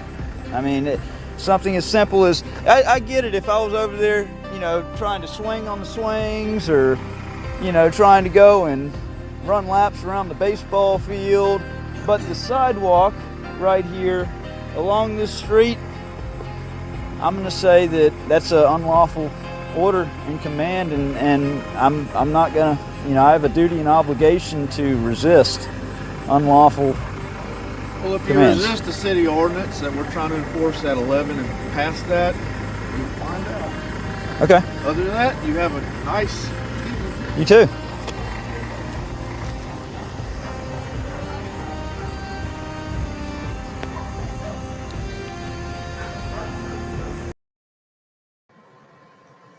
On August 11, 2023, I was pulled over by Galveston, Texas Police Department for suspicion of DWI after a troll called in a false report to dispatch. This led to a refusal by the department to give a breathalyzer as demanded, and them then proceeding to a blood draw while being cuffed and held down by nearly 10 officers without a warrant ever being shown. With coming discovery, you will easily see how Galveston Police Department is doing the bidding of Lafayette County, Mississippi, and the state of Mississippi. Already getting pulled over. Yes, sir. Officer Murph, GPD, you got your driver's license, man? Yeah, can I ask what you pulled me over for? Yeah, sure. Several things. Fail to maintain a single lane, turn signal. I'm new. I found my friends. All right, you got your driver's license? I actually don't. So before I give you this, you said that I was failing to maintain a lane. I've actually got the cam right here that shows that I was driving straight. I was literally. That's fine. I've got my camera too. What's your last name? Reardon. What? Reardon. Reardon. Can you spell that for me, please? Reardon. And your first name, sir? Matthew. All right, Mr. Matthew. Anything in the vehicle to be aware of? Guns, No. knives, or anything like that? Nothing at all. Okay. Hang tight. Okay. All right. Hey, what's going on, man? Hey, can I get your name and badge number, please? Yeah, Officer Ocean 692. Okay. How you doing tonight? Oh, just touring Galveston. First time being to Texas. First time being to Texas? I do a lot of traveling around the country. Wanted to see Galveston. You auditor, man? I don't answer questions. Hey, what's your name? I mean, y'all looked up. Okay, do you have his license on you? No. It's Matthew. Matthew what? Reardon. Matthew what? Reardon. Reardon? Yeah. Okay, what's your date of birth, man? The guy not write it down? Okay, where you headed to, man? Right here. Right here? Yeah. Okay. Meeting up some friends. Okay. They're literally the ones taping you right now. Okay. I'm live on YouTube. All right, Mr. Matthew, I'm going to ask you a question. I need you to be honest with me, okay? Yeah. All right, have you been drinking all night, man? Not a single thing. Okay, then how come I smell alcohol coming from the car? I hadn't dropped a drink for 3 years. 3 years, okay? You smell it? I can smell you. No alcohol. No alcohol. None. Okay. Can you step out of the vehicle, Mr. Matthew? Sure. I just pulled the mask down in blue. You don't have it. Matthew, walk back here with me, man? Yeah. Tell me, Mr. Matthew, you haven't had a drink in 3 years? 3 years. Okay. All my kids.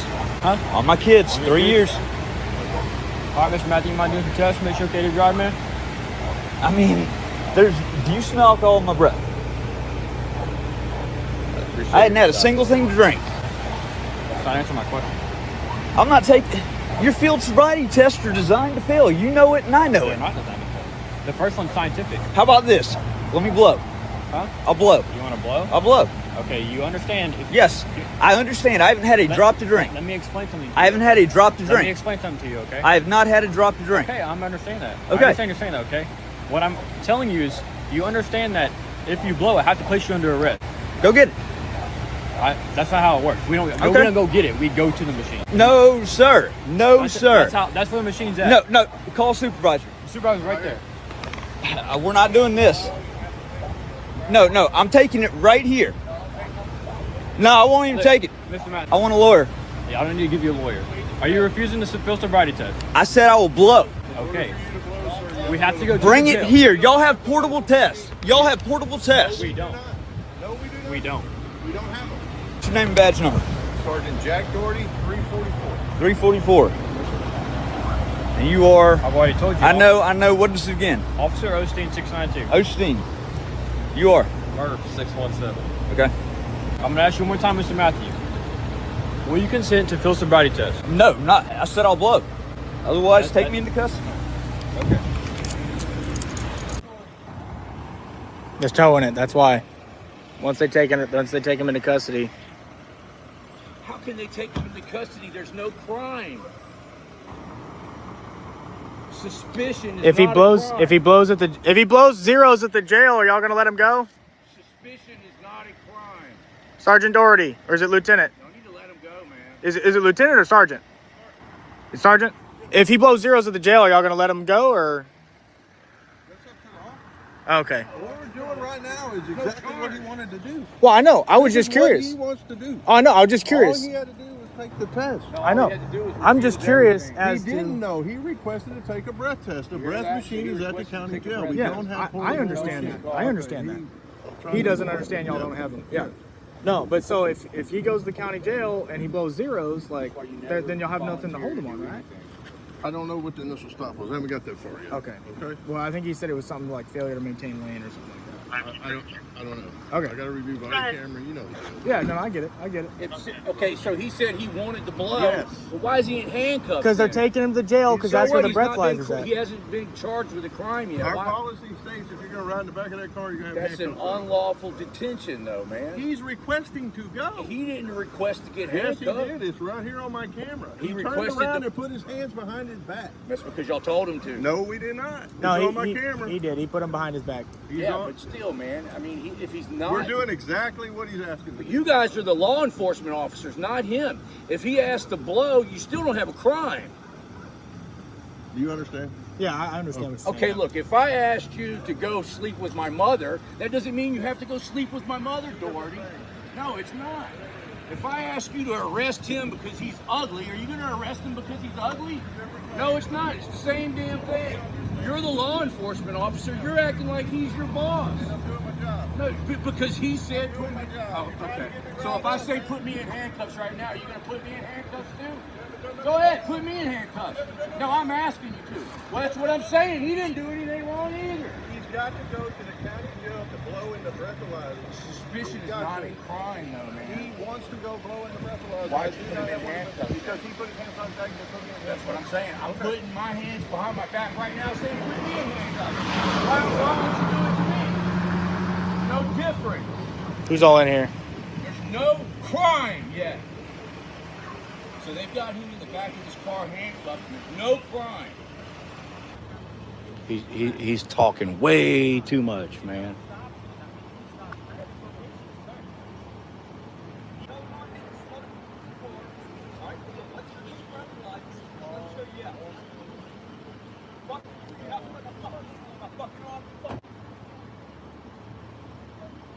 They said they want to draw blood on him, is what they just said. All right, they're taking him. Are going to look like idiots, man, when he comes back sober. That's why they're drawing blood. They're hoping just to find anything at this point. First it was they smell alcohol. Now they're drawing blood just to find anything. Yeah, they don't have probable cause for this shit. None. They have no probable cause for this. That's why I lost my mind. He volunteered to do this shit. He fucking put his hands out like that and said, go ahead, cuff me, take me. And they did. But still, it's still unlawful detainment, dude. If I tell you to jump off a bridge, that don't mean you got to do it. They had no probable cause. None. 0. So let me get this straight. Your probable cause was he said he'll take a breath test? So you're saying you have a probable cause to make an arrest?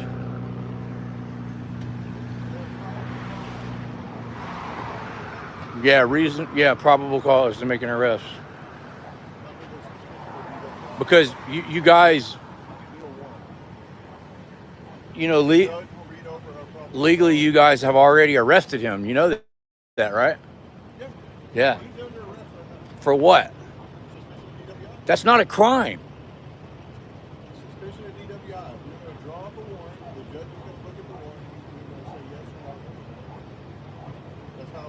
You said he's under arrest for suspicion of DUI. There is no such charge. There's not a charge of suspicion of DUI. The charge is DUI.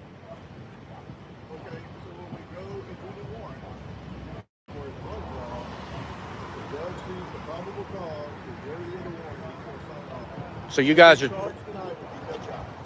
are trying to get a warrant to see if you guys can charge him. So right now he's being unlawfully detained. I don't see the probable cause.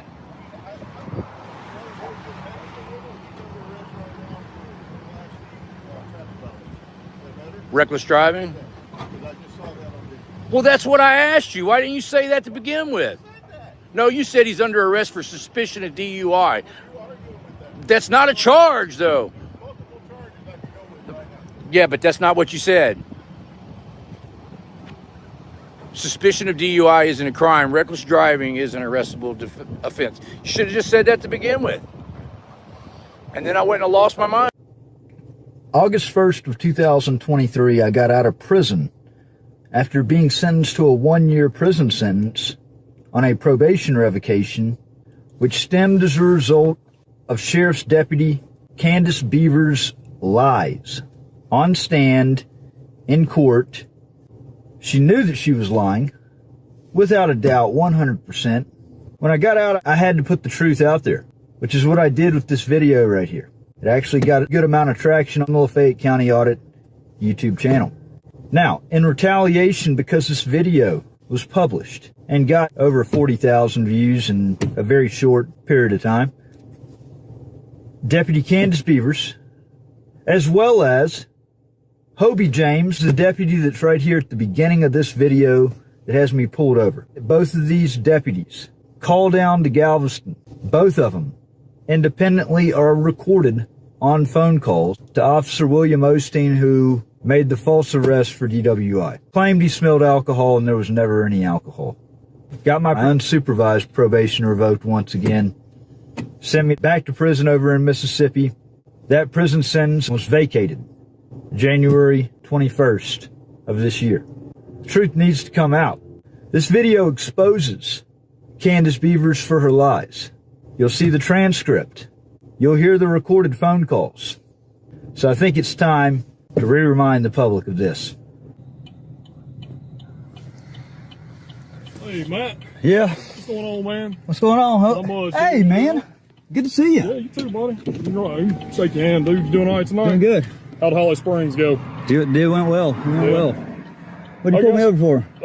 Well, your tag expired earlier this month or earlier this year. So it's been tough. I understand. Wanted to ask you, have you got your car in park, and if you don't mind, would you kill it for me just for our safety and everything? Yeah, of course. Okay. You ain't got any weapons or anything in the car, do you? No. Gotcha. So there was paperwork that was issued today, and I just wanted to talk to you about it and give it to you, and I figured coming from me would be the best. Sure. If you want to get out, I'd be happy to let you look at it, or if you want to stay right there. I prefer to stay right That's here, fine. yeah. So I want to show you what it is. It is in the Circuit Court Law of our Lafayette County, Mississippi. It is a order of holding until the defendant, it's a revocation hearing, and you're going to have a hearing on it tomorrow morning. And I'm going to need you to come with us tonight, and we'll get all this sorted out. They've got a hearing scheduled for you tomorrow, from what I understand. Okay? Wait, for what? It's just they have revocated, it's a revocation hearing, and they are ordering us to hold you, okay? This is crazy. Yep. So, if you want to, man, I'd really appreciate it if we could just go ahead and get this taken care of. We're going up there, and I mean, dude, I've done nothing wrong. I just came from Holly Springs, man. I understand. I don't know. Can I at least take my car to the house? So, in a situation like this, what would be best is if you can get a family member. Or I somebody. can't. My wife is out in Hernando. Okay. I have kids at the house. I was on the way Now, back. if you're okay with it sitting here, the bad part about it is now that you're, like, we've made contact with you, I can't allow you to drive off, is what I'm getting at. So if you want to leave your car sitting here until she can come get it, I wouldn't mind having me or somebody else to come out here and give you a hand with it, okay? I appreciate your transparency. These people will not. I said these people will not give up, man. Single thing. All I've done is just moderate. Yeah. Well, Matt, like I said, I've never had any bad experiences with you besides like everything that's going on. So. FBI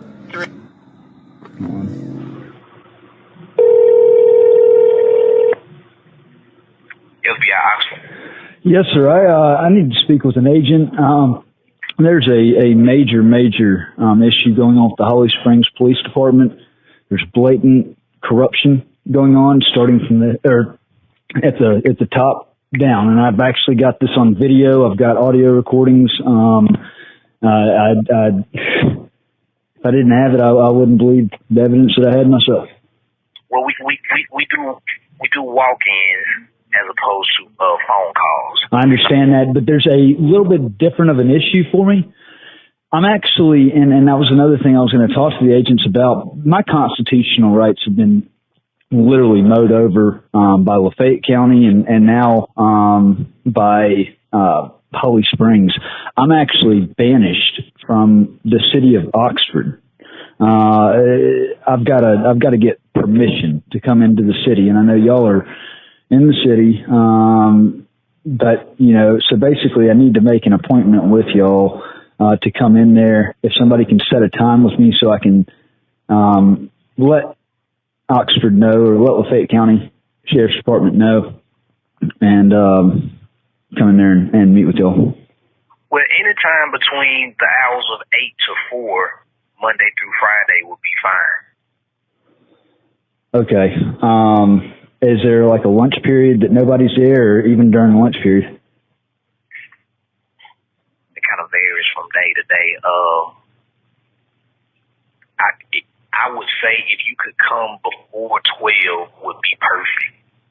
Okay. Well, I'm actually right now, I'm mixing down the video from what happened yesterday to include body cam.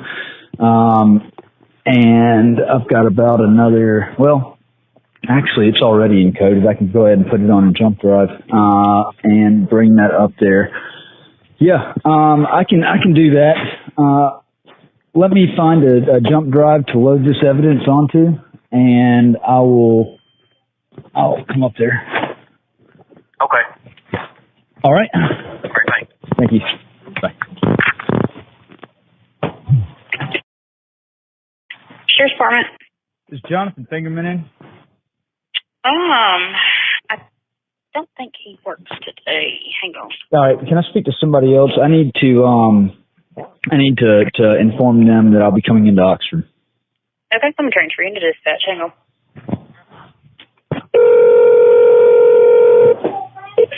Hey, this is Deputy Beavers. How can I help you? This is who? Hello? Hey, who's this? Hey, this is Deputy Beavers. Can you hear me? Yeah. What's up, Beavers? Hey, who's this? Reardon. Oh, hey, Matt, what's up? Hey, I've got to go meet with the FBI. I just spoke with them. I need to go really within the next hour. Okay. Hey, do you know who that's supposed to go through? Like, is it supposed to go through like Mr. With Scott or the sheriff or? No, I mean Jonathan Fingerman took my stuff yesterday and had everything jotted down. He's not working today, so as long as I just inform the sheriff's department, I don't need to speak to Joey. I don't want to speak to Joey. I don't want to speak to Scott. No, I just was making sure because I didn't know that you had spoke with Fingerman yesterday. Yeah. So, let's see here. What time do you think you'll be coming through? I'm probably gonna head out here in the next 30 minutes to come up there. Okay. All right. Well, that's fine, sir. All right. All right. Thank you, sir. Thank you. Bye. Bothering you. You said the U.S. Attorney's Office, right? No, the FBI office. No, after that, I'm talking about Oh, the district court. District Court. Okay. But I don't even know if I'm gonna have time to go there or not because I've got I've got a lot of stuff on my plate today. I'm gonna. I understand. That's fine. I'm just writing all this down so I can give it to my dispatchers. That way they know. That's all. All right. No. What it really is Joey's being nosy. I haven't talked to Joey, but I'm sitting in dispatch as we talk. So. Oh, I got you. All right. And who are you supposed to be meeting at the FBI building? FBI agent. Well, I figured that, but who? I don't need to disclose all that information. All right. Just the FBI is sufficient. And you said before lunch? Yeah. All right. All righty. Well, like I said, I don't mean to keep bothering you, but I just wanted to write this down. Yeah, I'm trying to get this mixed down, and I'm having to do some voiceover to point certain things out. So I need to. That just interrupted my basically my screen grabbing. I was trying to get this done for him so I can leave and take this up there. Okay. All right. So you have to say something that happened yesterday. Oh, okay. Well, I wasn't here yesterday, so I got you. Yeah. All right. Well, you have a safe one, Matt. All right. You too. Thanks. Bye. I'm sorry. What time did you say your appointment was? I think we cut each other off. They really don't do appointments, and that was what I told them. He said if you could just come up here within like the next hour before lunch, that would be great. I was trying to set an appointment. But, okay, that's fine. I just didn't know if you would say it or not, and I was like, I didn't know. I was like, I think we cut each other off, though. Yeah. And it's the one. Are you talking about the one over there? Because by the sheriff's department, or the one up on the hill by Kroger? They don't have one by the sheriff's department. No, it's over there by Kroger. Well, by Kroger. Yeah. Y'all have one over by the sheriff's department? Well, the federal building over here. Oh no, yeah, that's the district court. No, I need the actual FBI office. Okay, that's fine. I just didn't know if I was like, I don't know if you said a time or not, and I was just calling back. Yeah. But is that the only place you're going, though? Will you call? Can you call the sheriff's department and ask for me and just let me know if you do go somewhere else? Yeah, I didn't make it around to going to district court yesterday. I was going to go over there and check on things with my lawsuit that's going on up there. And I didn't have time to make it over there, so I was gonna kick it to another day, and I might if it just depends on. I've got a busy day planned out today, and I didn't expect to need to go and sit down with the FBI today. It just came up, and I have to now. Understandable. So I may end up going to district court, but I can let you know. Yeah, if you don't mind, just that way, I wish somebody don't call and all that stuff, and that way I can already talk to you. Just if you decide to do that right before you leave the FBI building, just will you call me? Yeah, and is y'all's number still the same? Is it 911? I mean, if you want to call 911, absolutely. I'm just kidding. If you want to call I'm not going to tell you no if you're having an emergency, But just call up here and you can ask dispatch for me and they'll get you to me. All right. Sounds good. All right, sir. Be safe. Yeah, absolutely. All right, bye. Guys that have watched me for a long time, I really don't like to be the center of attention. But anyways, I got some stuff I want to get off my chest real quick, and I don't feel like making a video about it. But this needs to be said, and everybody needs to know what's going on. And this has to do with the guy from Mississippi, Lafayette County Audits. I don't personally know this man. I've never spoken to him on the phone. I've never had a conversation with him. With that being said, I know News Now Ninja communicated with him quite oftenly while he was in prison, and also Good Citizen News. They know him a lot more than I do. I don't know the guy. I was going to meet him for the first time the other night. We all have a past. I have a past. I'm sure everybody has stuff in their past that they're not proud of. And this man just got out of prison like a couple of weeks ago. He just got out of prison. He was coming over here to start his life over. Okay? And I think everybody needs to know, when I talk about Galveston as a police state, like I really mean it. This man started in Mississippi, drove through Mississippi, went through Louisiana, got into Texas, made it halfway through Texas, never had any problems, didn't get pulled over. As soon as he crossed the line into Galveston County, he got pulled over and got arrested. That goes to show you how bad police Galveston is. It is terrible. He drove right into shark-infested waters. Like, we told him to meet us at the store right before you get into Galveston, and I guess he went live, which was a mistake, because they were probably watching his live stream. They watched him come over the bridge, and he passed us up and went into the worst shark-infested waters in the whole country, in my opinion, and they immediately got him. I called Sergeant Doherty last night and talked to him. My first question was, Sergeant Doherty, did he blow in the breathalyzer? Did he fail the test? Did y'all draw blood? He said, we drew blood. The test results aren't back yet. Well, here's my question, and this is the reason why I went live. How do you have this man locked up, charged with a third DUI, and there's no probable cause, no evidence? They're waiting on the test results. How is that possible? I don't understand that. Please, anybody in the comments, please chime in. They're waiting on the test results. And then when I asked him, I said, this makes no sense. Where's the probable cause? And Sergeant Doherty's response to me was, Harvey, I take it that you've never seen his record before, his past.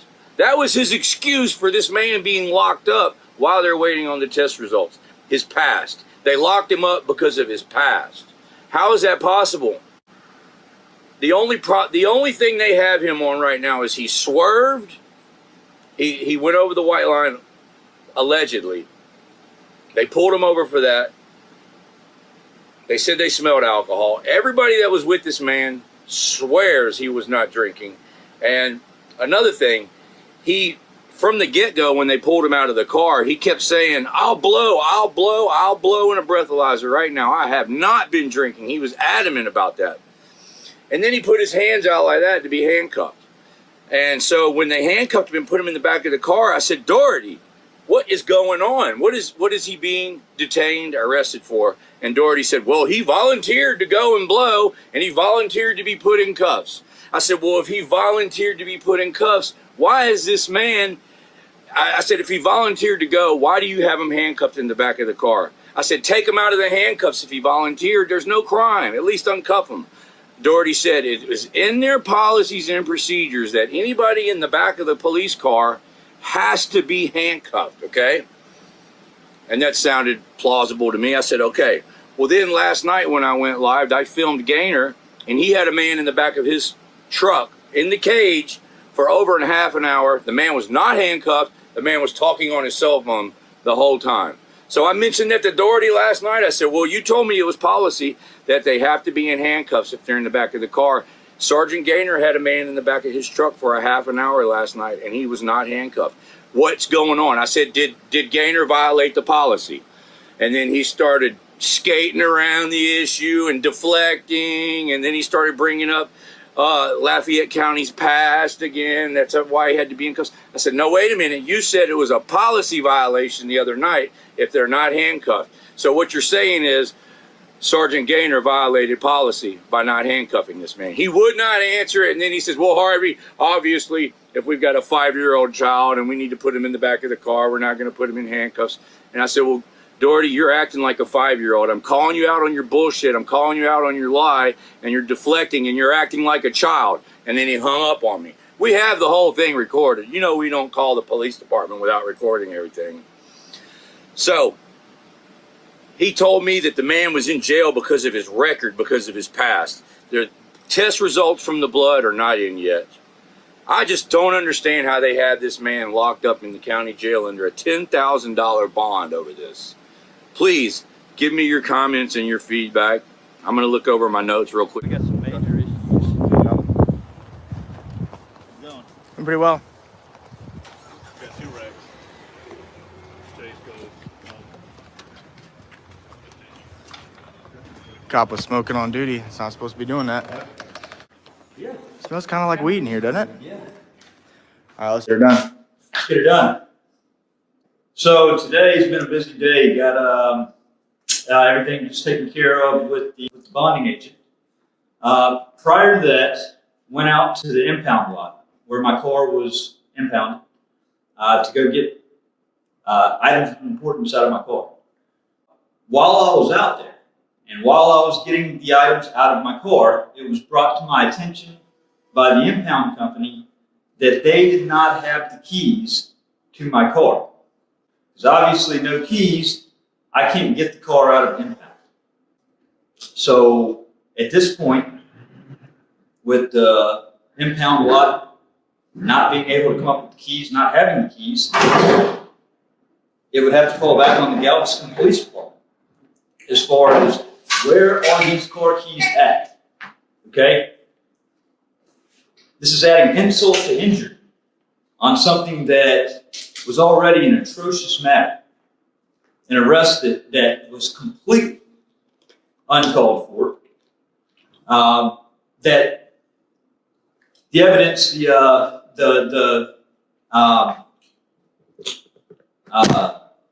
what's it called? When the Probable cause. The probable cause, when the evidence comes in from the blood draw, that will clear my name. The Galveston Police Department wants to make the issue even worse. After making me sit in this jail for 6 days with an astronomical bond, running me up to a felony DUI, and now my car keys are missing. So I can't get my car out of impound, and it's steadily hemorrhaging money, going up more and more and more every day. Huh? $22. $22 a day. $22 a day. And I'm demanding to know where these car keys are at.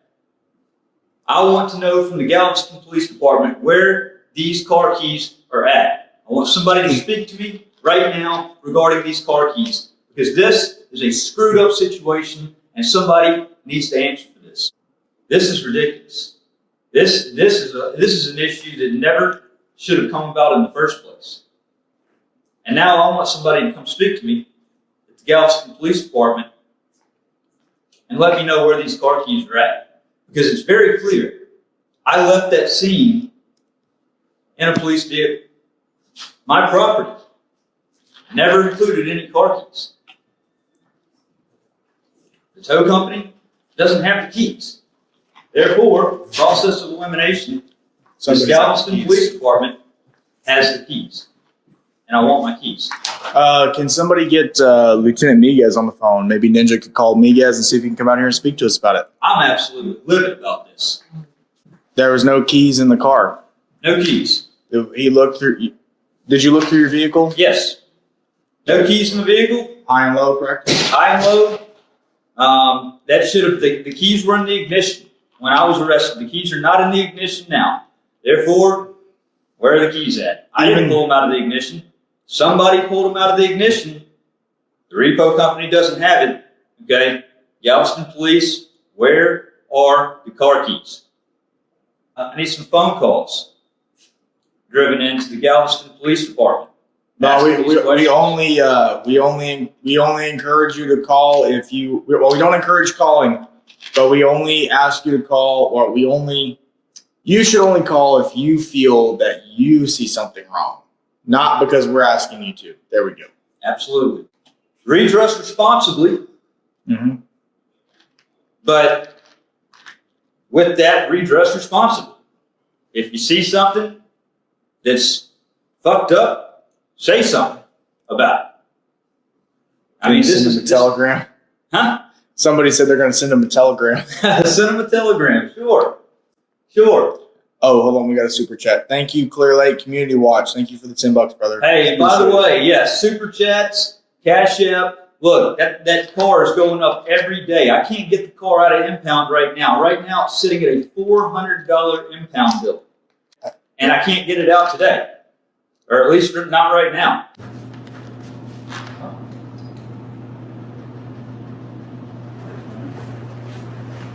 Hi, how's it going? Are you here to speak with us? Yeah, it's Okay, mine. awesome. Yeah, it's him. Hi, how you doing? Got a major issue. Okay. So I actually just got out of here. I got bonded out of this jail last night. Talking about the county jail? Yeah, the county jail. Okay. County jail. Galveston Police, they impounded my car. I just went to go get items out of my car, and the impound lot does not have my keys. I didn't have, my keys were not part of my personal property up here, so if the impound lot does not have my keys, then naturally that would fall back on Galveston Police when they went through the car and did whatever. I mean, I couldn't possibly have the keys, or else they would have been part of my personal property. We've got a major issue now because I'm hemorrhaging money. I can't get my car out of the car lot, or out of the impound lot, because I don't have my keys. Okay. We got to figure out what's going on. Can I get your name, Benjamin, please? This is Larry Chambers, Galveston Police Department, 330. What was your name, sir? Matthew Reardon. Are you the shift commander? Yes, sir. Oh, okay. I think I met you before at the library one time with that dreaded-headed hippie one time. I was out at the Rosenberg. Yeah, the Rosenberg Library. Yeah, Yes, that one sir. time. Yeah. I'm sorry, last name. Reardon, R-E-A-R-D-O-N. Okay. So it wasn't in your property at the county when they let you go? No. When they arrested you? Okay. No. When were you arrested? On the 11th. Of this month? August. It's last Thursday night, or I guess it's By Officer Olstein. Yes. Yeah. What's a good contact number for you? 470.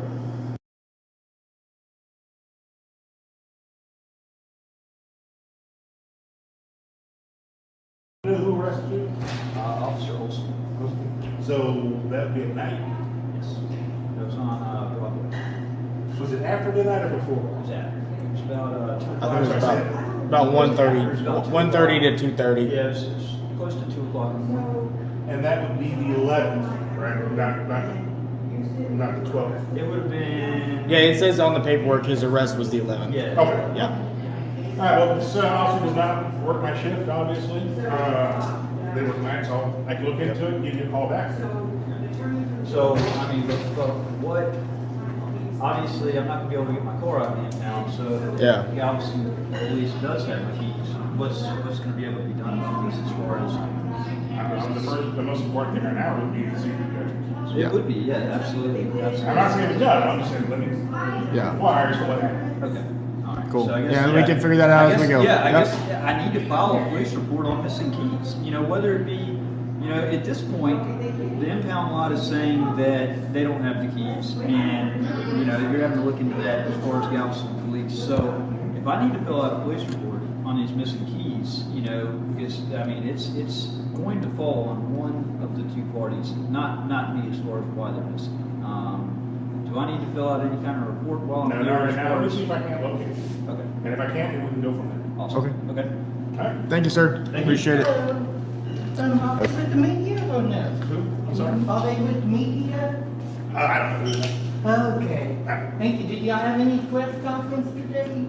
No, about what? You ready? I heard that there was something this afternoon with that voted in.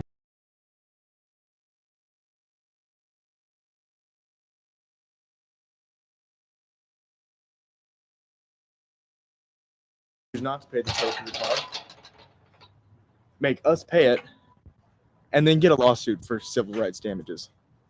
So, where's Matt?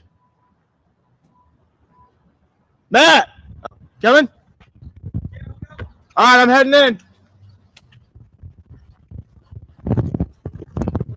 Bring y'all back down real quick.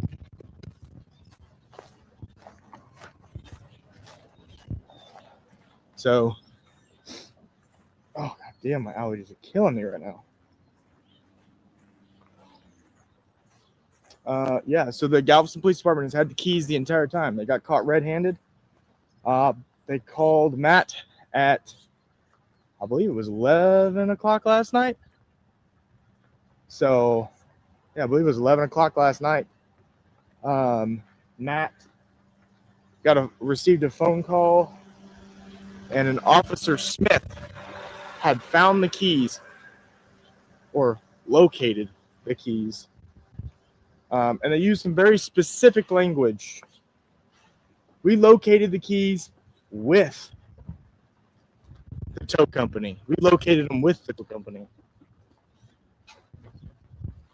Not, we found them with, like, at the tow company's office or anything like that. Like, we located them with the tow company. Putting blame on somebody else, not themselves. Grab a napkin. It's hot outside, guys. 1 second here. Set y'all up right there. 50 seconds.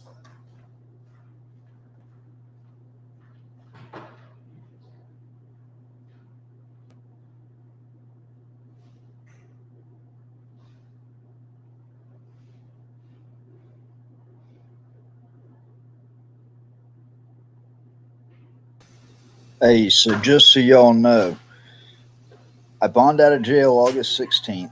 I get arrested August 2nd, but bond out August 16th. Try to get my car on the 17th. Can't get it because of the keys. Redress the police department. Then go back up there the next day, the 18th, because they call me that night and say they found him. Watch what happens. This police never moved. What the fuck? Craziness. Absolute crazy.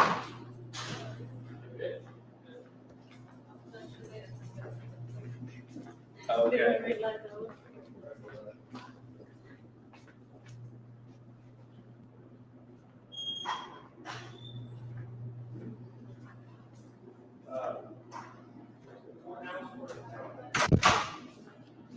We're just waiting on Matt to get in here, and then we're gonna do what we need to do today. Where the fuck is he at?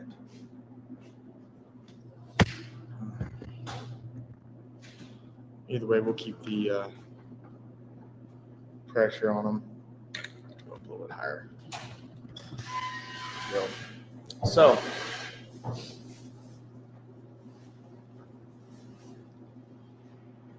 it's just been one of those days, guys. They've been acting stupid. Here he comes. Way over yonder.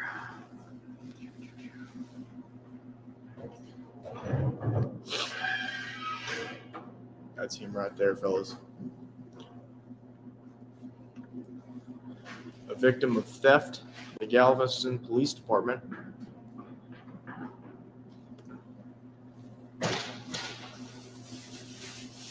So, in essence, the Galveston Police Department has held his vehicle in custody for several days, because even if I would have been able to get the money to tow his vehicle out, they had the keys. The police department had the keys, and they were keeping them from him.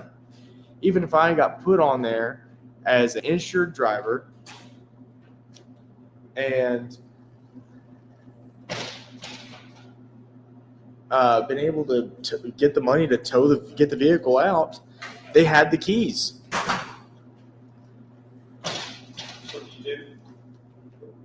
I'm already going off on them this morning. What? I'm already going off on GPD this morning. Oh, really? Yeah. So, guys, Watch, they're going to say it's in property and you can't get it back without making an appointment. Watch that one.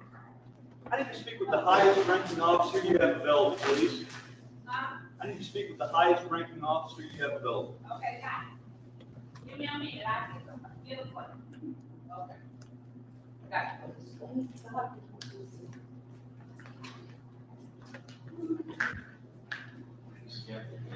No, eminent domain was not a factor. It was on private property.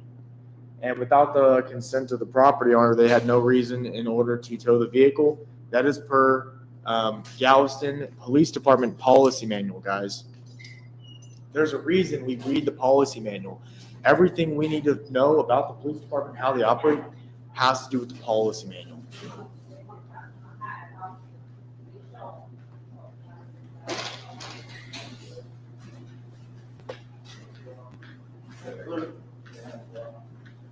Name badge, please. Sergeant Dodson. So you're the highest ranking officer at the building here today.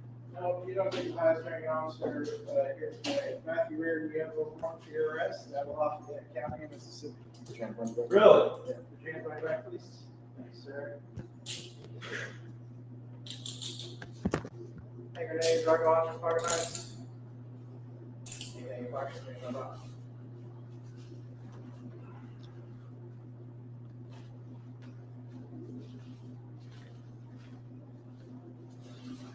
Would you like to take all this property with you? You're gonna leave it with you, right? Leave with my friend. I'll take it. I'll take it. Help me, guys. Oh no, we got about 200 people There's about watching right 200 now. people on YouTube right now, watching y'all. No, there's some more I'd incoming. like to see the warrant. I'd like to see the warrant before we continue. You want to just give them everything, or you want to keep like You want to give them everything? Yeah, I want to give them everything.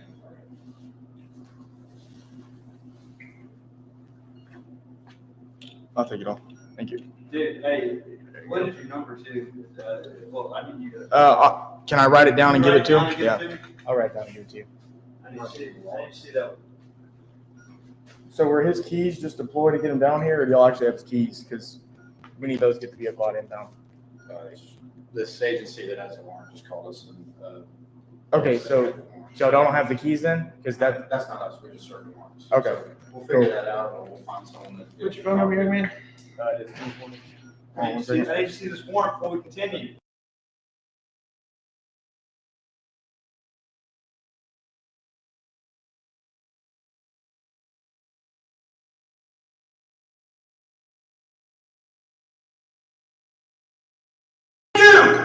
Let me see the warrant! You cannot take me into custody without showing me the warrant! Show me the warrant! Show me the warrant! Show me the warrant! I don't know what the warrant was for. They just grabbed him and took him. So I guess GPD wants to act stupid again today. All right.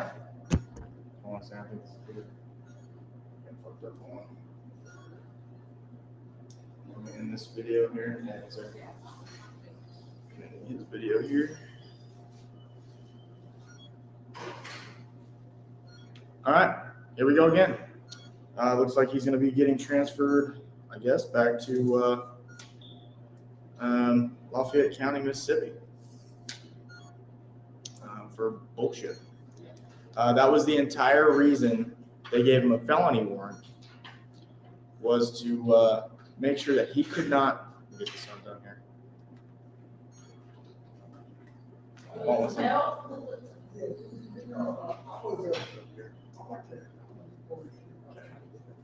This is the reason why they don't actually have his keys.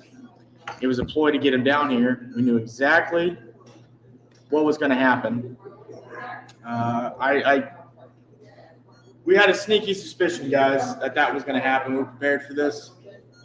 So, yeah, we located the keys at 11 o'clock at night. We didn't just get the phone call. They've been planning this all night long. This is conspiracy. Conspiracy to violate rights, guys. I got all of his property here, except for the keys to his vehicle, which they. I don't know how to. I don't know how to get his phone out of here. I don't want to break it. It's got battery. I don't see why it's not working here. There you go. Let's see what happens.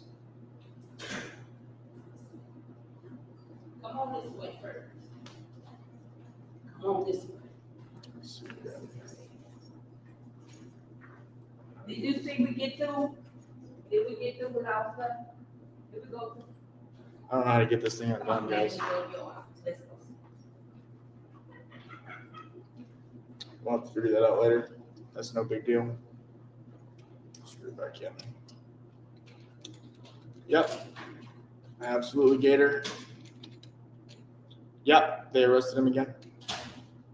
That's fine. I have all of his property this time, so nothing's going to be kept from him whenever he gets back out. We will make sure that he is safe. That is a trap right there.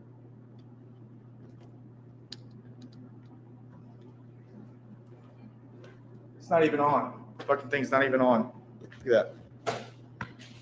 Not even on. So.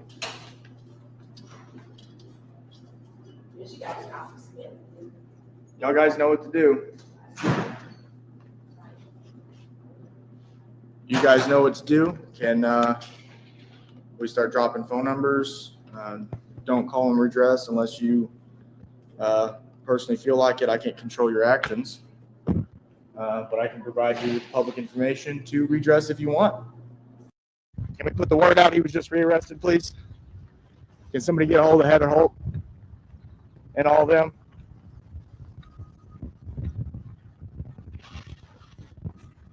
I've got all of his property in my pockets right now, so I'm trying to get that out. I'm going to go back in and see if they actually have his keys here or if it was a lie to get him down here. Because we just called the tow company. They didn't have his keys. And yes, that's all recorded.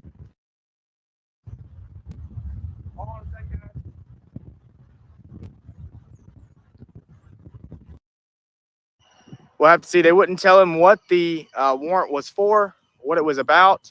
They definitely didn't expect him to get out of jail. The only thing they'll extradite for here in Texas is a felony warrant. So we're going to get these officers held accountable, and we're going to make sure that they face the consequences that comes with collusion and conspiracy, deprivation of rights under color of law. CC Hope, I don't encourage that at all, but if you do feel the need to redress, the number's somewhere in there, okay? It's absolutely your right to redress your government of your grievances. No keys yet. I'm going back in. I just wanted to make sure I had everything off me. I'm going back in right now to see if they actually had his keys or if that was just a ploy to get him down here or what the hell is going on. So, yeah. See what happens.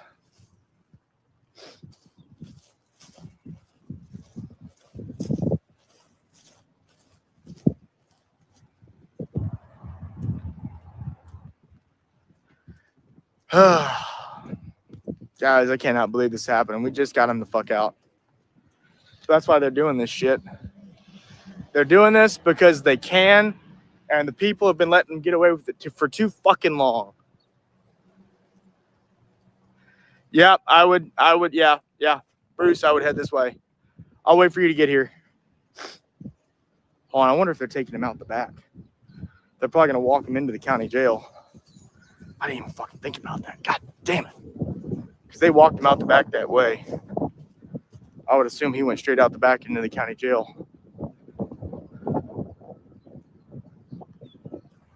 What warrant was he arrested for? That's the fucking question. What is it? A warrant for?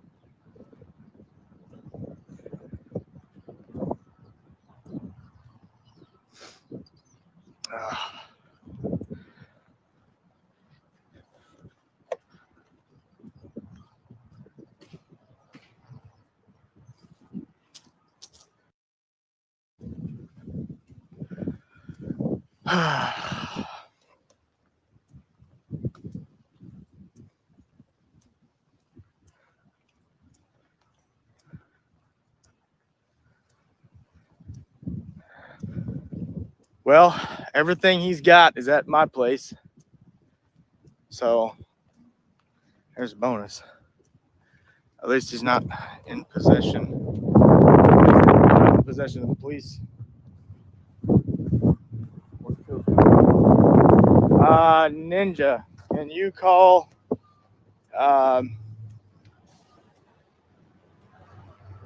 Mrs. Reardon?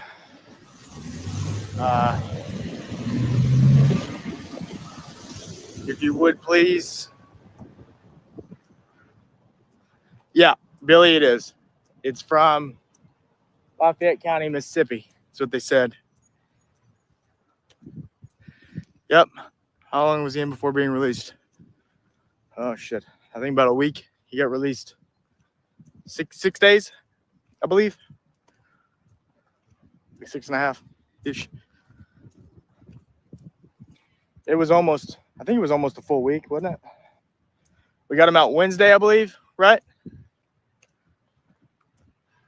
I know it was the 16th. And he was arrested on the 11th. I think. I have to go back and double check, guys.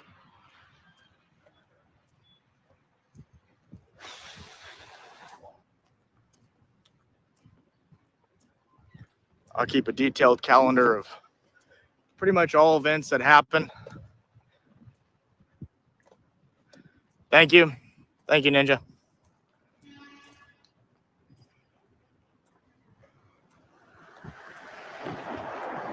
Once he gets there, there should be a bond amount for him. Guys, we're gonna do this tonight. We're gonna do it hardcore.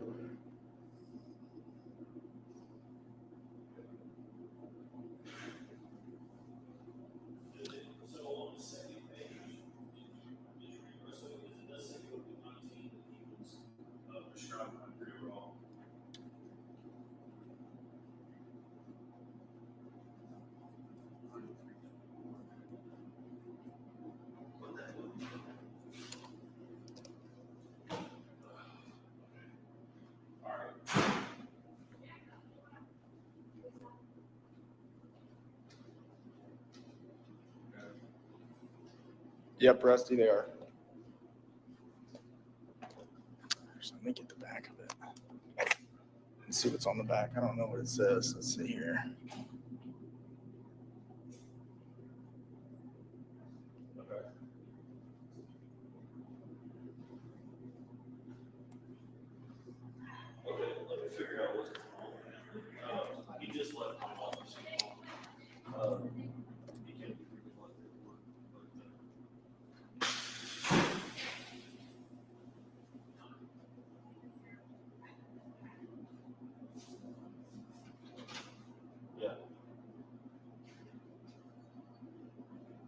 JC News Now, I am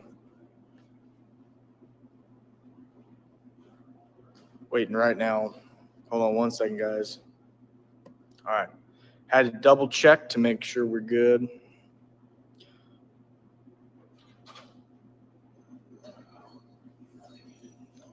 Absolutely.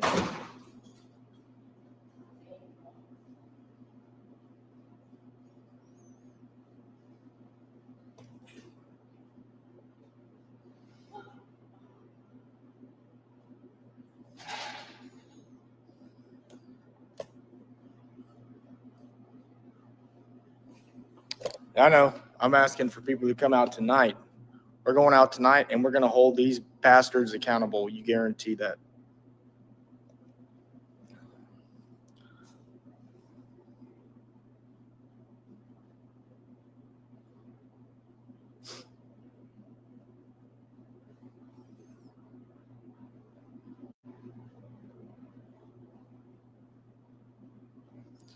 Yeah.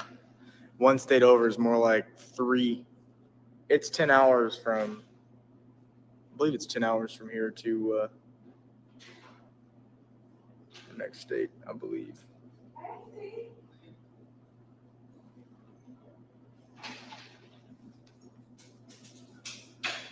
I think it's 11 and a half east to west, and it's about 12, 14 maybe north to south.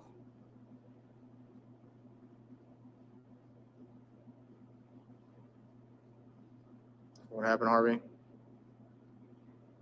Hit a couple lights, 5 minutes out. No worries, brother.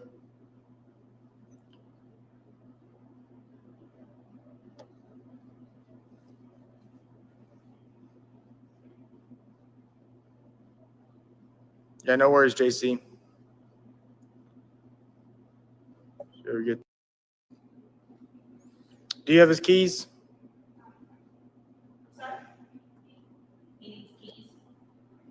Yeah, did you have Matthew Reardon's keys, or was that just a ploy to get him down here to arrest him? Do you have Matthew Reardon's keys? I do not. Who's that? You don't know who Matthew Reardon is? Didn't you speak to him last night? No. Aren't you an Officer Scott with the Galveston Police Department? Yes. Sergeant Scott. Yes. Sergeant Scott, okay. You didn't speak to Matthew Reardon last night? No, sir, I did not work last night. I worked days. You worked days? Okay. Was there another Officer Scott on night shift? Female? No, there may be at the county, but I mean, only officer or sergeant or anything. Scott at the GPD. Okay. All right. Do you know what Matthew Reardon was arrested for? No, sir. Could you find out? Would you like to know? Yeah. Oh, yeah. I just want to know. Matthew Reardon? No, I'm not Matthew Reardon, no. Okay. Yeah, I just want to know what he was arrested for. Okay, that is public information. If you'd like, you can get on the Galveston County Sheriff's Department website and then. He was just taken into custody. You could just help me out and just say, hey, this is the warrant, what he was arrested for, and we'll just go about our business. But y'all seem to want to be difficult for some freaking reason. I don't understand what the hell y'all think y'all are doing. I know you spoke to him. I've got audio recordings of a female officer named Officer Scott speaking to a man named Matthew Reardon last night, aka also known as Lafayette County Audits, on the phone trying to get his keys. Well, it was not me. It was not you? All right. Cool. Have a good day. You too. We got Lion Scuzz Buckets here. She's probably the next Megan Hall of the Galveston Police Department. All right, guys. Well, they're not going to tell us what he was arrested for.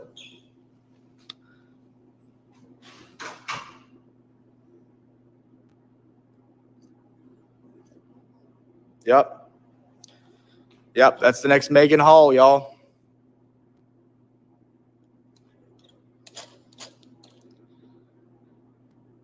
Yep, Pirate Otter, he got arrested again.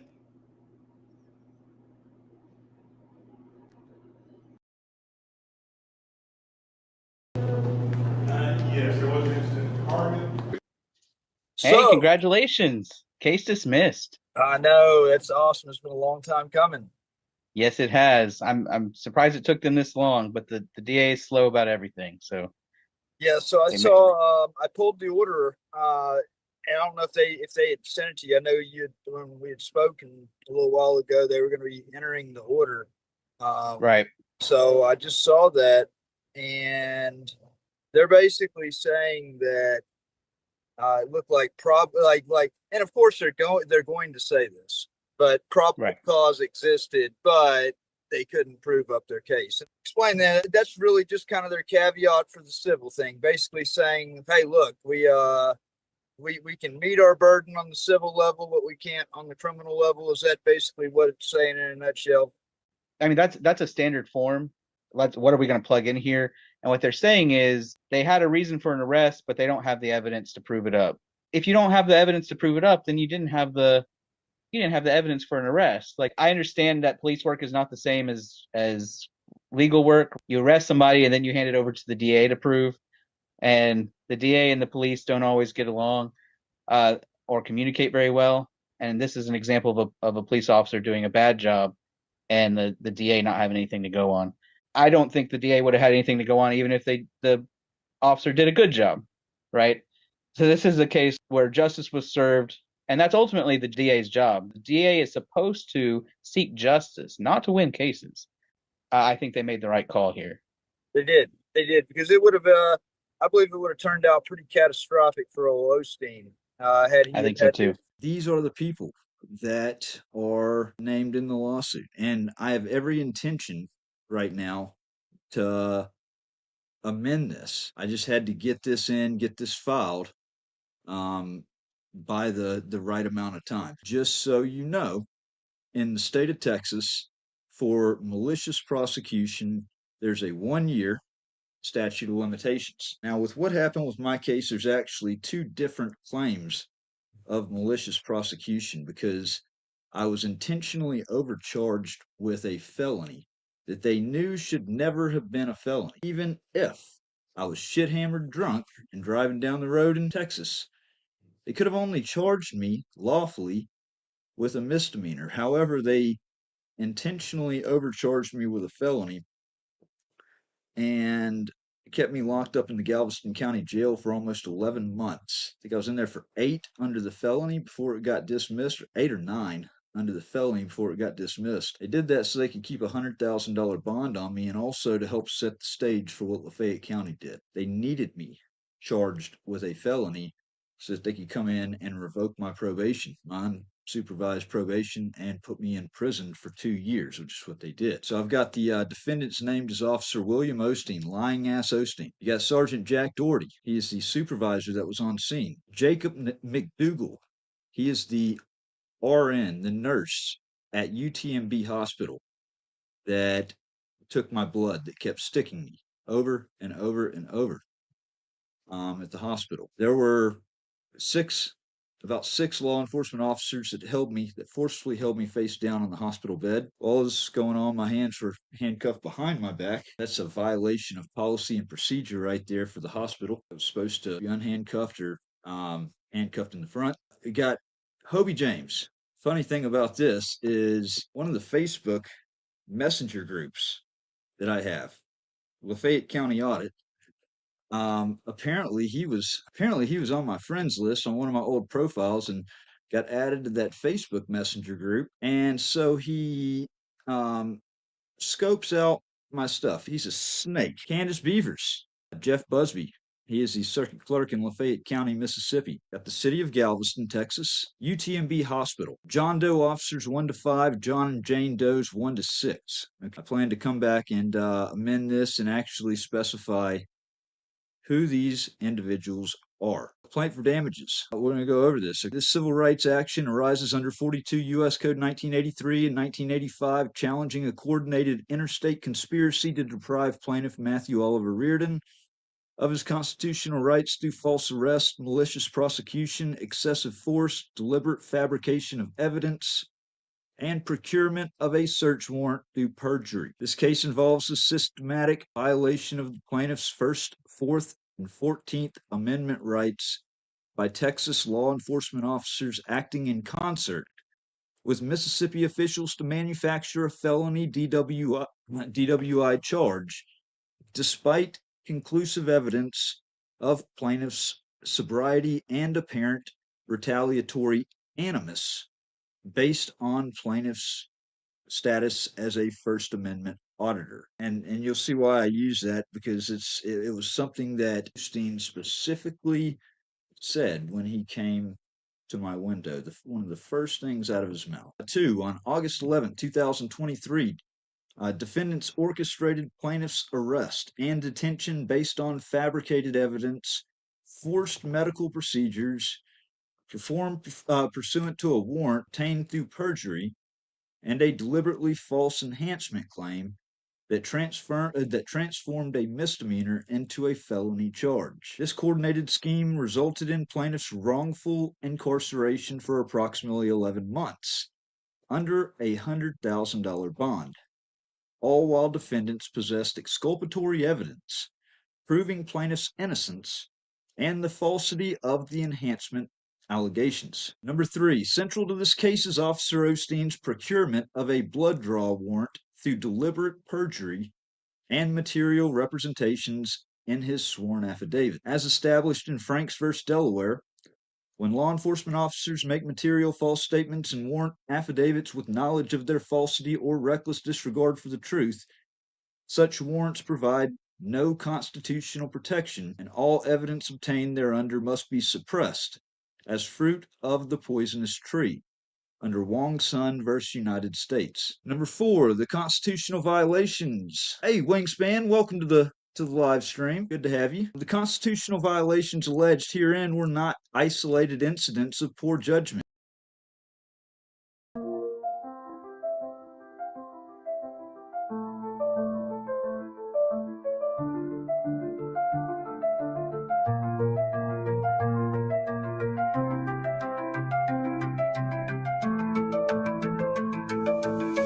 Good afternoon. My name is Matthew Reardon. I'm a journalist, father of four, and a relentless advocate for our constitutional rights. I stand here today at the federal courthouse in Salt Lake City, not just on my own behalf, but on behalf of every American who has ever placed faith in the integrity of our legal system, only to have that faith betrayed. On January 21st of this year, an illegal prison sentence was finally vacated. A sentence that had stolen precious time from my life and my children.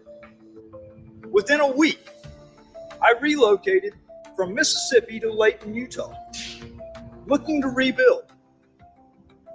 But almost immediately, illegal surveillance was conducted by Oxford Police Department. And on that very same day, my private address, which had never been made public, was doxed out and disseminated to 139 police officers, along with false and defamatory information.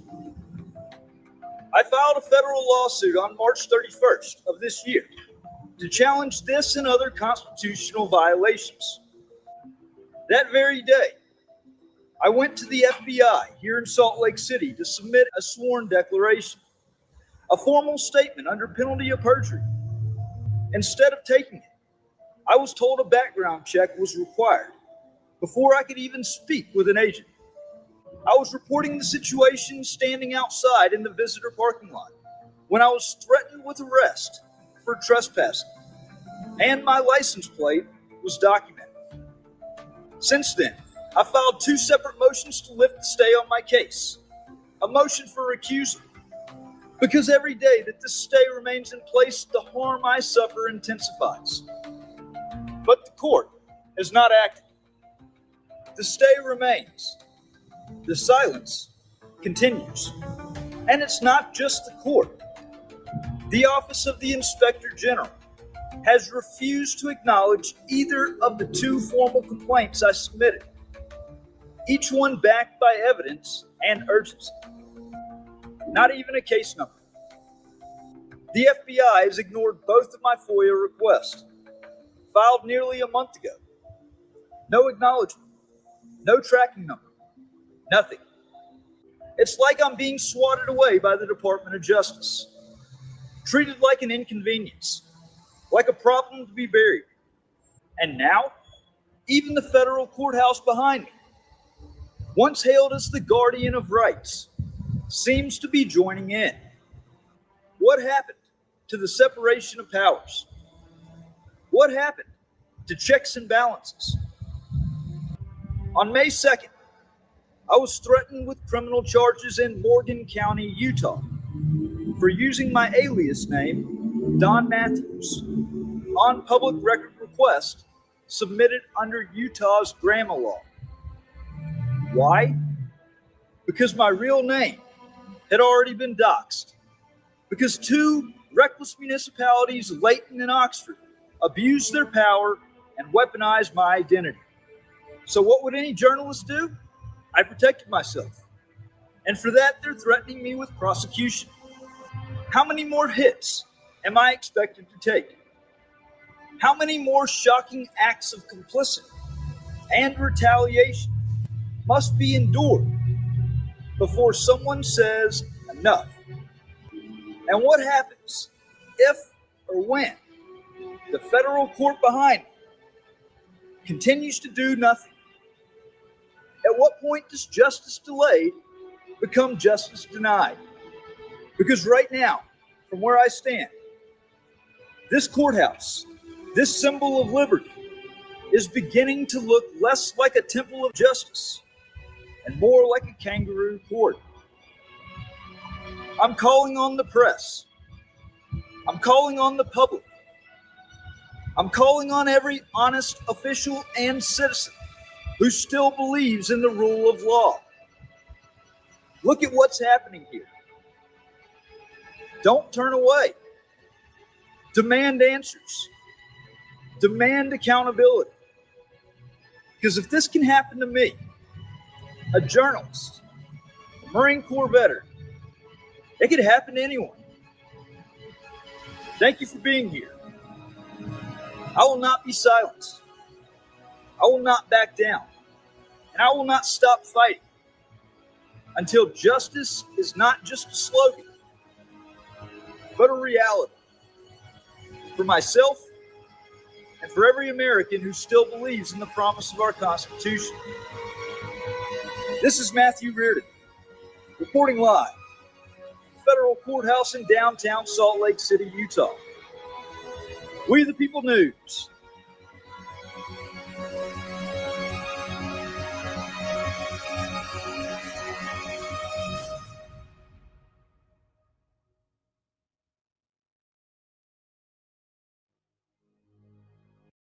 Atera is the IT game changer. Atera's full-stack IT management platform has remote monitoring and management, remote access. I'm over at the same place that I was before, probably a month ago. Same place that I realized, everybody realized, the big shocker that you can't report a federal crime, a major federal crime at that, to these people unless they actually run a complete and full background check. First of all, they tried to give me the damn runaround on bringing this affidavit over here, trying to claim that because I got here 5 minutes or whatever after 4 o'clock that nobody would meet with me. I just had an argument with an agent over at the office that was a complete smartass about the requirement for a background check. Doesn't make a bit of sense to me. He wanted to tell me I don't know the Fourth Amendment. Said they've had this policy for a long time as far as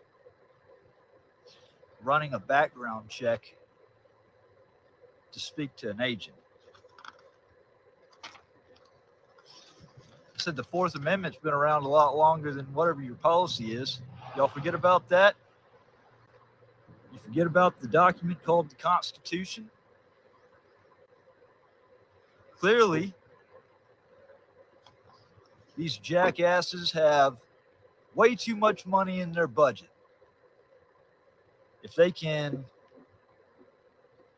afford to run a background check on somebody just to speak to an agent. That's the most ridiculous thing I've ever heard. So I'm going to go over what I wanted to drop off with the FBI. And I sure hope somebody is scoping this YouTube out. Like I'm sure they are. Because this just got filed in federal court today anyways. But what I really wanted to see is if the FBI was going to take their job seriously and take a major complaint. All I wanted to do was to see somebody in person. All they had to do was come to the damn gate and talk to me. But this is the nonsense. These people are paid for with taxpayer dollars. And this is exactly how they treat the people that pay their salaries. I dare you to let me build you a completely free e-commerce store. All right. In my hand right here, it's backwards on this, I've got a sworn declaration. I'm going to read this sworn declaration live on this video since I couldn't actually turn it in to the FBI. Want to give me the runaround. I guess I have another complaint to file with the Office of the Inspector General. So this will make 3 now. I'm just going to keep filing paperwork until something changes, because this is ridiculous.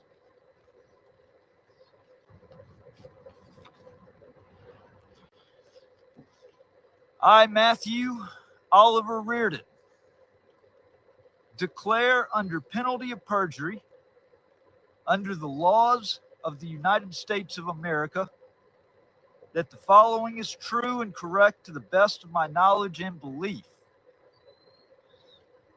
1, I am over the age of 18 and competent to make this declaration. I am the individual referenced in communications sent by Captain Hilden Sessoms of the Oxford, Mississippi Police Department on February the 5th, 2025. Number 2, I moved into a residence in Layton, Utah, late in the day on February 1st, 2025. The residence is located at, I'm going to redact that for this video. Number 3, at the time I moved in, I had not submitted or disclosed that residential address to any person, agency, platform, or institution, public or private. Number 4, I had not yet updated or filed my new address with the Department of Motor Vehicles, the United States Postal Service, voter registration, tax filings, or any other governmental record-keeping agency. Number 5, I had not mentioned or published the address on any public platform, social media account, video, form, or document, nor had I provided it to any individual outside of the leasing process. Number 6, in fact, I did not have the address memorized and routinely had to refer back to a text message from my landlord to retrieve it. This further affirms that I could not have casually or inadvertently disclosed the address myself. Number 7, at no point prior to February 5th, 2025, did I provide my new Layton address to any law enforcement agency, including but not limited to the Layton. Hey sir, how's it going? What's going on? Hey, I'm gonna have to ask for you to leave though, otherwise you'll get charged with trespassing. I'm gonna get charged with trespassing, being on public You're not on public property. This is private property. The FBI is private. No, this is actually a parking lot right here. No, so yeah, but we own this. Yeah, but we own this. Yeah, but we own this. You can go in the grass. You go on the other side of the street, but you need to leave this area. So this, you're actually going to tell me this. I'm a journalist, and I'm here. I tried to turn in. Where are your credentials at? I don't need fucking credentials. Who are you to ask me for fucking credentials? You have a Where's your? Okay, I don't give a fuck. Where's your supervisor at? You don't need to talk to my supervisor. Does filming make you feel cool? Yeah. Does being a fucking dumbass, does refusing to talk to the public, does that make you feel special? I'm talking to you. I'm not refusing to talk to you. Well, I'm not going to play your fucking games. I'm going to leave the property. Thank you so much. And I'm actually going to go right out here to the curb. And then I'd like to see you do something, motherfucker. All right. Piece of shit. You're really big behind the camera. All right, you can leave now. Fucking tool. Can y'all believe that? Did you hear what he said? Oh, he's looking at my tag. Yeah, get the fuck out of the way. Yeah, okay. See this?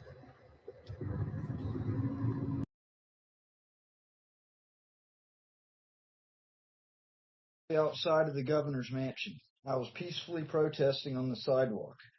I'm a journalist. I believe wholeheartedly in the First Amendment. It must be preserved at all costs. I was exercising my rights, and a state trooper that was there at the shack got completely triggered and told me to take my sign and go across the street. I told him I was on the public sidewalk, and I was perfectly fine, and he charged at me, threatening me. And why did Amazon send me I would say, $20,000? came Because within I use about an Amazon arm's length AI. of me, pushing I'm going me to out show you a into the way to road, attention. which was excessive right there. But Hey. it went from bad to worse was where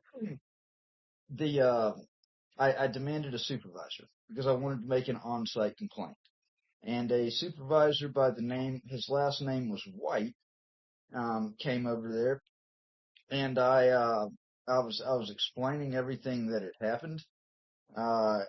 The supervisor was more, I guess wasn't worried about his actions, and was trying to figure out a way to basically kind of make it all, my fault.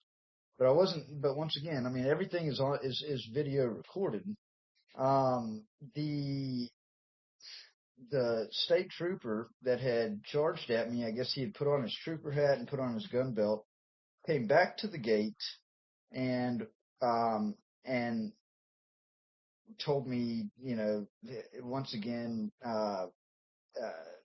yelled something. I can't remember what he yelled, and I said, "You're gonna get away from me."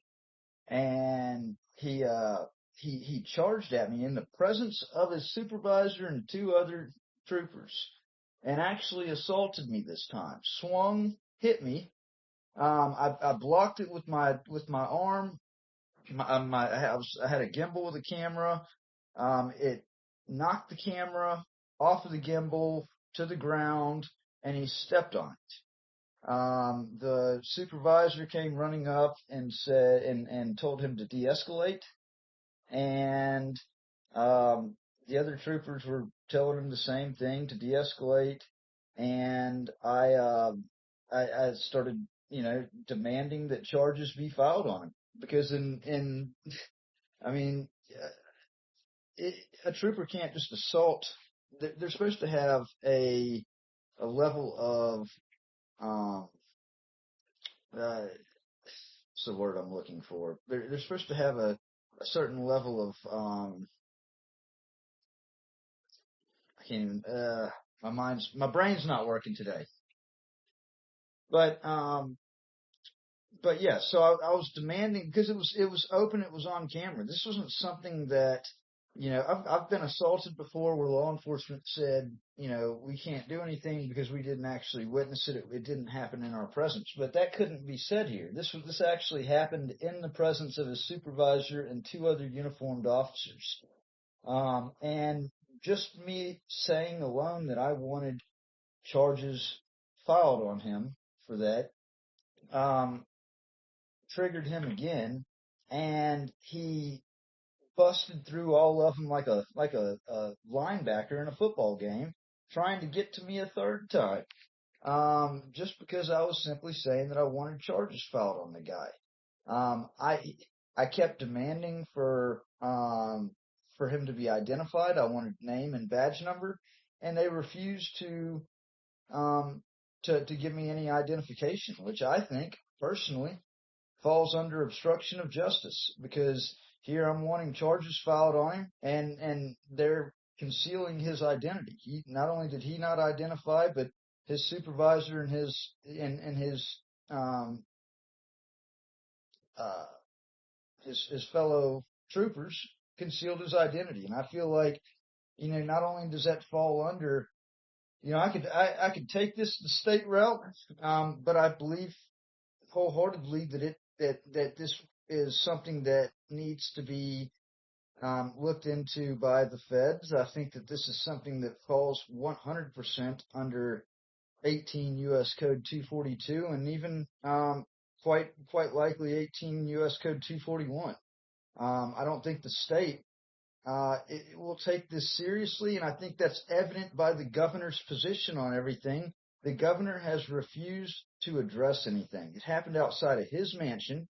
It's been a very public ordeal. The video has been picked up by some large channels. It's the Mississippi Highway Patrol secretary that I spoke with on the phone had even seen the video, and she even said herself she couldn't believe what she saw. He was 100% in the wrong. And I've called for the governor to denounce it. I've called publicly for the governor to denounce it because I think that it sends a visible message to not only the citizens of the state of Mississippi, but to the nation. Because this video has not only it's gone around the country, and there have been people in other countries that have jumped on and commented seeing it. I think that it sends a clear message that the state of Mississippi condones this type of behavior, happening to citizens that are peacefully protesting, and not only citizens that are peacefully protesting, but journalists. And I can't count on the state doing the right thing in this situation because the governor is intentionally choosing to stay silent on it. And to me, silence is complicity. And it's honestly, it's just as criminal in this situation. Okay. My office, we do not investigate. We prosecute cases that are brought to us. So I forwarded your voicemail that you left with our office to the FBI, and I'll follow up and make sure that they received it. Then they go from there as far as for an investigation. I just wanted to share that with you, that my office, we don't investigate. So I'm not in a position where I can comment one way or another. Okay. I would be happy to provide. I understand that they do the investigating, and I'll say this, that I've had numerous issues with getting fair treatment from the FBI. And it's been in several jurisdictions, not just in the Northern District of Mississippi, not just in, out in Salt Lake City, Utah. I don't know why. I feel like the evidence couldn't be clearer, and it's like there's just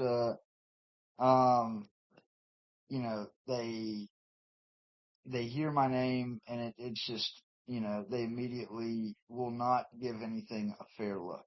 I don't have any kind of record as far as the feds go. I've never committed any federal crimes. I have asked that the FBI, do a fair investigation into what the state of Mississippi has done over the last 8 years. And there's been a lot of, I'll tell you exactly what I feel like it happened here. I've got a book that's about to publish. It's called American Injustice, that details out 8 years of absolutely heinous public corruption that I've witnessed and has happened to me, and it's backed by evidence. It's not just things that I'm saying. I'm alleging. It's stuff that's actually backed by evidence. And what I feel like has happened here is, and this should not be the case. This should never be the case. But what happened was, it happened like all of my story, everything that happened started with a few people on the state back in 2017. And what happened was, it was a few other people that took the backing of those people with the state to basically cover up and protect. And then there was one instance after another of that got exposed, and then there was something else done to cover that up. And then that got exposed, and then something was done to cover that up. And each and every time that happened, it involved more and more people to successfully cover it up. So what started with a few people on the state side has spiraled out of control to where there's been so much involvement, so many different people with the state, and even it's gotten to what I can just about 100% make the claim that there were it got to a level where there were people on the Fed side that basically it started with just a couple, just not many that basically covered and took the backing of certain people that had involvement in the state, and then before long you have more people on the federal side that are obviously now they're backing up and taking the back of the people that should have never just automatically backed up and covered up people with the state. And it's gotten to I've coined it trickle down corruption, okay, and it's where it's something that's ballooned to where there is, and I'll tell you this case in point. I've made 3 Office of the Inspector General complaints. And these are, I got sentenced to a year in prison for going to the FBI office in Oxford, Mississippi to report law enforcement corruption. That should never happen. What happened was Lafayette County, Mississippi actually had me banished from the county. This was all part of the numerous things that have happened. I was completely denied due process, and I had a family crisis that involving my children that I ended up pleading out to something that I did not do, but I pled out solely to get out and to provide for my family. But part of that whole pleading out to it, I had to agree to be banished from Lafayette County. Well, I had evidence of law enforcement corruption involving Holly Springs, Mississippi Police Department, as well as Lafayette County Sheriff's Department, and I called the FBI in Oxford, and I said, "Hey, I've got evidence of this, corruption. I want to speak to somebody. I want to bring my evidence up there." And the agent told me, "We don't do appointments, we do walk-ins." And I said, "Well, it's a little bit different for me because I'm actually banished from Lafayette County, and this is one of the things that I want to talk to y'all about." And we had agreed verbally on the phone to me coming up there about an hour and a half later.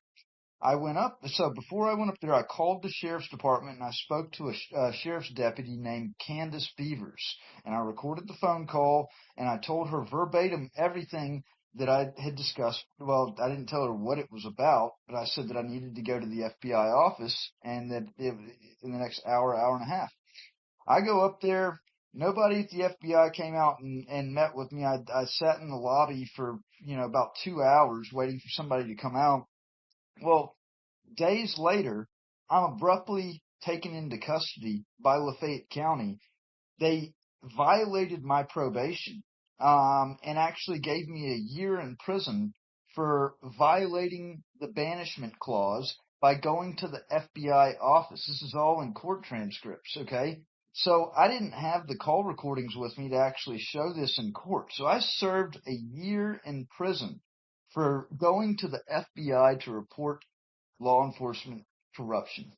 I get out of prison August 1st, 2023, and I exposed the sheriff's deputy for what she did. I put the court transcript out as well as the call recordings that are lined up, and it shows verbatim that she intentionally lied to send me to prison. That got a lot of traction on YouTube, and they devised a scheme to attack me and to silence me. And what happened was 9 days after I got out of prison, August 1st, I left to go to Galveston, Texas to go and report on law enforcement corruption down there because I had gotten tips as a journalist that they were making false arrests. They were racially profiling people. As I was going into the city limits of Galveston, Texas, 11 hours away, I'm pulled over by Galveston police, and I'm arrested on a false charge of DWI. I hadn't drank in 4 or 5 years. Since the end of 2018, I kept telling the officer that. He claimed that he smelled the odor of alcohol, refused to give me a breathalyzer test, took me to the hospital, and they tortured me at the hospital with a needle, with like 6 officers holding me face down on a hospital bed. I sat, as I was getting booked in, I heard the voice of that sheriff's deputy on the phone with the arresting officer. Okay. I sat in the jail in Galveston, Texas for 11 months, 2 weeks prior to going to trial. I was extradited to Mississippi. I was robbed of a trial in Galveston, Texas. I was extradited to Mississippi. They held a revocation hearing for me and actually sent me to prison, gave me a 2-year prison sentence based on the officer's lies. That prison sentence was vacated January 21st of this year. It was declared illegal, and I was released January 22nd. The charge in Galveston, completely dismissed. The proof came out. I was innocent, and it was a conspiracy. We actually have recorded phone calls from Lafayette County, Mississippi, actually on the phone with Galveston, Texas, the arresting officer, to arrest me. This was part of the conspiracy to silence me and put me into prison. They literally have robbed me of my life. I've lost literally everything. They sold my car at public auction. They have completely just stripped me of everything. And I have been crying out for help to the federal authorities. This evidence couldn't be any clearer. And why the feds haven't come down on these people yet is beyond me. I'll tell you another thing. Why the FBI has stayed silent, even though I've published the recorded phone calls showing where I spoke with the FBI, and basically I went to prison for that. Why they haven't come forward and said, well, that guy was actually right. He was, we did talk to him.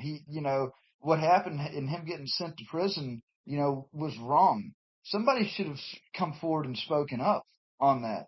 And instead, the FBI has chosen to remain silent. So yeah, I understand that you say that the FBI has got to investigate it, but why haven't they looked into anything else? Why have they been able to remain silent and be complicit in everything that's happened? This has been an all-out just attack, everything but an assassination on a journalist. And honestly, I feel like that's the next thing to come, because they've done every single thing that they could possibly do to me to silence me.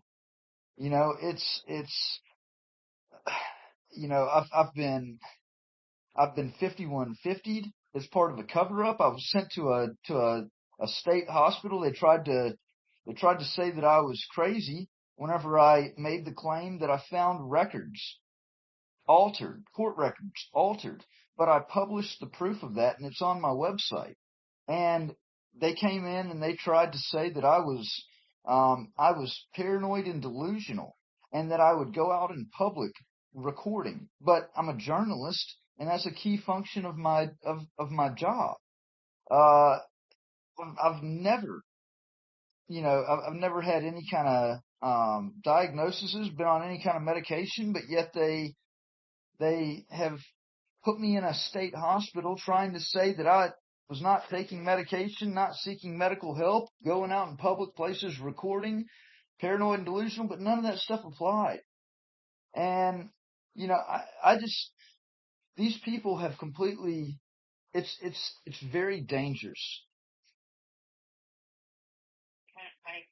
Hearing what you're saying, I cannot comment on why or what the FBI did or did not do, because I have no knowledge. But see, y'all are the prosecuting. They're the investigatory arm. Y'all are the prosecuting arm. And all I'm asking, okay, because different from the state, I can basically file a criminal affidavit with the state, and they have to, push that forward. With on the Fed side, it has to be initiated by the federal authorities.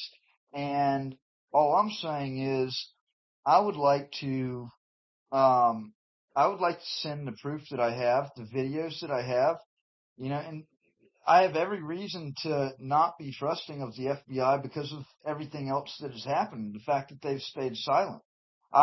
Instead of relying solely on the FBI to do their job there and properly investigating that and looking at the videos, I would like to be able to send the videos to y'all, because y'all have the ability to pull the trigger on prosecuting something. It doesn't solely have to come from the FBI. It has to just be a federal authority, that one of the arms. It's really ultimately it comes down to the U.S. Attorney's Office on making the decision to prosecute. But something as plain, easy to see as this, I would like, I'm not fully trusting in the FBI doing their job and investigating this because of everything else that's happened. So can I send the videos to someone in your office? Whenever you like to my office, I'm going to send it to the FBI. Okay. And You're happy to send it to my office. all right, can I get an email?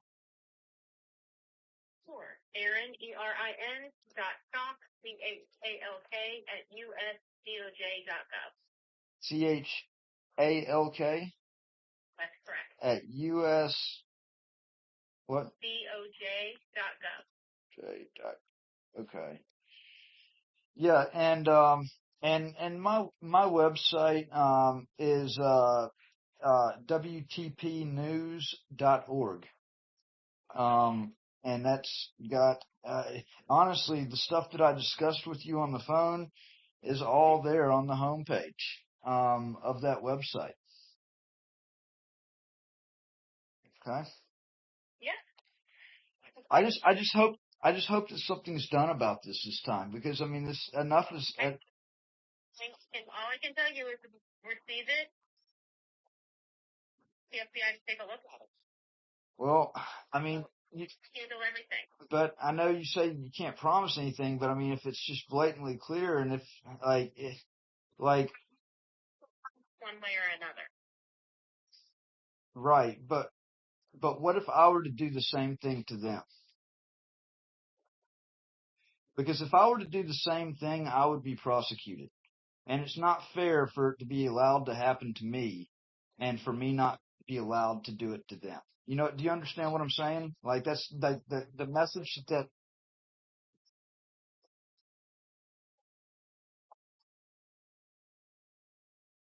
They're another prosecuting agency if you're not interested in going to the district attorney. well, I've sent it all to the Attorney General's office. The Attorney General's office, that's why I need it to go to the feds, and I need the feds to actually take a serious look at this, is because this has been full-on weaponization by the state of Mississippi at its highest levels. The Attorney General's office has been very well aware of everything that has gone on, Aaron. And they, for them to do something is basically for them to admit that they've been in the wrong before. I think that the same issue is going on here with the feds. I think for them to basically do anything and get involved kind of shows complicity before. But I'm not, I want y'all to know I'm not trying to, I'm not trying to clamp down and basically, I want this to stop. Okay. That is the number one thing. I want this to stop. And I feel like people feel like if they do get involved at this point, that it makes them automatically, in the eyes of the public, guilty for not doing anything before. Okay. And that's the problem, is this is getting out of hand. It cannot, this cannot be allowed and condoned. It cannot be allowed to go on any further.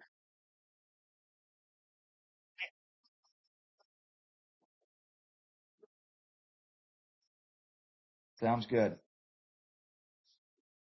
All right. Thank you, ma'am.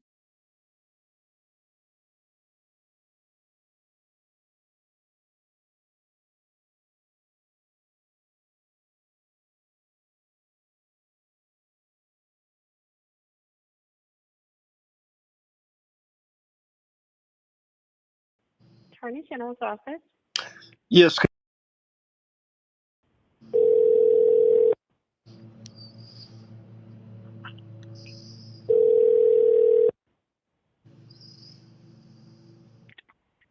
Attorney General's office. Yes. Can I speak to Ashley Sulzer? Sure, just a second.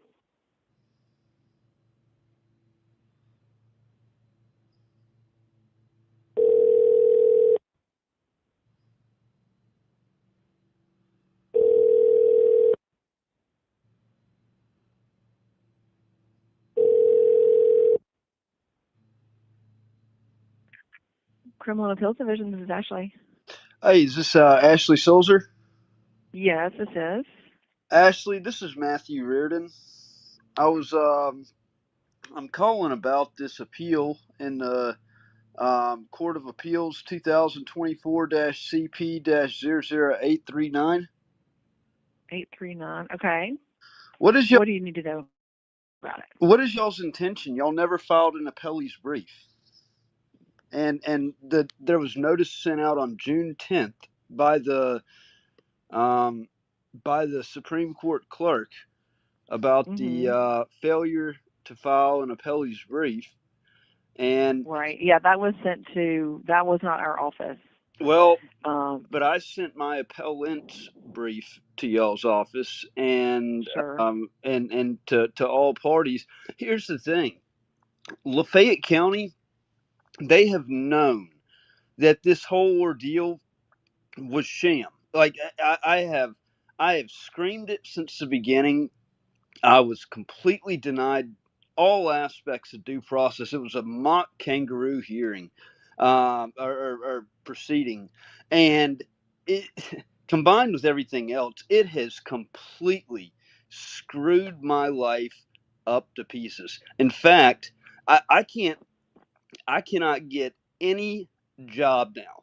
I've literally I can't even get DoorDash ran a background check for me to do DoorDash and denied it because of this. That's actually, it's in default now for the state because the state never did submit an appellee's brief. I mean, there is really no argument that can be made on it.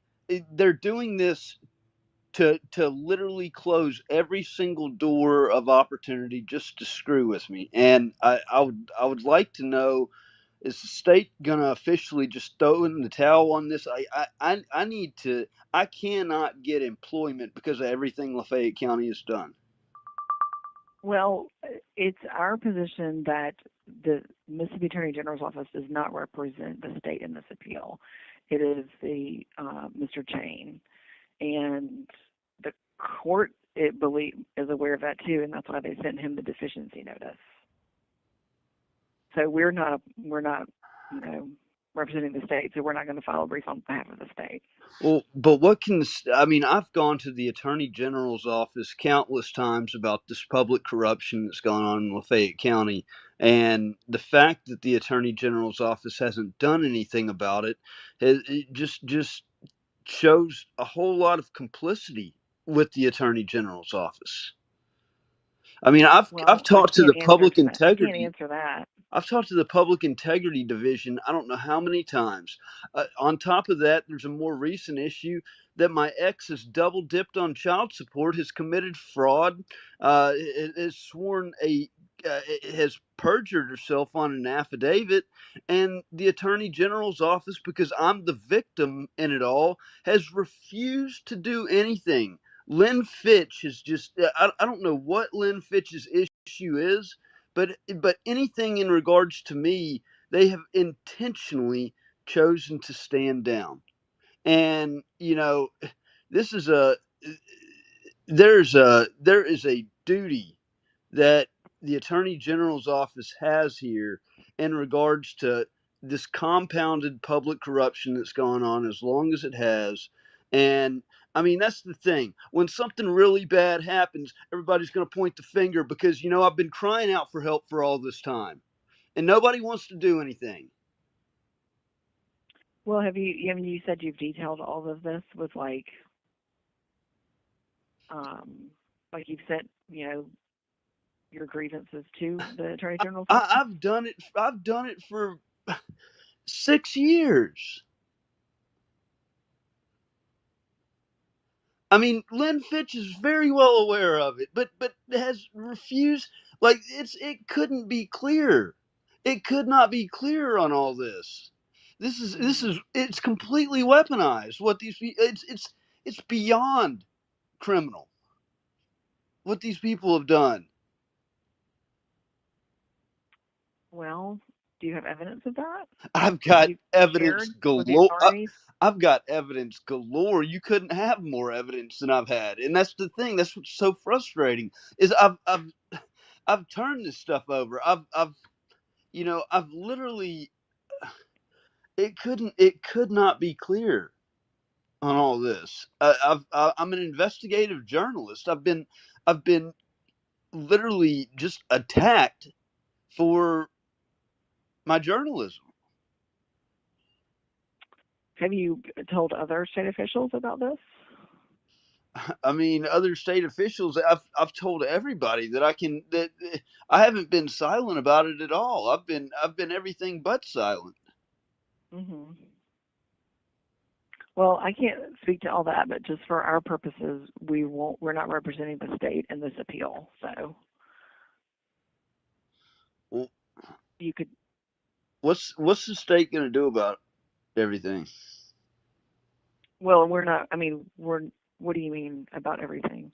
About I mean, like the fact that I've literally this is some of the worst public corruption that has gone on in Lafayette County, and they've gotten away with it over and over again because it's been condoned, it's been allowed.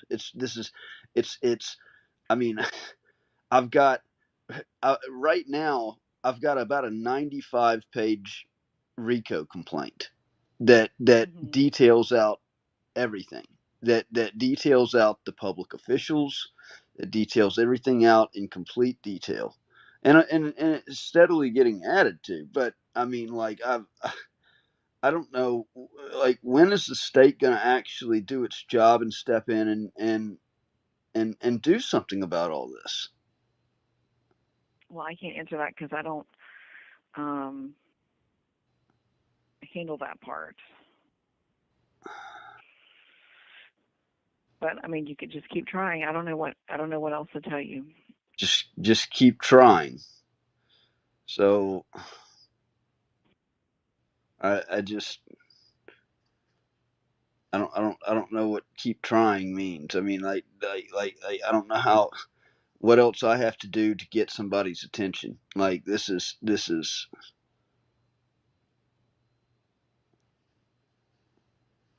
I don't. Is there anything else I can help you with? Yeah, put Lynn Fitch on the phone with me. Yeah. Yeah, I know. She thinks it's a joke. She's a joke. I doubt that. That's incorrect. Well, But you're entitled to your opinion. How's it incorrect if I've been trying for 6 years and nobody will even look at anything? That means Well, maybe you don't actually have the proof you think you have. No, I've got the proof. I think I know I've got the proof. There's no ifs, ands, or buts about it. The proof, there is no dispute. Zero. It's I don't know. I mean, it's completely just one of my one of my websites that details everything out. We the People News, WTPnews.org. Check it out. I will do that. All right. But in the meantime, good luck. All right. I mean, I'm serious. Yeah, I mean, I don't know what that's supposed to mean though, because I mean, I had everything going for me. I mean, I had my resume phenomenal. I cannot get hired now. I cannot, I can't support my kids. I can't support myself because of what the state of Mississippi has done. I can't even get hired as a DoorDash driver because of this sham. What they knew was a rigged charge. There's actually the more recent thing that's happened. It was an illegal interstate conspiracy involving two Lafayette County sheriff's deputies that actually conspired with an officer from Galveston, Texas. I went over there. I was given a 1-year prison sentence for going to the FBI to report corruption with 2 law enforcement agencies because I was banished from Lafayette County. And I did what I was supposed to do in reporting that I needed to go into the county to meet with the FBI. I was given because the sheriff's deputy intentionally lied on stand in court, which I exposed in a video where I had the transcript in court as well as the recorded phone calls, and it's lined up on the transcript to show that she intentionally lied to send me to prison. All right, after I got out, I exposed that. I got tips of corruption with the Galveston Police Department. They were racially profiling people. I drove 12 hours to Galveston.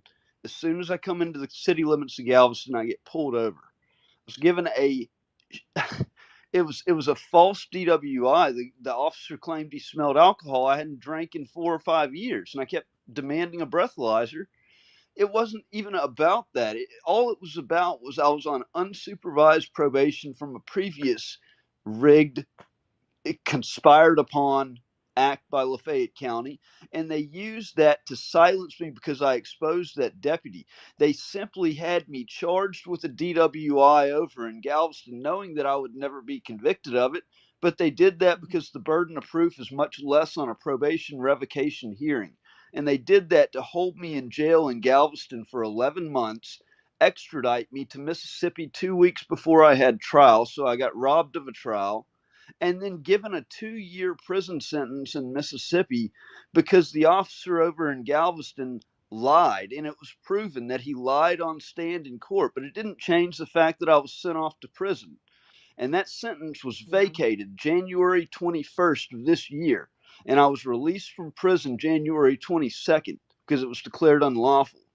And I left and I went to Utah to get away from these evil people in Mississippi. And no sooner than I get to Utah, a captain with the Oxford Police Department, Hilden Sessoms, actually ran illegal interstate surveillance on me somehow, some way, because I didn't even have my address at that point. I had just signed a lease. I hadn't given the address to anybody, and gave my address and my personal information out to this Utah Police Department with false information. And that then got doxed out to 139 police officers via email. I got that through a public records request that I had requested, and I got all the evidence. So there's no way I'm making this stuff up. And that stuff is on the website, by the way. And the fact that, the state attorney general's office has been made aware of this stuff and is allowing these people to continue to operate in dangerous ways. It's beyond a nightmare. And here I am, just the one to suffer the consequences of everything because these people have run amok and have been allowed to.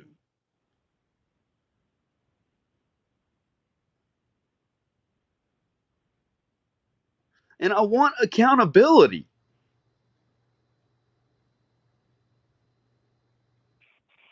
Well, is this your phone number, 662-78? Yes. Okay. Well, I'll pass this message along to our Public Integrity Division. I've tried. I mean, that's the thing. You couldn't get more evidence. I mean, I've gotten this through public record requests. I've literally, I feel like there's a duty, if there's some type of personal animus for whatever reason towards me, those people in the Public Integrity Division need to find another job. There's still a duty at the end of the day to uphold the law and to prevent this type of stuff from happening, because it sets a horrible precedent, and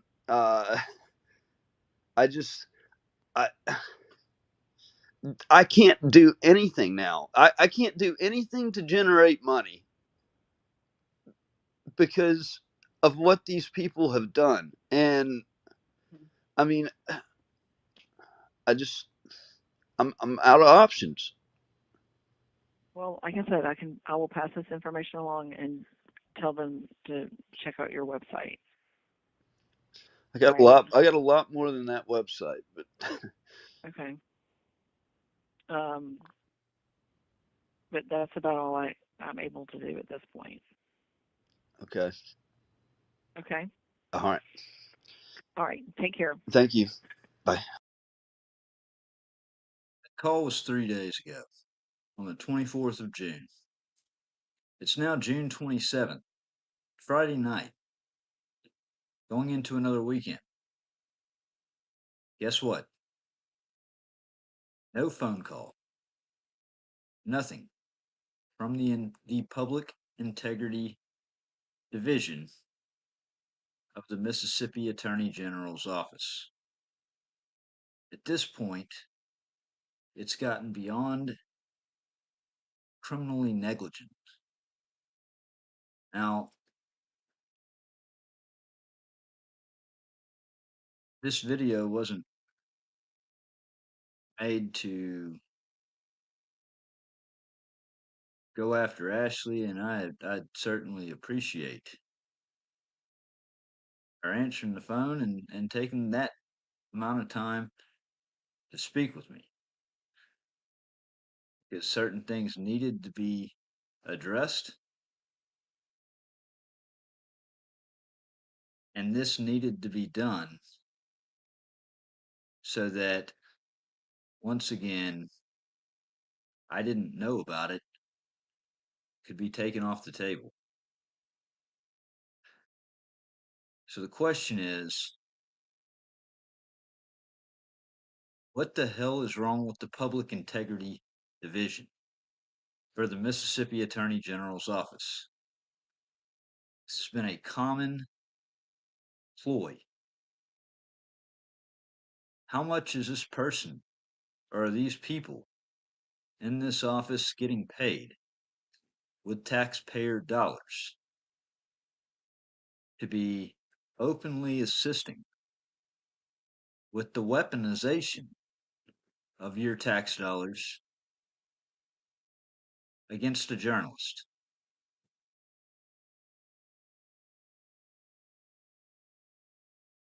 I think the Mississippi Attorney General's office has some explaining that they need to do. They have my number. They have my email address. No justice, no peace. No justice, no peace. Enough time has elapsed. One day is too long when it comes to public corruption.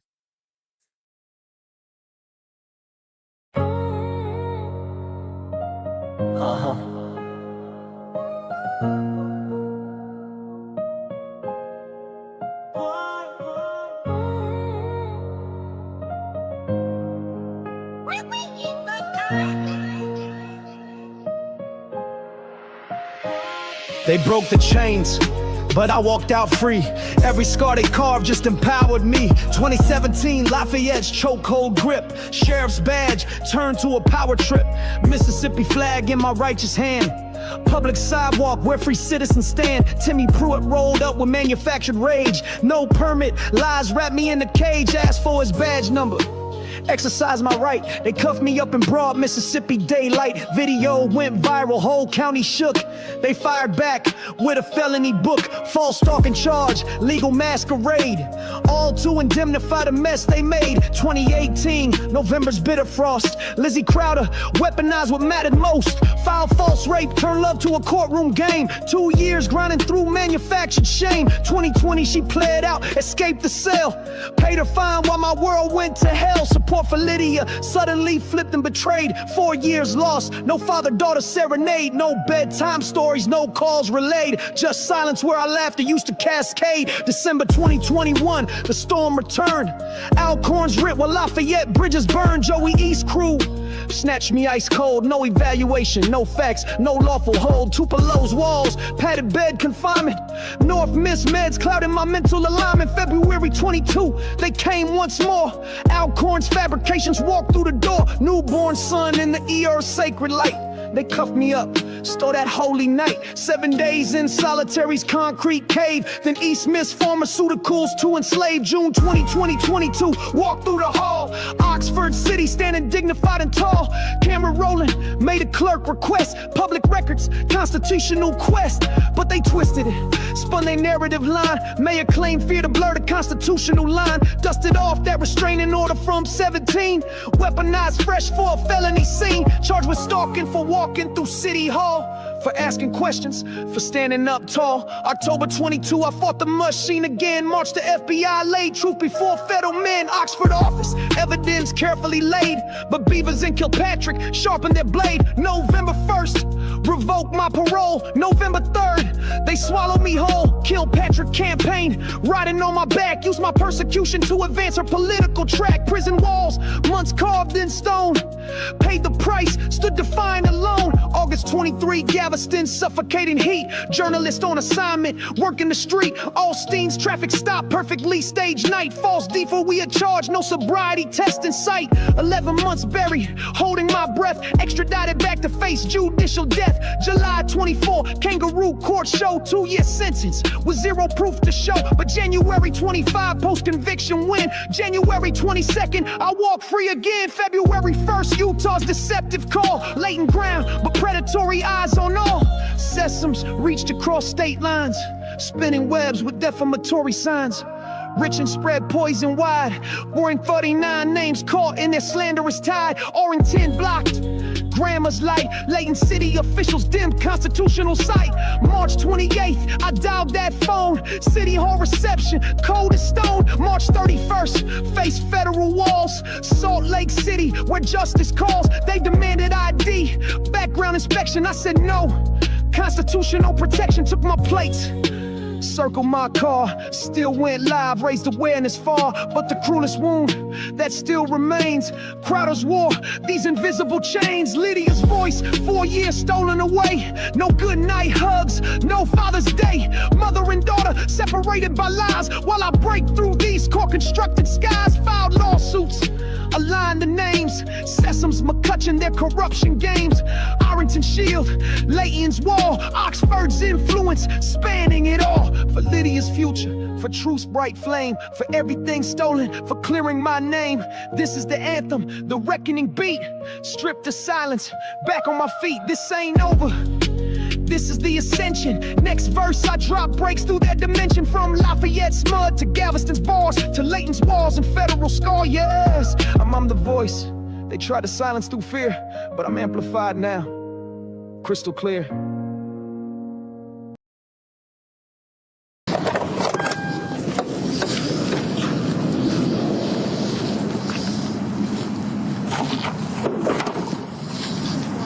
Hey, man. Hey, you gotta move that. I'll move when I talk to Joey. Joey knows I'm out here waiting. He needs to come out and talk to me. I'll move when I talk to Joey. Say what? When Joey wants to talk to me, I'll move. Otherwise, I'm not breaking any law just for parking in a spot that says reserved for the sheriff's department. One more time. I'm here at the sheriff's department. Move, or you will go to jail for disorderly. I'm not being disordered. Okay. I'm moving my car. I'm moving my car. I was moving my car. Ah! Really? Ah! I said I was moving my car. Oh! Stop! Ah! Mr. Reardon, did Deputy Dixon ever tell you to put your hands up? No. Did he ever tell you to stop? No. Did he ever tell you you're under arrest? No. I'm talking about during the confrontation in the parking lot. I never audibly heard the command, you're under arrest. Never heard the command to stop. Did you audio record that interaction? Yes, sir. And have you provided me a copy of that recording? Yes, sir. All right. I'm going to play that recording, listen to the record.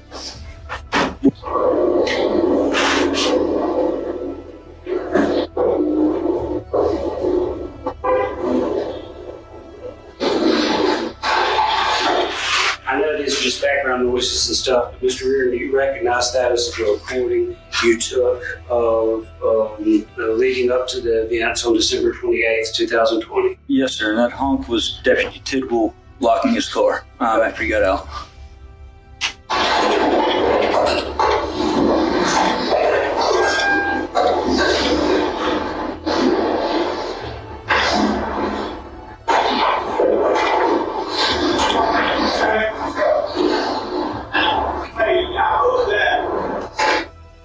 Do you recognize whose voice that was? That was Courtney Dixon. Okay. Do you understand that that was a request to move your vehicle? Yes. Oh, when I talk to Joe. Joe? Is that your voice, Mr. Reardon? Yes, sir. Get up on your way. He needs to come out and talk to you. I'll move when I talk to Joey. When Joey wants to talk to me, I'll move. Otherwise, I'm not breaking any law just for parking in a spot that says reserved for the sheriff's department. I'm here at the sheriff's department. Move. Okay. I would have asked you, what did the sign say that you were parked in front of? Reserved for Sheriff's Department. Okay, and you just said you were there for what? I was there to see the sheriff in regards to my daughter. Joey East. I needed to get a little Q&A with you. I don't do Q&As. You don't do Q&As? No. Well, can you answer a few questions for me? No, I can't. Why were you parked in that spot? I parked in that spot because the driver's side window was knocked out of my car. I did have a tarp there. Where I was parked, I could not hardly see when the sheriff was coming out through the rear view mirror. I couldn't see the side view mirror, and I simply wanted to speak with the sheriff because I couldn't get a response from him through email. Why is the county not wanting to comply on the public records request? You told me. You probably have to ask the county, man. You told me that if I submitted it, y'all would comply. That was the last time that we spoke. I told you we'd look at it. And why did you think that sign didn't prohibit you from parking there? Well, there's the jail and the sheriff's department. If I figured the sign would have said for sheriff's deputies only. It had to have said authorized for official vehicles only or for sheriff's deputies only. I would have inferred it to be that. It's saying sheriff's department, reserved for sheriff's department. I was there on what I felt was official business to address the sheriff about a redress, about a grievance.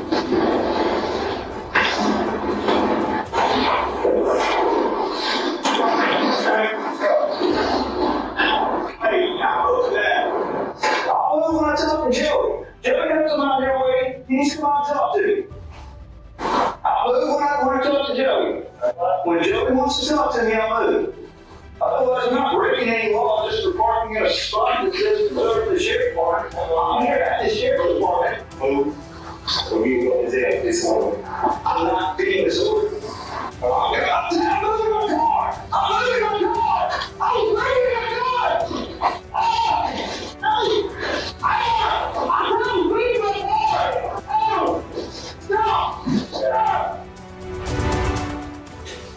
Matt, is that a true and accurate reporting of the events we've seen on the Sheriff's Department's video camera from the jail?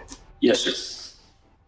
Did you hear on that Officer Dixon give you any commands to stop, put your hands up, or anything like that? No, sir, I didn't. And what did you know? Did you know why he was stepping towards you? I just felt as if a aggressor was coming towards me when I was simply trying to find the answer as to how this would be disorderly when I wasn't acting in a disorderly way. So I thought that I was there to see the sheriff about my daughter. Were you holding things in your hands? I had my cell phones in my hands.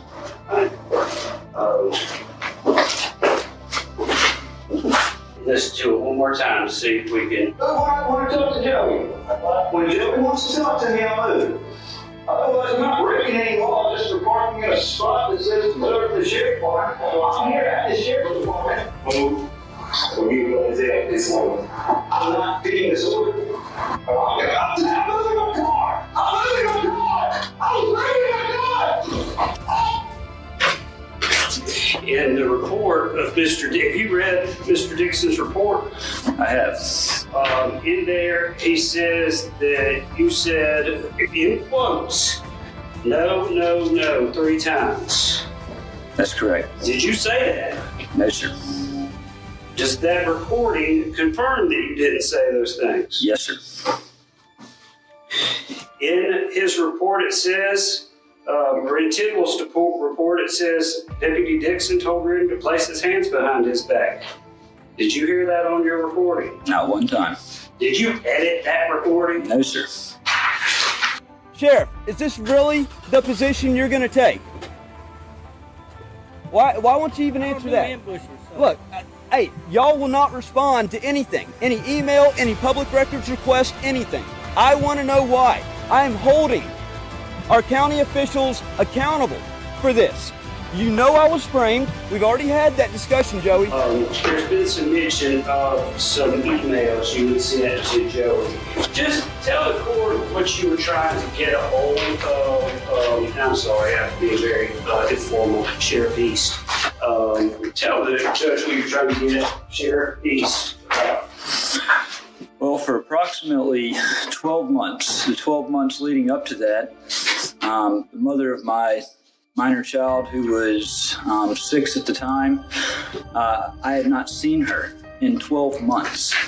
She had actually, prior to that, it was a false allegation of rape that was levied against me by the mother of my child, who then decided to live out a 12-month lie that Department of Child Services. I'm going to impose an objection. What's the relevance? We've got chancery courts in every county in this state, and not to mention Lafayette. We've got the luxury of having 2 chancellors here, and I think we'll give you an audience whatever you want as relates to child custody, child rearing, and the law, family laws, and I don't know why we've got to litigate that here, and I don't know, quite frankly, why he would be contacting the sheriff in that regard. Your number was correct. I tried calling earlier. The deputy just got back a few minutes ago and spoke to her, saw your daughter. She's fine. Spoke to Phyllis. Yeah. And she stated that she was following what the child custody services were telling her, and you could not see the child, and she just waited to see what the court did. I think if you'll let him answer the question, he'll tell you why he's contacted the sheriff. But as to relevance, there was suggestions by the sheriffs that he might have been there to ambush or do some bad. This goes to responding to that to show that his intention was not there to do any bad, but to try to enlist the law as he had been instructed by another department. The Child Custody Services closed it out and said that she was she was making false claims. They closed everything out. They investigated it. That's incorrect. I don't doubt anything you're saying, but that's what she told us and said, no, she did not want you over there. I don't want to go back to Mom. I want to stay here for a long time. May I stay one more night? I was talking to you. Oh no, I can't.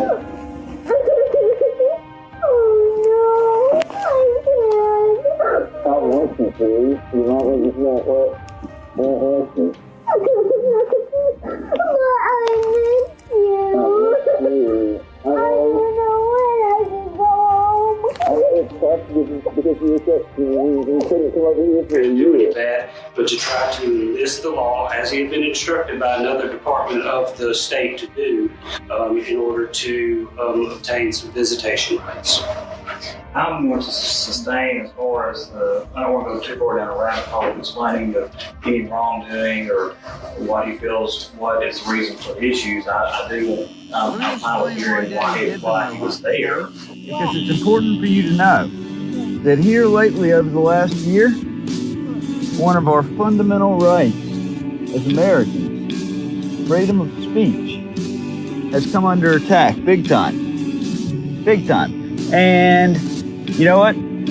When freedom of speech comes under attack, the only thing to fall back on is freedom of expression. Just like you with your purple glasses, okay? It falls into his care and jurisdiction and responsibility, if you will. That was one of your ringleaders right there. That was one of your ringleaders right there. Matt, did you plead guilty? You know that y'all coerced me. Did you plead guilty? Y'all coerced me under stress and used my daughter. To your knowledge, there anyone else on the out there in the parking lot when this event occurred? No, sir. All right. We have seen on the video when Officer Dixon kind of gets a hold of you, you kind of go into the defensive position. Tell the judge what you were doing, why you were doing that. So in my left breast pocket, I had my digital audio recorder. I simply I wanted to retain the recording for the purposes of trial. So I simply had switched off the recording so that it saved the recording, and I wouldn't have to worry about it getting damaged or about anything worse happening to it. What about you had your cell phones in your hands? Did you what'd you do with those? Whenever I was taken to the ground, it was Deputy Dick. One of the phones had come out of my hand when I was tossed to the ground. The other phone, Deputy Dixon grabbed it from my hand and chunked it at the ground.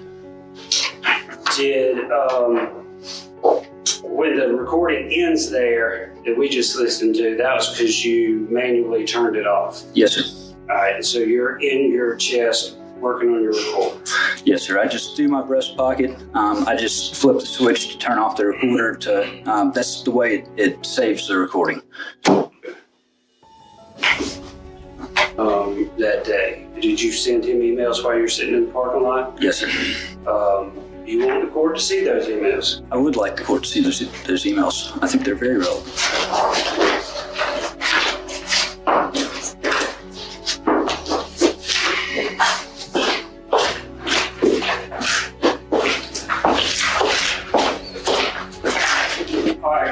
The emails that you sent, well, the first email, what's its date?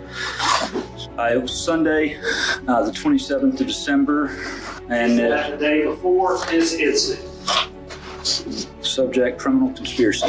Is that the day before this incident? Yes, sir. All right. In the second email, what's its date? And give its time too, please. Second email is Monday, the 28th at 4:32 p.m. Okay. Was that sent before or after you got to the Sheriff's Department jail parking lot? That was before. All right. Then the third email, what's its date time? Third email is Monday, the 28th at 5:06 p.m. All right. Was that before or after you got to the jail Sheriff's Department parking lot? That was after. We asked that the recording, the audio recording, I'll have a thumb drive with it on there, be marked as Defense Exhibit 1. These be marked as cumulative. I got an email from him earlier that day. He wanted to discuss something. I don't know all the details. I get emails from him quite often, usually on a weekly or every 2 week basis. Later that day, I got a second email from him. He wanted to see me. I came to the office. I didn't get back to the office probably 5:30 hours, and then when I got up in Chancery Court in a board meeting, and when I came back, as I pulled in, I noticed that Matt's car was a little black hatchback-like car was parked over facing Jackson Avenue. And so I pulled in, I got out of my truck, went to the back of it, and stood there because I was assuming he probably wanted to see me because he was sitting in a couple of emails. Stood there for a few seconds. Matt never got out. Usually he's there waiting on me if I come. So I went ahead and go inside, got in the office. And as I was sitting down, I heard a high-pitched scream. I actually assumed that there was someone being assaulted, a female was being assaulted outside. When Joey wants to talk to me, I'll move. Otherwise, I'm not breaking any law just for parking in a spot that says reserved for the Sheriff's Department. I'm here at the Sheriff's Department. Or you will go to jail for disorder. I'm not being disordered. I'm moving my car! I'm moving my car! I was moving my car! Ah! Wait! Ah! I thought I was moving my car! Oh! Stop! Stop! Oh, when Ethan Tidwell asked Black Hill Soul, Matt Reardon exited the vehicle, I said, man, you're not parked there. Well, but when you went out there, did you know there was anybody in the vehicle? At the time, no. You went out there because you saw me there. Was somebody actually in there? Yes. Yeah. So, Mr. Beard, when you identified earlier, gets out of the vehicle? He gets out of the vehicle, I said, man, you're not parked there. He says, I will not move my speak to the sheriff. I said, man, you're not parked there.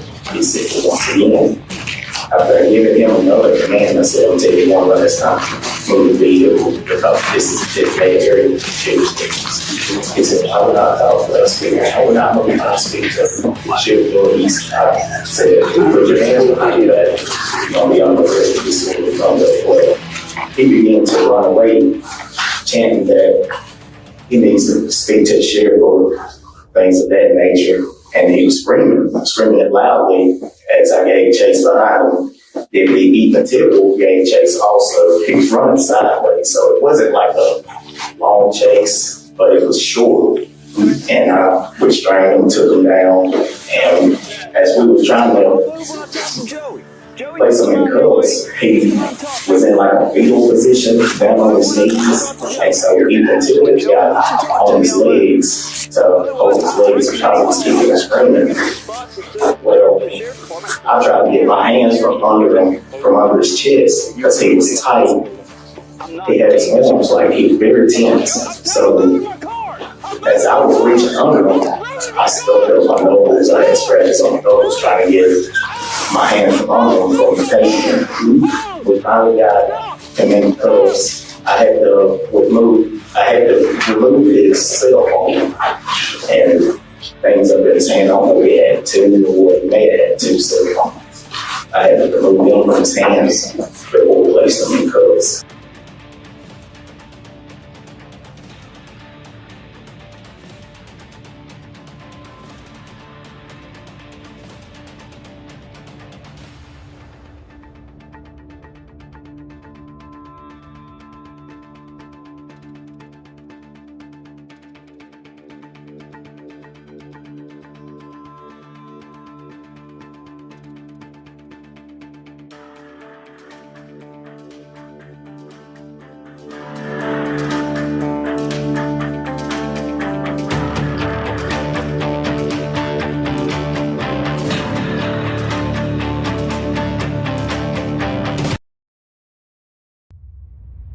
Do you have the video of the field sobriety test for us to look at now? Yes, sir.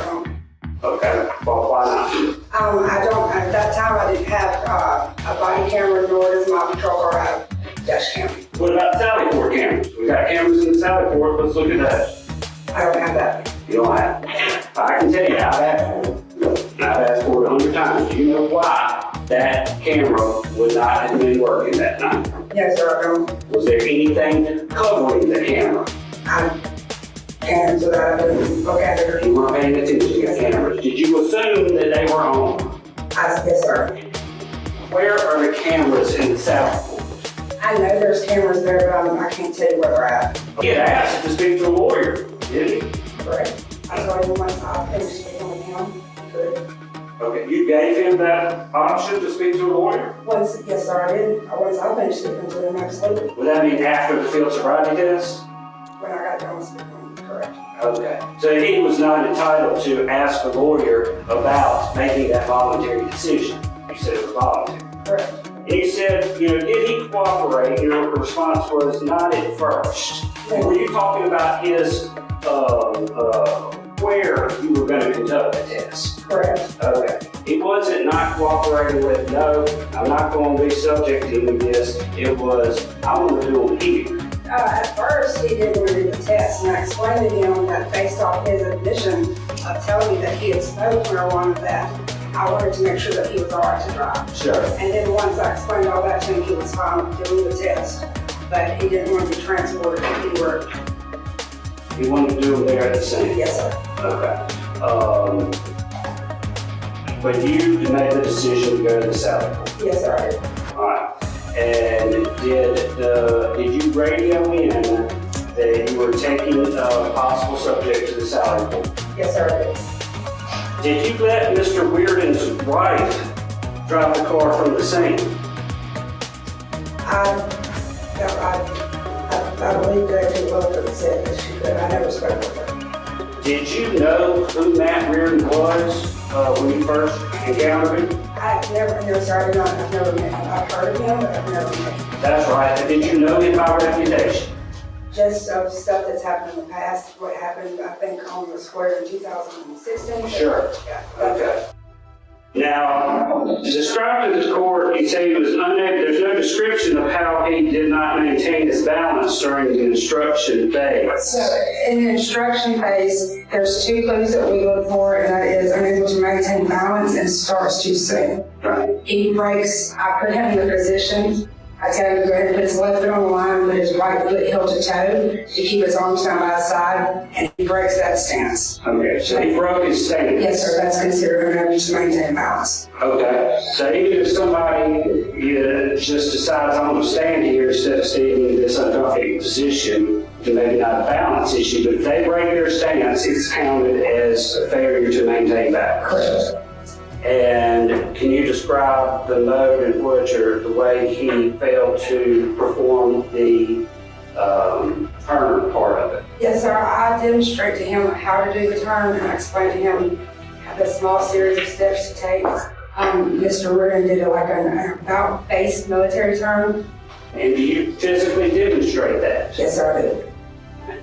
And would you have been in sight of that Sally Port camera as you did that when you did that? Yes, sir. And his turn would have been in sight of that camera as well. Is that correct? Yes, sir. Do you have any explanation why the Fayette County Sheriff's Department has not provided us a copy with the Sally Port video of this standard field sobriety test? I can't do that. Did you ask to preserve this video? I didn't. Okay. I'm not sure.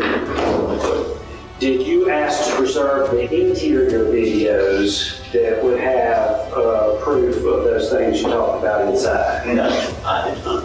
Okay. You know if anybody did? I don't know. When it comes to videos and stuff like that, it's Sheriff's Department.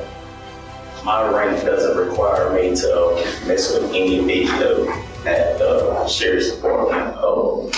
Understood. And during the whole incident, I really didn't think about those cameras out there up front. And at the request of my client, I want to ask you this to make sure. Did you never requested the interior videos, right? Sure. Did anyone ever ask you to say, hey, Courtney, better make sure that's the video stop off? No. That's not part of your job. I understand. I just want to make sure that we cover that. Chair, next week did produce a copy of the video of the parking lot in another one we're about to take up. How on earth do we preserve that video and not have the video for DUI? Going over the arrest, sir, that's right. Okay, so he was arrested for DUI there in Sally Port, and just like that video was preserved, the Sally Port video could have been preserved too. But when you were riding, you knew this was your fault. Yeah, absolutely.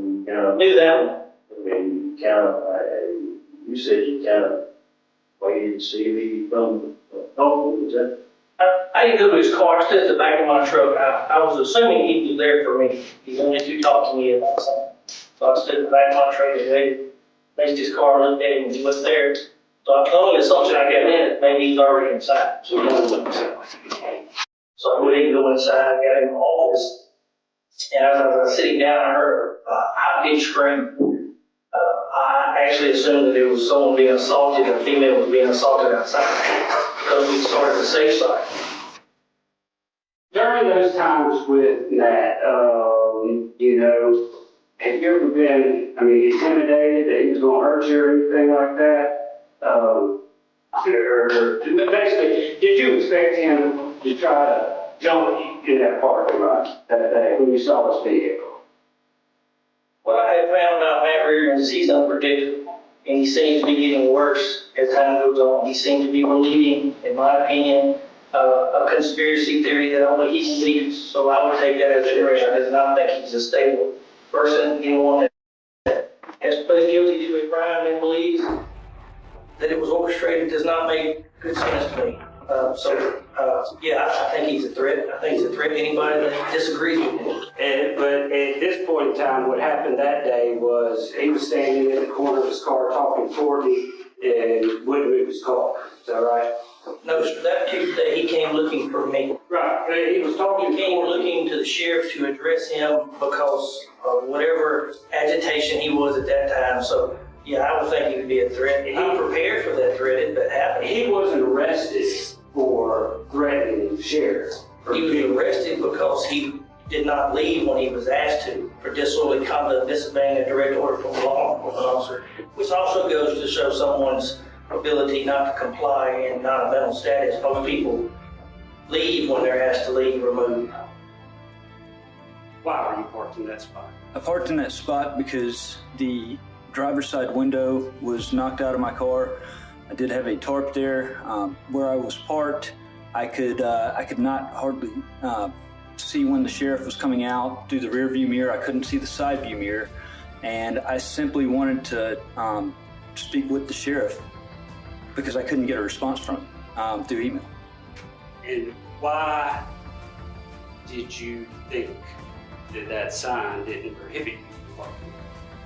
Well, there's the jail and the sheriff's department. If I figured the sign would have said for sheriff's deputies only. Had it have said authorized for official vehicles only or for sheriff's deputies only, I would have inferred it to be that. It's saying sheriff's department, reserved for sheriff's department.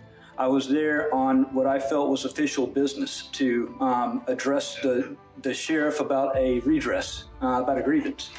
That business that he has to attend to in person and hadn't had a chance to respond to your email? So the email on criminal conspiracy sent a day prior that went read and not responded I'm to. not asking him that. I'm just asking him about data and if we can answer the question about whether or not to give a guy a little bit of time to respond to an email instead of an instant type response. I think I'd gone long enough at that point on being victimized and not seeing my child. I wanted to address the sheriff about not being able, about lies being casted invoking DHS. So you were angry? I wanted to speak to the sheriff because it was his jurisdiction. So you were angry? I wanted to speak to the sheriff because it was in his jurisdiction. Not answered, Your Honor. I'm asking the question. Would you please answer the question? Yes or no? No, I was fed up with the same things happening where I was continually being victimized. I think that's a fair way to characterize how anybody would feel in the same situation. It wasn't going to be a pleasant meeting, right? It was I want her held accountable for the false affidavits, for the lies, for the ultimately kidnapping my child from me. Kidnapping? When did that? I hadn't seen my child in a year prior to that. Meanwhile, paying $600 a month in child support. Wait a minute. I thought I saw in some of your filings that there was an order from Chancery Court that you're in contempt over there. I'm in contempt over there? Yeah. No. For not submitting to a drug test? You're absolutely wrong. I'm wrong about that? 100%. Well, because before, prior to court, then, sir, objection, preventing you from seeing your daughter. Relevance. 28th, which was your regular day. Then we go to June the 4th, which was your regular day.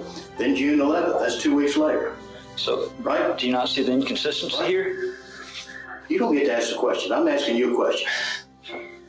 You understand the question? Yes. Do I need to repeat it? I'm a little confused why the state is injecting itself so badly into a family matter. Well, there's family courts for that. I wish y'all would avail yourselves of that. We've got a criminal charge in front of us now, okay?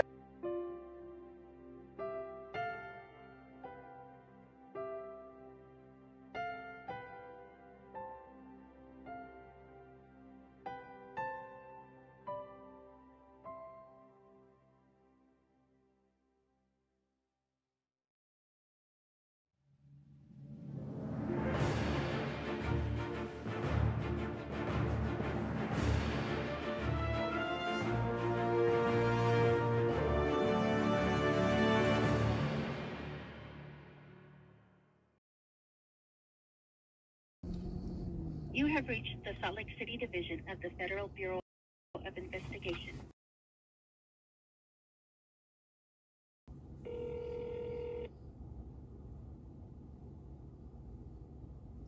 FBI Salt Lake City. Hey, how you doing today? I'm good. How are you? I'm doing all right. I'm doing all right. I had a question for you. Okay. If somebody is, if they're in your visitor parking lot, is that considered private property, like owned by the FBI, the visitor parking lot? I am not positive, if I'm to be honest. I'd have to ask, like someone in security or something like that. Yeah. Well, I mean, are you an agent or are you? I'm just an operator. You're an operator? Okay. Is there somebody there that I could speak with about that has, because I need the answer to that question. It's actually, it's very important actually. Can I have a bit more context for that? Like what the scenario situation is that you're wanting to know, just so I can find the best person for you to speak to? Well, all right. Here, I'll explain the situation exactly verbatim. So I had gone to U.S. District Court in Salt Lake City. I filed a large civil rights lawsuit because of major. It was so egregious. I'm a member of the press. I'm a journalist, and I'm an author with a book about to release. And there was illegal surveillance that was run on me by a city police officer, actually higher ranking over at the Oxford, Mississippi Police Department. And there's a couple other things about him that's a little odd, but after I filed the lawsuit, I brought a sworn affidavit, basically, a declaration, to the FBI office because I wanted to press the matter of this being a major federal crime. I mean, this is a major attack on freedom of the press. You know, on not only that, so much more than just that, but the fact that, I mean, this was just way outside of the bounds. My personal address got doxed to 139 law enforcement officers, with false information, because it was, this was a gaslighting campaign from Oxford.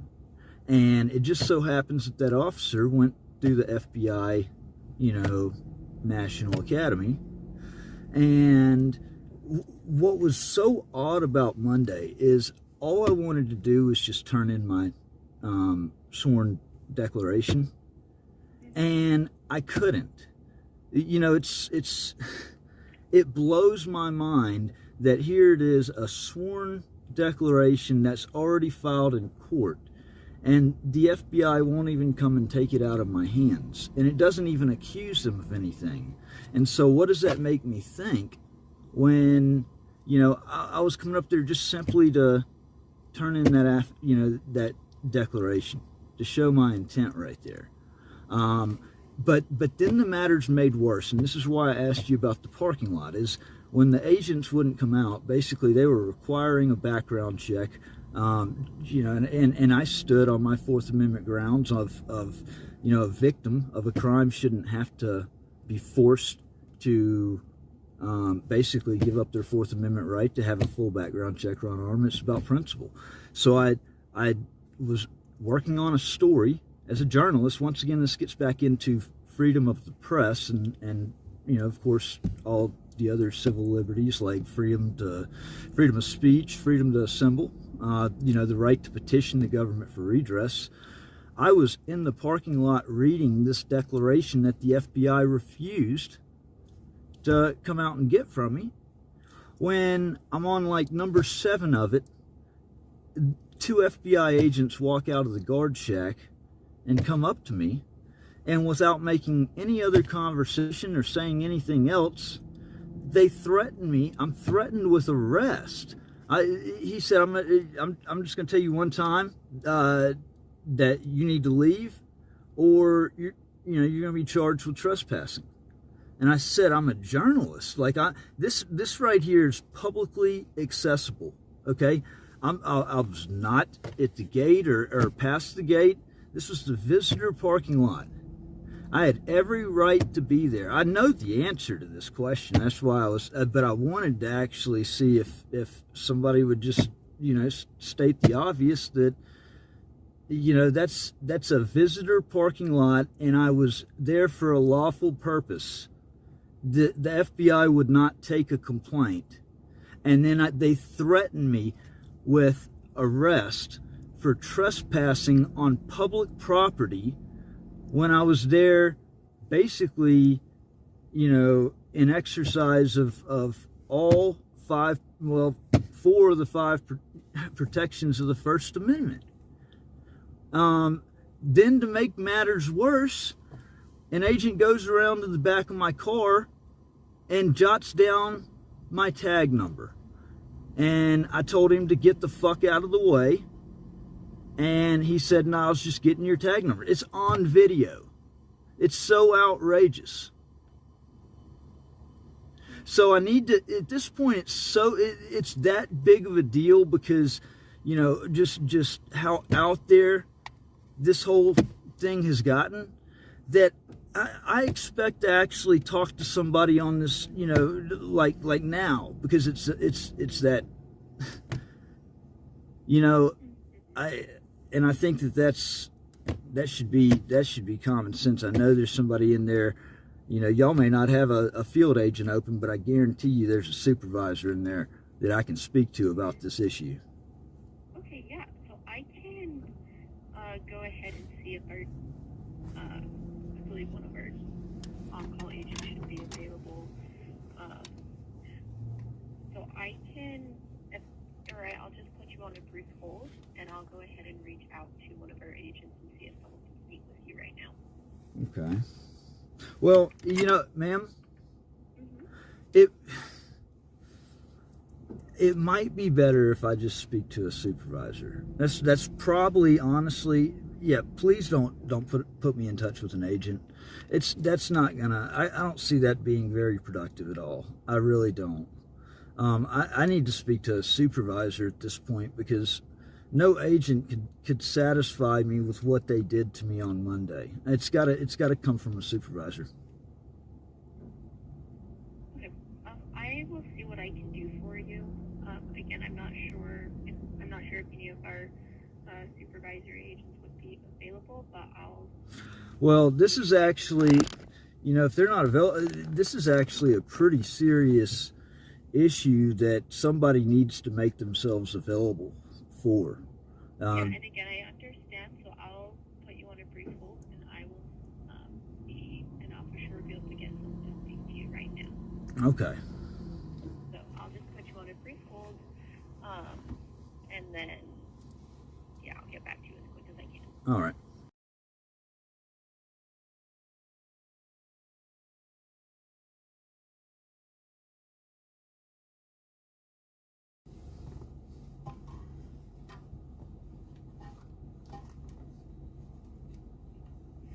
Thank you for holding. This is Brett. Hey, Brett. Are you a supervisor there at the FBI? So I'm not a supervisor. I'm a special agent here, and I'm our duty agent for the day. Are you? Okay. And you said your name was Brett? Yes, Brett. Okay. All right, Brett. So I've got a question for you. If I'm up there, well, I guess the easiest question is the visitors parking lot up there at the FBI building, outside of the gate where the visitors park at for the guard shack, is that privately owned by the FBI? I don't know the answer to that question. I'm not sure. well, if you don't know the answer to that question and the lady I talked to doesn't, then how is it that those two cowboys that y'all have working up there as agents, I'm sure you've heard about it through shop talk up there, as far as what happened on Monday? I haven't, actually. You haven't heard anything about what happened up there at the FBI office on Monday? No, but I'm happy to hear about it, though. Well, okay, it's shocking. It's beyond shocking. It's appalling. So I am the plaintiff in a major civil rights lawsuit that just got filed in Salt Lake City on Monday. It was a multi-state conspiracy. It was a multi-jurisdictional conspiracy. There's a senior police officer in Oxford, Mississippi at the Oxford Police Department by the name of Sessoms. Sorry, can you spell that for me? Sessums.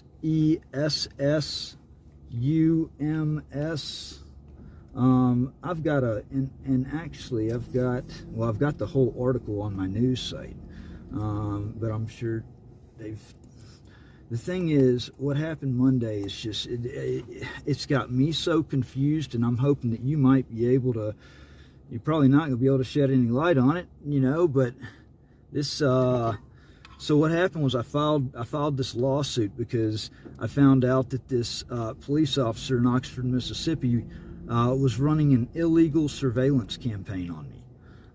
So I'm actually a journalist, and I'm an author with a book set to publish this month that's an expose.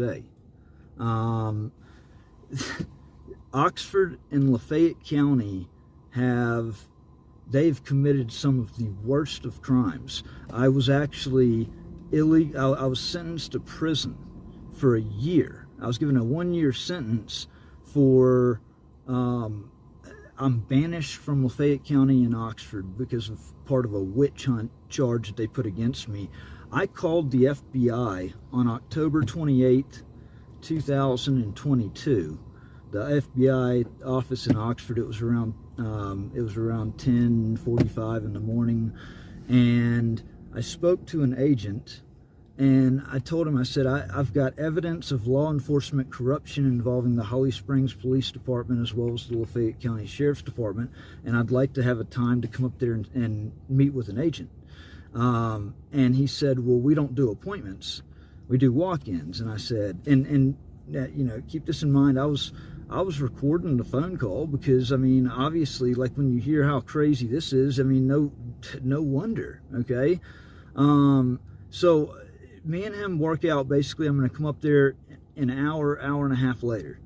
I hang up the phone and I call the sheriff's department because in order to be in compliance with the court, with the banishment, the sham banishment, it had to be a lawful purpose, and I had to let the sheriff's department know in advance. So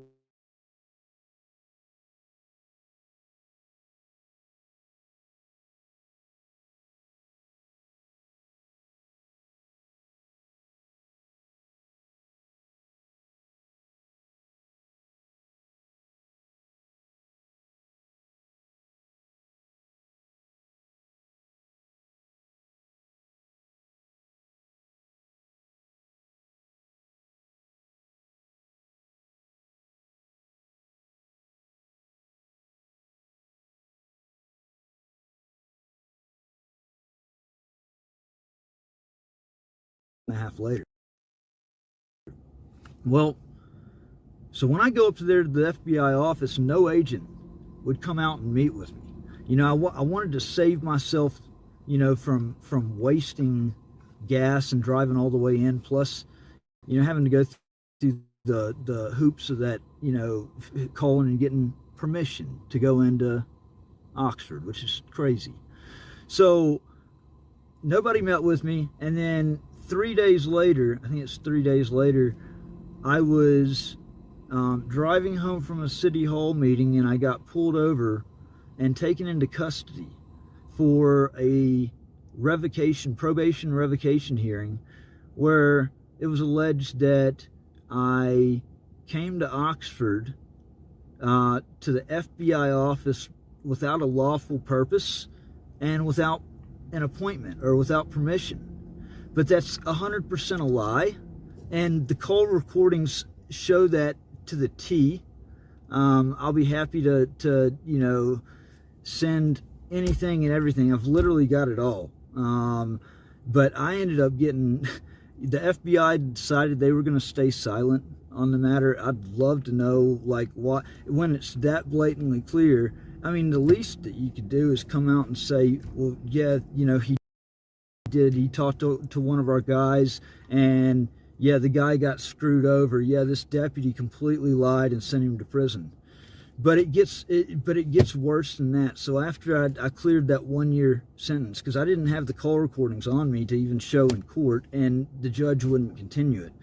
So I served the sentence out, and I get out August 1st of 2023. When I got out, I did what any normal person would do after they sat in prison for something, you know, that was intentional lies on stand in court. And I exposed her for what she did. I published the call recordings, and I put them over the top of the court transcript, where it's actually perfectly in line, and you can, as you're reading it, you can hear how it's completely contradicted on the phone. There's absolutely no, she 100% perjured herself, and she did it to shut me up. They did it to get rid of a problem, okay, to them, because I'm a journalist, and I'm trying to vindicate myself from something they did back in 2017. So I'm out of prison August 1st, 2023. I put that video out like a couple of days later, and it got a lot of hits on YouTube in like a week's time, like 50,000 views, because it's the truth, and people care about the truth. And I'm driving to Galveston, Texas to go meet up with some other journalists, because I received anonymous tips that there was racial profiling that was going on with the Galveston Police Department, that they were making false arrests, and I wanted to go and independently examine that claim, meet up with some other journalists. As I'm going into Galveston, I get pulled over by Galveston Police Department. And the officer, the first question out of his mouth, this is August 11th at 2 o'clock in the morning, the first question out of his mouth is, "So are you an auditor, man?" I said, "I'm not answering questions." Like this whole stop felt really funny.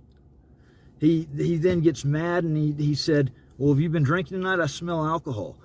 Here's the God's honest truth. I haven't touched a drop of alcohol since the very end of 2018 or like January of 2019.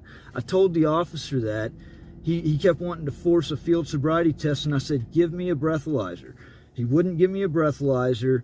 I was charged basically with suspicion of DWI, even though I kept demanding a breathalyzer. Well, come to find out, you know, along the way, through discovery and everything, is that this was all a conspiracy involving Lafayette County Sheriff's Department, and in fact involving that same deputy, Candace Beavers, that I put that video out showing that she intentionally lied on stand to send me to prison. She's on call recordings calling that guy. So is the other deputy that's featured in that video, Hobie James. Both of them are on call recordings talking to Osteen. They wanted to shut me up. This was their way of shutting me up. They had the charges rigged, so I'm sitting in jail waiting for confirmation that there's no alcohol in my system. I'm in jail for, 11 months in Galveston because Lafayette County took out a no bond hold on me to say that they were revoking my probation because of the charge, when the charge was 100% conspired upon.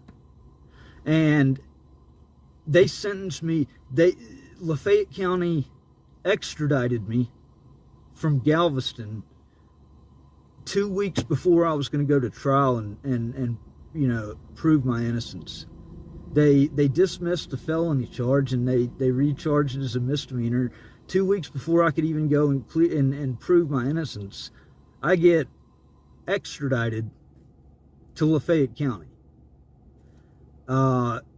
They hold Lafayette County is where Lafayette. Beavers Lafayette County, Mississippi is where Beavers is and Hobie James is, and they hold a mock kangaroo trial for a revocation hearing, and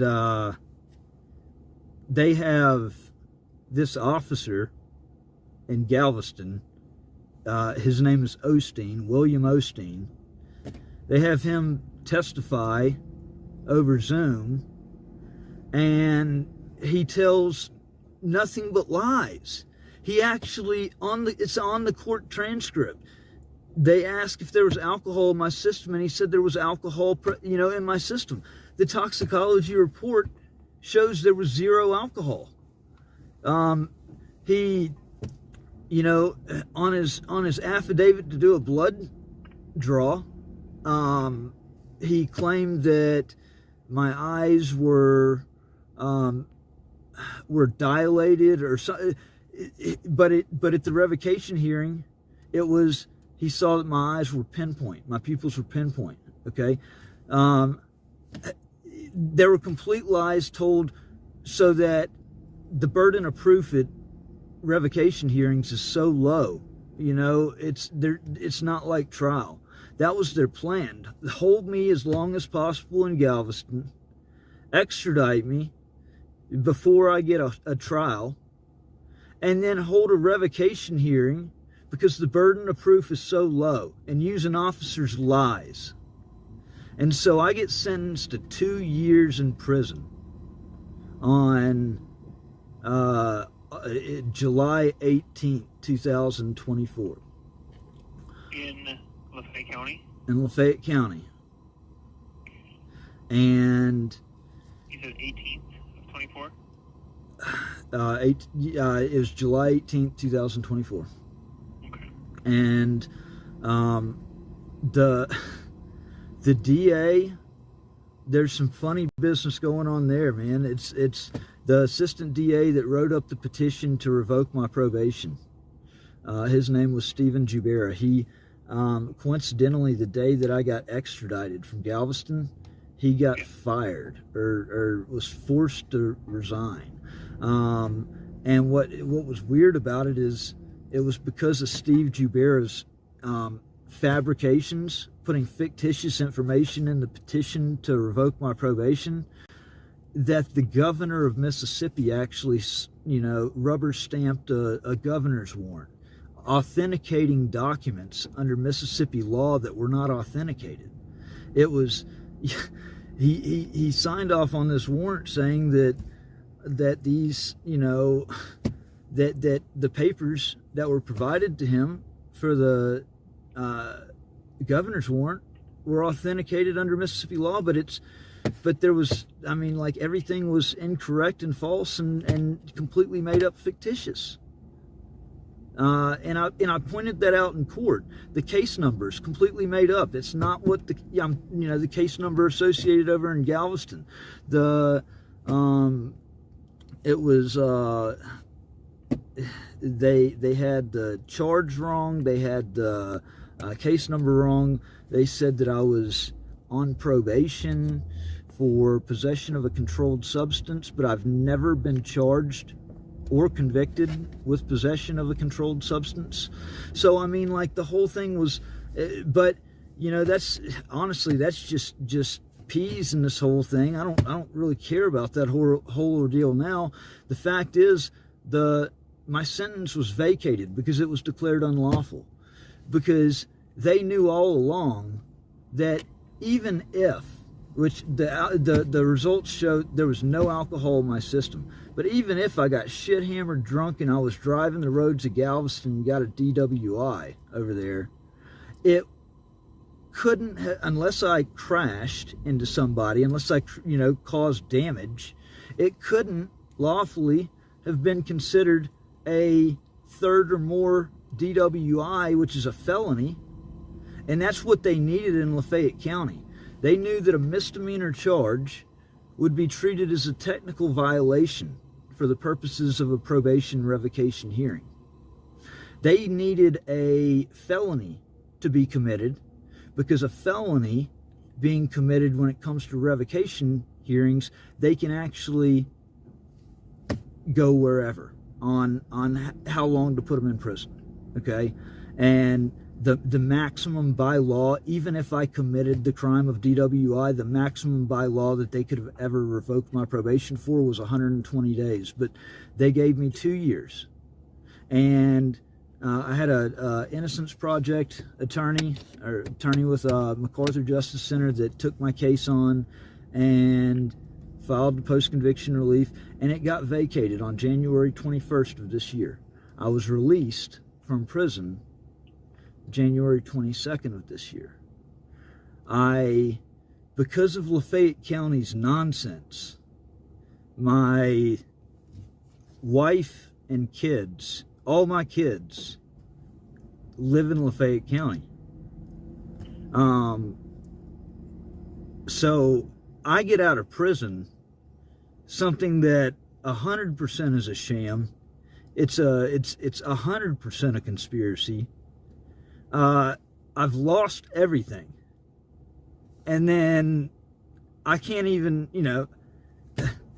I'm sitting there broke because of what they did, and I can't even go into the county. So basically, I move across the country. I have a friend that's out in, my general area, and I moved out here because he encouraged me to do that because of everything that Mississippi had done. When you say your general area, you mean out here in Utah? Yeah. Okay. I mean, and that was shortly after you got out in January of this year? Yeah, so I moved to Layton February 1st of this year. Okay. And so basically like a week after I got out of prison. So I get out here and I'm working on my book, and I'm a journalist, and I basically I was recording on a public sidewalk. It was a public sidewalk out in front of a bank. It was just, I don't even see myself as an auditor anymore, man. Honestly, I'm a Marine Corps veteran. I'm really big on our constitutional rights, and mine had been taken a freaking sledgehammer to. So I believe in protecting our rights at all costs, because, the things that have happened to me have been just downright god awful. And, so I was just standing on a public sidewalk videotaping with my camera phone, and it was a silent audit. I actually congratulated the officers at the end for their professionalism. I wasn't there to cause any issues or anything. I just really honestly I wanted to see that they handled it, in the correct way, and they did, and I gave them praise for that. Well, I find out when I'm trying to make the public records request to get the body camera, to get the police report and the 911 call that came in that brought them out there, I used an alias because it's a pseudonym that I have taken on, because, a lot of authors use a pseudonym as well, and also because of the gaslighting and the things that have happened. I just... I felt comfortable making my request under my pseudonym. And so I told Mark Arrington, basically the city legal department took it over, and they were telling me that they had my request ready. I would have to show ID to get it, but the Utah grandma laws don't require, showing of ID to get public record. And this is where, obviously, if I'm using a pseudonym, I wanted to make the request more or less anonymously, because I've been retaliated on by law enforcement before. I've been gaslighted. All right, so if it's a public record, because that's what it was, there was no crime committed. and the officers never ID'd me. They never asked me for ID because they even said I never committed a crime.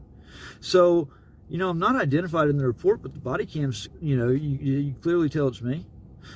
They, so I get a call the very next day after I meet with Mark, first thing in the morning, and he says, "Hey, Matthew."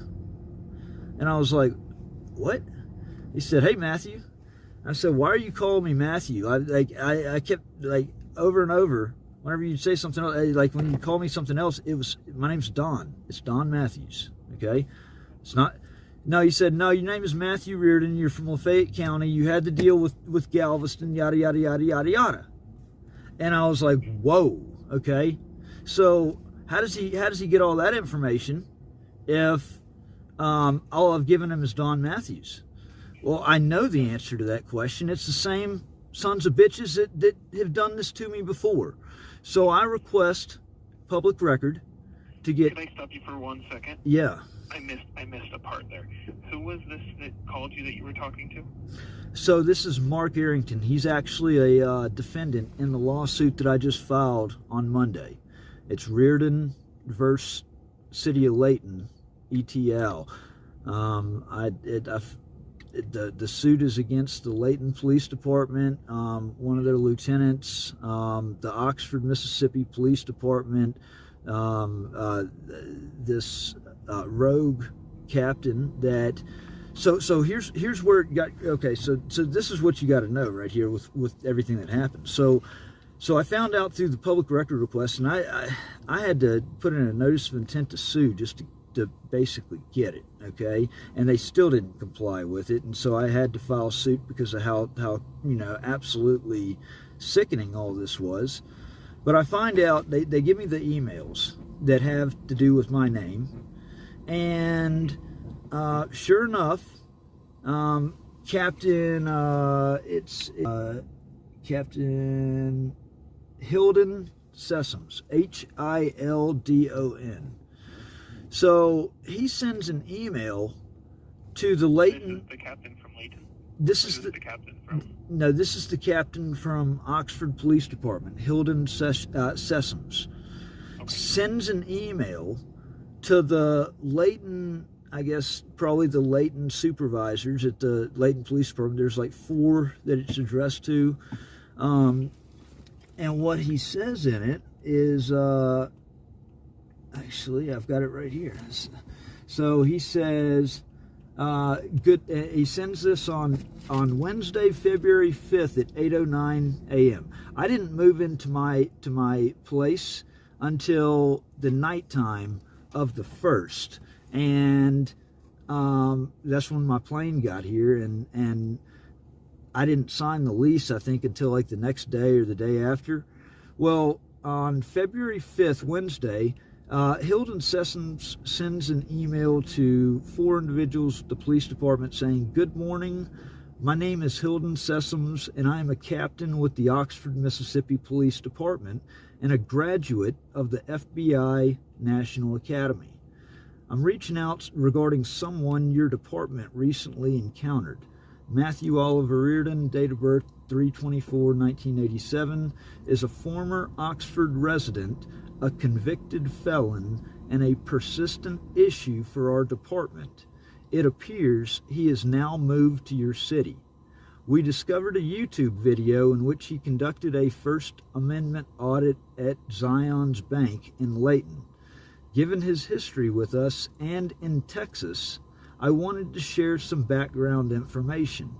From our research, his current address is..." And then he puts my address down. Below are just a few of the links to previous incidents involving him, and these are, you know, these are, they're just gaslighted articles that I feel like, you know, there's a good chance that they were behind, because I feel like the Oxford Eagle is in the Lafayette County's pocket. And these were all links you said to like different news articles, or... Yeah, and... Okay. And so what happened was this lieutenant responds back asking for the link to the Layton silent audit from the sidewalk, and he sends it. Okay, and then where it gets really bizarre and crazy is Lieutenant Riley Richins, Richins. He is a lieutenant with the Layton City Police Department. Sent an email at February 5th, 9:46 a.m. So basically an hour later after he got the email from Sessoms. Subject line, Matthew Reardon - First Amendment Auditor. He sends this email to 139 people, including PD records, PD dispatch. Like, there's some in here that, you know, I'm sure it went to a lot more people, you know, because it's main boxes. But did he send it to you out of that list? Well, no, because he had no reason to send it to me. What he was doing was this was a doxing email. This was taking information that was passed along from Oxford, and this is shocking to me. So he puts it to 139 people, saying, by way of information, we've received information that a First Amendment auditor, Matthew Oliver Reardon, has moved from Oxford, Mississippi to Layton City. His address is, and then puts my address there. Oxford PD has reported Reardon as a persistent issue for their department. In 2017, Reardon was arrested for stalking the mayor in Lafayette County. A restraining order was issued. Then in 2022, Reardon was arrested and charged with aggravated stalking when he violated the restraining order by walking into the city hall with a video camera and walked toward the mayor's office. Yesterday, Reardon did a silent audit at Zion's Bank in South Fort Lane here in Layton City. Our officers responded and handled the situation professionally. Reardon was even appreciative of their professionalism and gave our officers a pass. This serves as a good reminder to respond appropriately to these quote-unquote auditors and be professional while upholding the public's rights. Here's the YouTube link to yesterday's encounter. And you put that. But see, the thing is, I was never arrested and charged for aggravated stalking in 2017 for stalking the mayor. It had nothing to do with the mayor. So, you know, because he didn't have his facts right, because he you know, took bait from Oxford, he, you know, not only put false information out about me to 139 police officers, including my address, but also, you know, false information about the, you know, stalking the mayor in 2017, which is not correct. But I think out of everything, the most concerning thing and the big number $1 million question here is all this happened on the 5th. I got there in the evening on the 1st. I had signed the lease either the 2nd or the 3rd, and I didn't know my address for like the first week or two, because the addresses up here are so weird. I never once conveyed my address to anyone. I never put it on any paper. I never signed up for any utilities. Nothing with the DMV, literally nothing. My address was never registered online, but yet, obviously within hours of me getting here, this Oxford police captain has my address when I don't even have my address. And how they're basically doing that, I mean, if I sure hope they have some probable cause. for doing that. And honestly, if they did, they would have already said that is the case as far as why they were doing that. So if they say it at this point, it's all freaking cover thy ass, and it's because that's I expect them to do that, just like I expect them to doctor up police reports, to hide police reports. It's the whole reason that all this happened in 2022. The stalking charge that they put against me, as a journalist, I walked into City Hall and I was going to make a public records request. And while I was in City Hall, I recorded the publicly accessible areas in City Hall because I'm a journalist and I have a YouTube channel. All right. And I was ordered out of City Hall under detainment because they said that the mayor had an active restraining order that was still valid, that against me, and that my presence inside of City Hall violated, was in violation of the restraining order. But, and they tell me that if I go back in there again, I'm going to be arrested for trespassing in violation of the restraining order. I said, cool, I'll take the matter up with the court. That's all I need. That's where it needed to go, was the court. And I was in the process of doing that. Jeff McCutcheon, the Oxford chief of police, decided to reach out on his own to the Mississippi Bureau of Investigations. And me and the Mississippi Bureau of Investigations have a long-standing, they've been very complicit in things. Like, I had reached out to them and left voicemails on like 5 different occasions because of election fraud being committed back in 2017 involving the Oxford mayor. That's the reason why that restraining order was actually there. Is I was actually so the Mayor Robin Tannehill was supposed to be elected mayor on June the 6th, 2017. I was on the docket to address City Hall, to speak out, in opposition of Tannehill and her policies, and it's listed on the public city minutes. It's still there, and they took out this restraining order based on what I can now prove are 100% lies, and I can prove this through public record requests. Fraud was committed on the court. They used a completely bogus restraining order to silence dissent. It was known publicly that I was supposed to speak out on the day of her election, and they used this restraining order as a way of keeping me 500 feet away, so I can't speak out on that day. And you look at the restraining order and it's all 100% constitutionally protected activity, or it's, through the public record request, they're complete embellishments and lies, or they're over exaggerations that they overstated. Certain things such as I mounted an aggressive online campaign against her. Okay? That's acceptable in our society. That's, you tell me one election where there's not an aggressive online campaign against a politician.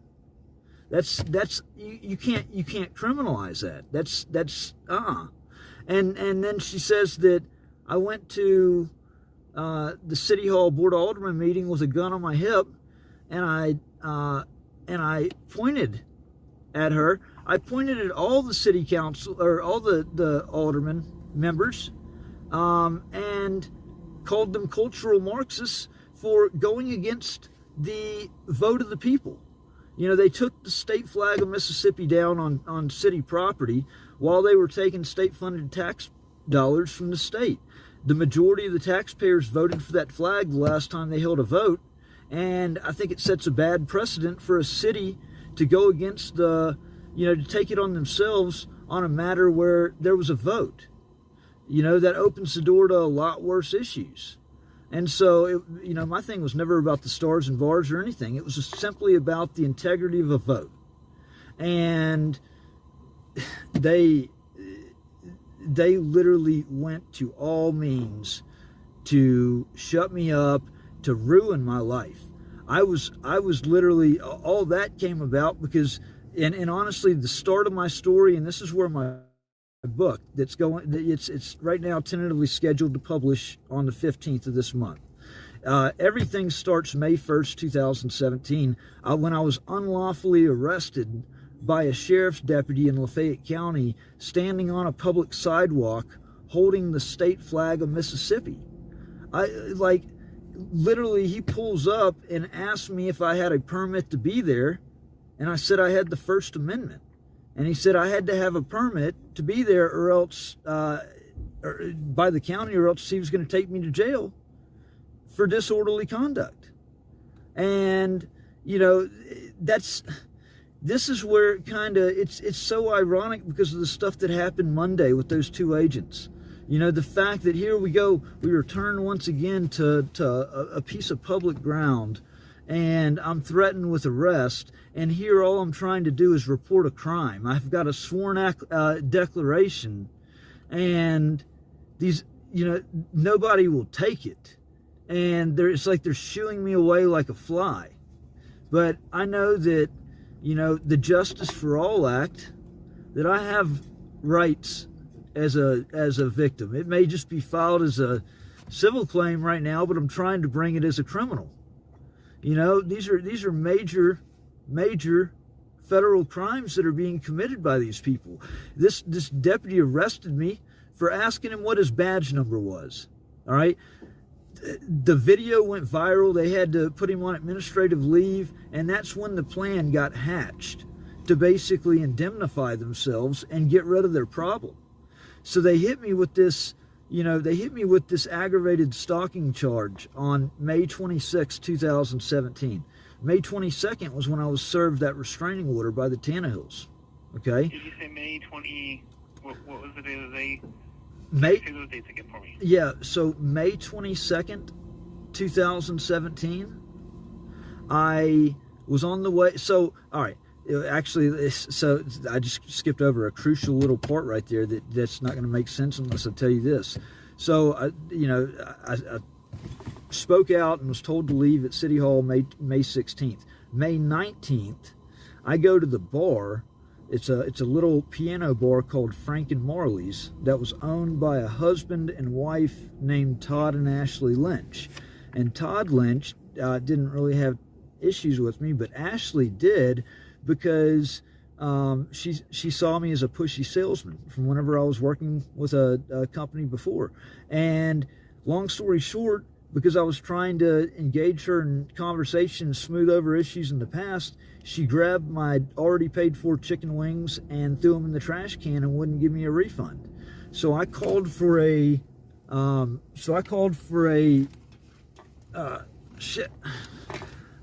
boycott of Frank and Marley's. I had a pretty good following at that time because of everything that had happened on May 1st, and, you know, people, you know, standing in support because it was so outrageous what that deputy did. And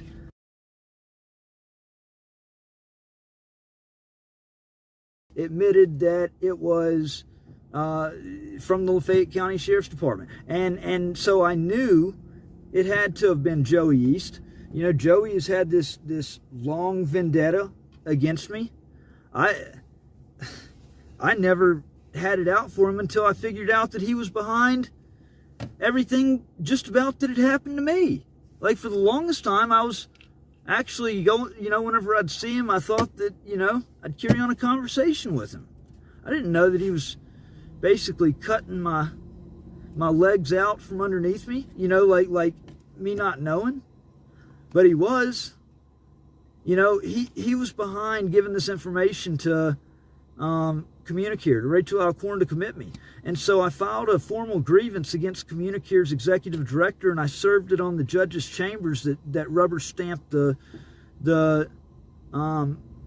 order to have me committed based on that affidavit, because it was violations of state and federal law. And I put in there that they needed to revise their policies and provide me with the written, you know, revisions within a certain amount of time, obviously, or I'm going to take the matter to court where it needs to be, and we'll handle it there. Well, I turned that formal letter in on February the 7th, 2021, or no, 2022. It's February the 7th, 2022, and I serve it on the judge's chambers, and I serve it on Communicare. It's like the very next day or the day after that, a second affidavit for commitment is filed. Tell me that's not a coincidence. That, you know, just like last time, the day after I find the records changed in circuit court and I go prying in as a concerned citizen on how these are getting changed, I get committed. Well, I get committed again, or another one's done on me when I serve this formal notice. So my wife and I were at the hospital because she's pregnant with my son, having pregnancy complications. We get home about midnight on, like, I think February 10th, if I remember correctly. And as we're pulling onto the road to our house, there's a sheriff's deputy at the end of the road. He pulls out and gets behind us and follows us into the driveway of the house. And as soon as he does that, he turns on the blue lights. I get out.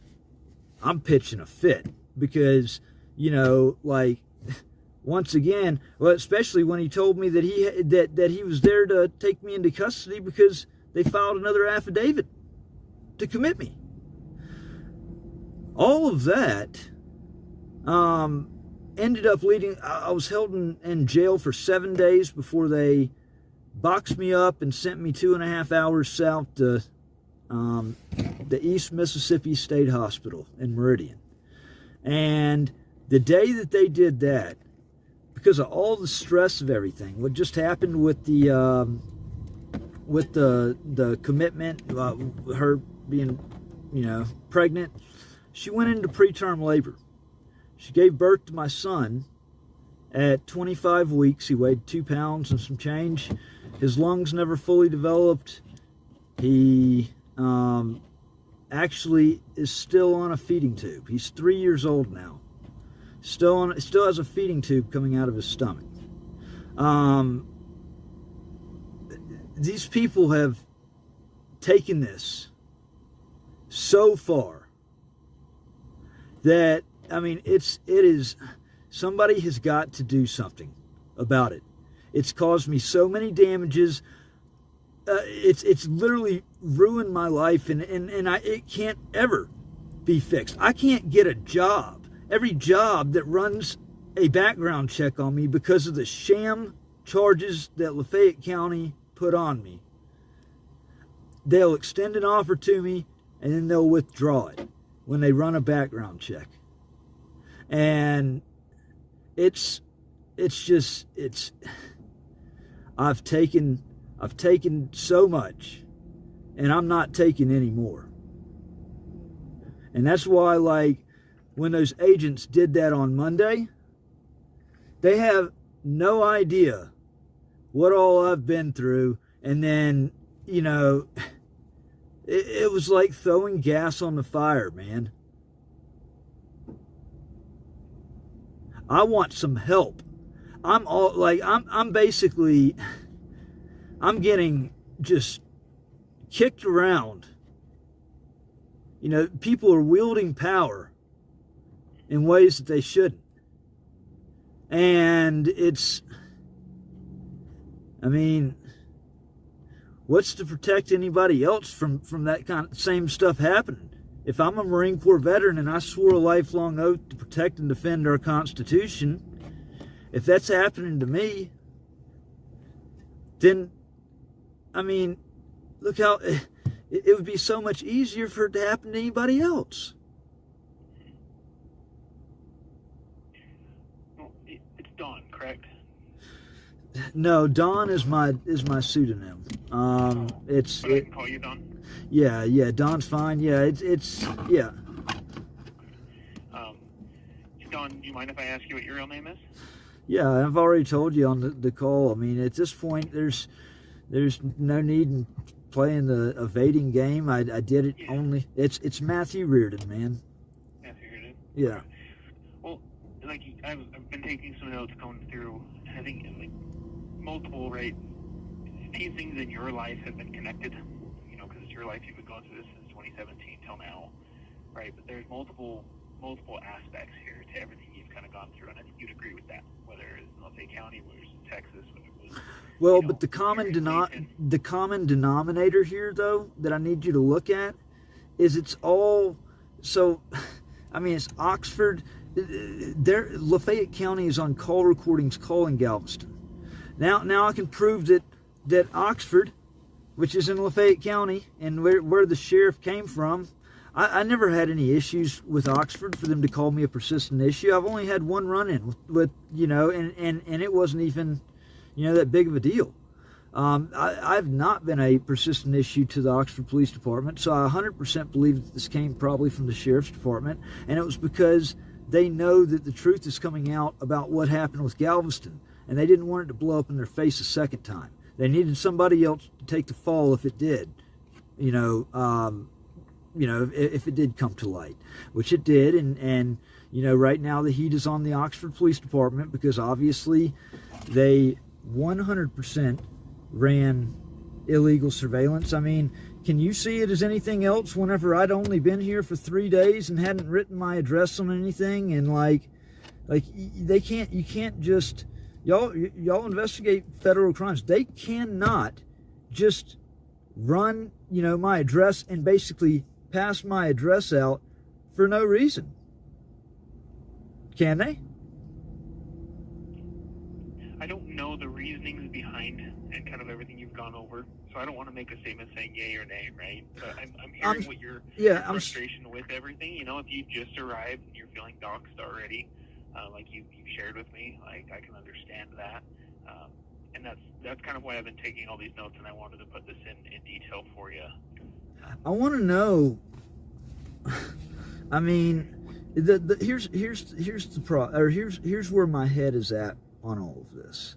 Is I 100% believe no city police department 20-something hours away is going to have the type of is going to have the easy ability to do that. So it's going to take the help of a federal agency, and I 100% believe that it was a alphabet agency, and is either but what I 100 or what I'm really starting to honestly feel like is the fact that Hilton Sessoms proudly said that he is a graduate of the FBI National Academy, and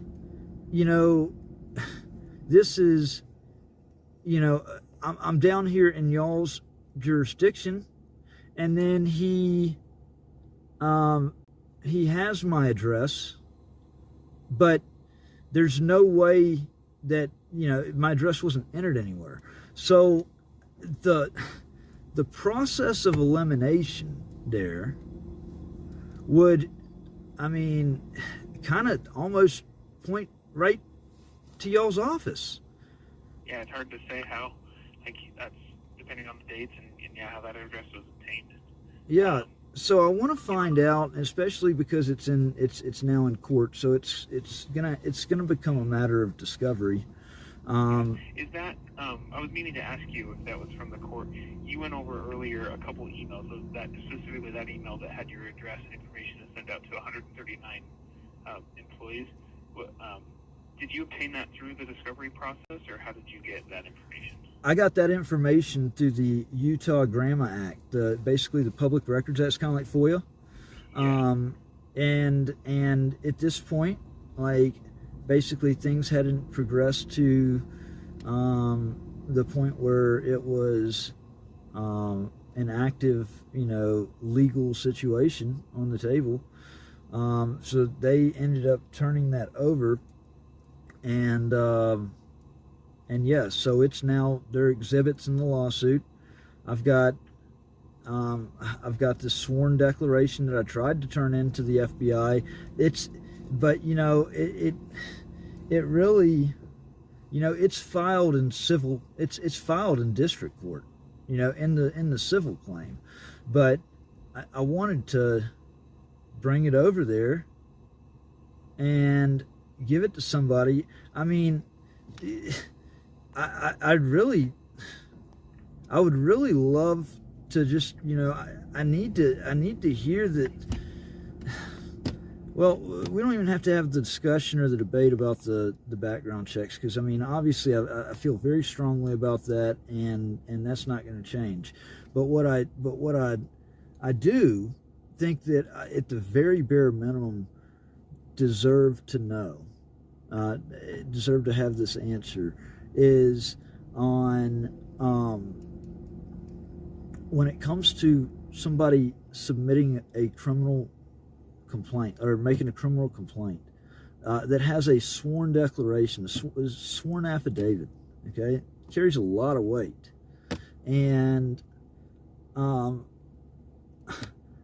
haven't seen y'all's policy, but I'm pretty sure, because I do know about the Justice for All Act, that the U.S. Department of Justice, has implemented. And if somebody is coming to y'all as a victim and wanting to file something, there's no question about it that it violates the Justice for All Act to not take the complaint and to not even speak to that person. And that's without getting into what those two agents did when they threatened me with arrest and wrote down my tag number just for simply reading my declaration out in the parking lot. I mean, the very basic fundamentals of the First Amendment.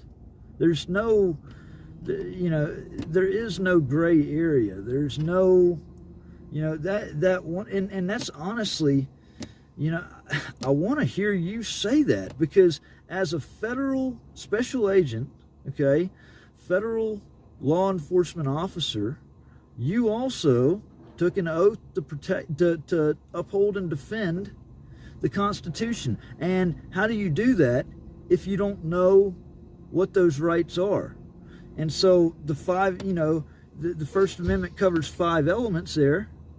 And I would like to know exactly how me standing in that parking lot and reading my declaration does not fall under 4 out of those 5 protections under the First. I mean, that doesn't take research, and I'm just saying, if that's the case, if it's exactly as I say, which you'll see through the evidence that it is, I mean, do you think that that's wrong? Natty, I wasn't here Monday. I know you weren't here Monday. Look, I know everything you've given and shared with me is all I really know. But however, being a duty agent that I've kind of assisted before, I know we have our process to clear you, get you into the the conference rooms, interview rooms, whichever, for you to talk to the agent on duty. I have had individuals before who haven't wanted to go through that process, and I just literally spoke to them through the fence. They wouldn't even do that, man. And that's and see, that's the thing is, there shouldn't be any question about it. About there is no, even if I didn't want to, which I didn't want to identify myself for a background check, because it was about principle right there. I don't think a victim should be forced. Plus, it's a waste of resources. But what I'm saying is, it's still, there's no excuse for violating somebody's First Amendment right like that.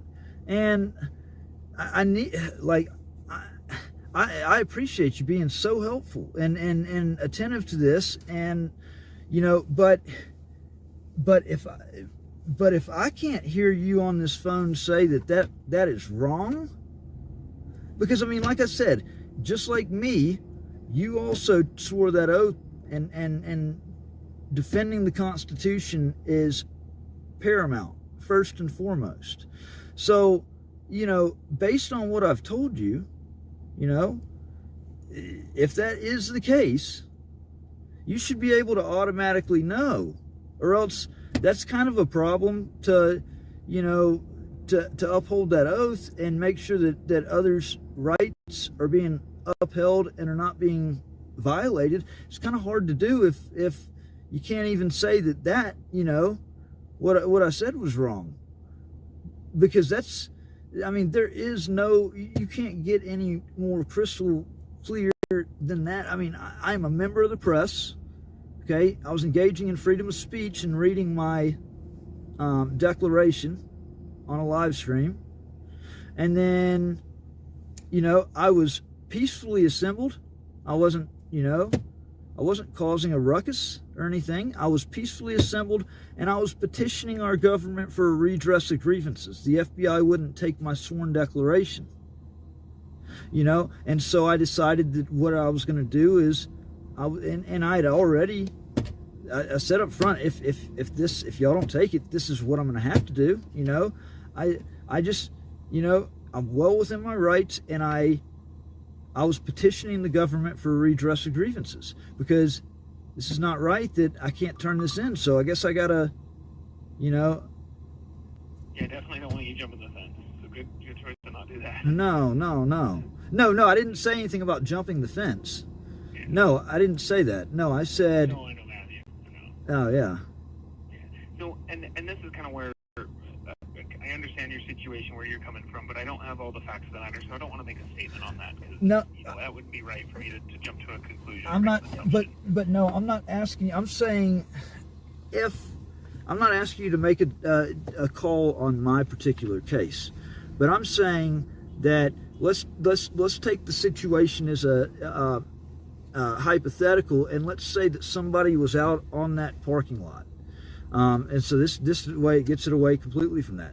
If somebody was out on that parking lot, and if they were live streaming, and if they were reading a petition, a declaration that y'all's office refused to take or even speak with them, okay, and then those agents went outside and bullied the guy and told him that if he didn't leave, that he was going to be threatened with, or that he was going to be charged with trespassing, just first thing out of their mouth. And then to, you know, when there's a verbal back and forth, and then that person got in their car to leave, they go around and they jot down his tag number. I mean, if that particular situation happened, would that be a violation of a policy, and also would that be a violation of that person's constitutional rights under the First Amendment? I'm going to defer to the same thing I said just a minute ago. Even if we're talking in speculation and hypotheticals, the very first question you asked me when I got on this call was about the property and where that line is. And since I don't know that part, I don't think I can go further and answer that. I know, but now, but what I want you to know, Matthew, is I hear your story and I empathize with you and I understand, and I'm documenting kind of the things we've been speaking about so I can get this recorded, and I think that's kind of your goal. Well, it is, right? but I'm also, you got to understand my concern now. I've got quite a concern about what's going to go in that report, and because I mean, it's obvious. I'm not trying to, like I said, I appreciate your, the way that you've handled this call and all that. But I mean, that right there, if I build the scene for you and exactly, I mean, because that's what happened. You look at the security tapes, you look at my video, you see that's what happened. I mean, but not taking a position on that, I mean, when you're a sworn agent to uphold and defend the Constitution, to not be able to immediately identify that as a First Amendment violation, major First Amendment violation, it's deeply concerning to me. And then it's also kind of like, okay, well, that's, this gets into another reason why so many people across America don't trust law enforcement and hate law enforcement, is because of this whole, back the blue and just because they're in the department, we're going to turn a blind eye and basically not even call out what they did was wrong. Because obviously, there can be no doubt that was, that it was what it was. And, if you can't tell me that it is, even if I'm building a hypothetical scene for you, and you can't tell me if that particular scene is honestly, it makes me really wonder, what's going in that report. Especially when, and you can't blame me for thinking that because of what the FBI has done to me in the past. Like the fact that report, and kind of that's what I was leading a little earlier for you, because you just talking to me, right? You're talking to one individual. You already asked me prior to if I was a supervisor. I informed you I'm not. I'm just the duty agent today to talk you through everything and go through your what you wanted to report. We also have an online reporting option, right? And you're concerned about whose eyes are on it, who's going to be there to help you. If it's just one individual that isn't doing the job properly that you're concerned about, well, submitting these reports on our tip line is going to get those eyes on multiple individuals, which is what I would say is to better further your confidence in the fact that it's not just an individual you have an issue with that you had that application with on Monday, however that wants to be reviewed. It's not just me. It's not just him. So and that it's going to go to our headquarters, where they then disseminate that down to the different field offices and gets its eyes on multiple people, right? Yeah, and I've heard I've heard that one, like as far as it's quite common. We investigated ourselves and we found nothing wrong. It's kind of, and I guess we could say case in point, prime example. You should be able to tell me that that's wrong. What those agents did, in that situation. You should be able to tell me that's wrong, but you're not telling me that. Yeah, I don't have all the facts. I wasn't involved in another round. Literally, all I've heard of it is your side of the story for the last, we've been on the phone. No, I get it, and so it's just a statement that it's not fair to everyone involved to make. Yeah, I can hear the hypotheticals, but I don't work on hypotheticals. I know. I work in facts. Yeah, and I wish you're putting me in that position of wanting me to make a statement that I don't feel comfortable in, because like I said, I don't have all the facts surrounding the scenario, and I'm here to help you. I know you are, man, and not necessarily here to bolster a claim or anything of that nature. No, I'm just doing everything you provided me, and that's what I'm here to do. I just wish, I just wish it was, that was treated with, if it was treated reciprocally. It was, same on the other, as it was basically looked at under the same standard, because, without knowing the facts, law enforcement has weaponized and used their power and the badge to take my liberty, and, I look at like, the federal definition of kidnapping. I think it's 18 U.S. Code 1200 I can't remember off the top of my head, but whoever unlawfully seizes, inveigles, decoys, and holds that person for ransom. And it's like, if somebody's unlawfully seized, okay, if they're unlawfully arrested, if somebody jumps to facts without looking at it, like is what is always going to happen when it comes to me on the receiving end. But when it's me making the complaint, it's flopped around the other way. It's just not, it's not fair. Well, Matthew, I have a few things I wanted to share with you, if that's all right, just in terms of, you've given me some information. I'm going to send this as a report. And given, like I said, a lot of the details might not be more of a summary. I'll submit that. It'll get into the eyes of her supervisor, and then disseminate it out accordingly. But ideally, what I'd like to ask you to do is, you've got a lot of facts, you've got a lot of details. I'm sure a lot more than what we've covered over this last hour and a half, and that way it'll get to the appropriate areas to investigate and review as well, since you're kind of spanning more than just the Salt Lake City area of operation. We have our FBI tip line, and there is a specific option in there for civil rights, for corruption. I've done that, man. They've never taken it seriously. That's why I wanted to speak to an agent. I've called the tip line several times before. The claims that I made were 100% serious.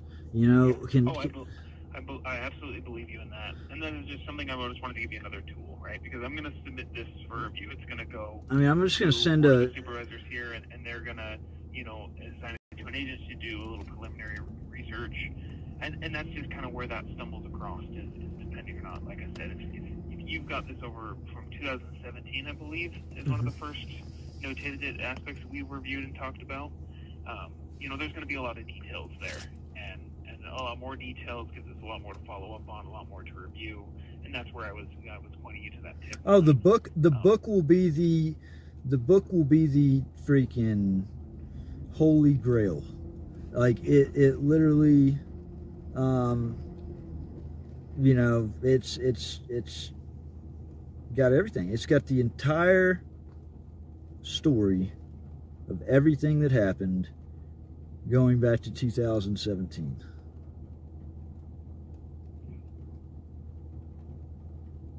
It's called American Injustice. You're planning on publishing that later this year? Yeah, I plan on publishing it this month. Oh, this month. And that's why, honestly, Oxford's doing what they're doing. They did what they did, okay,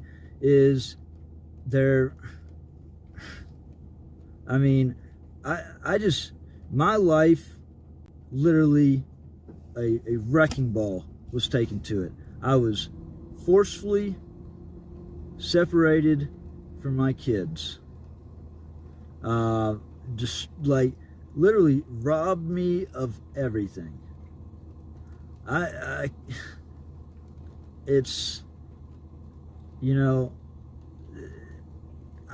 wish somebody would have just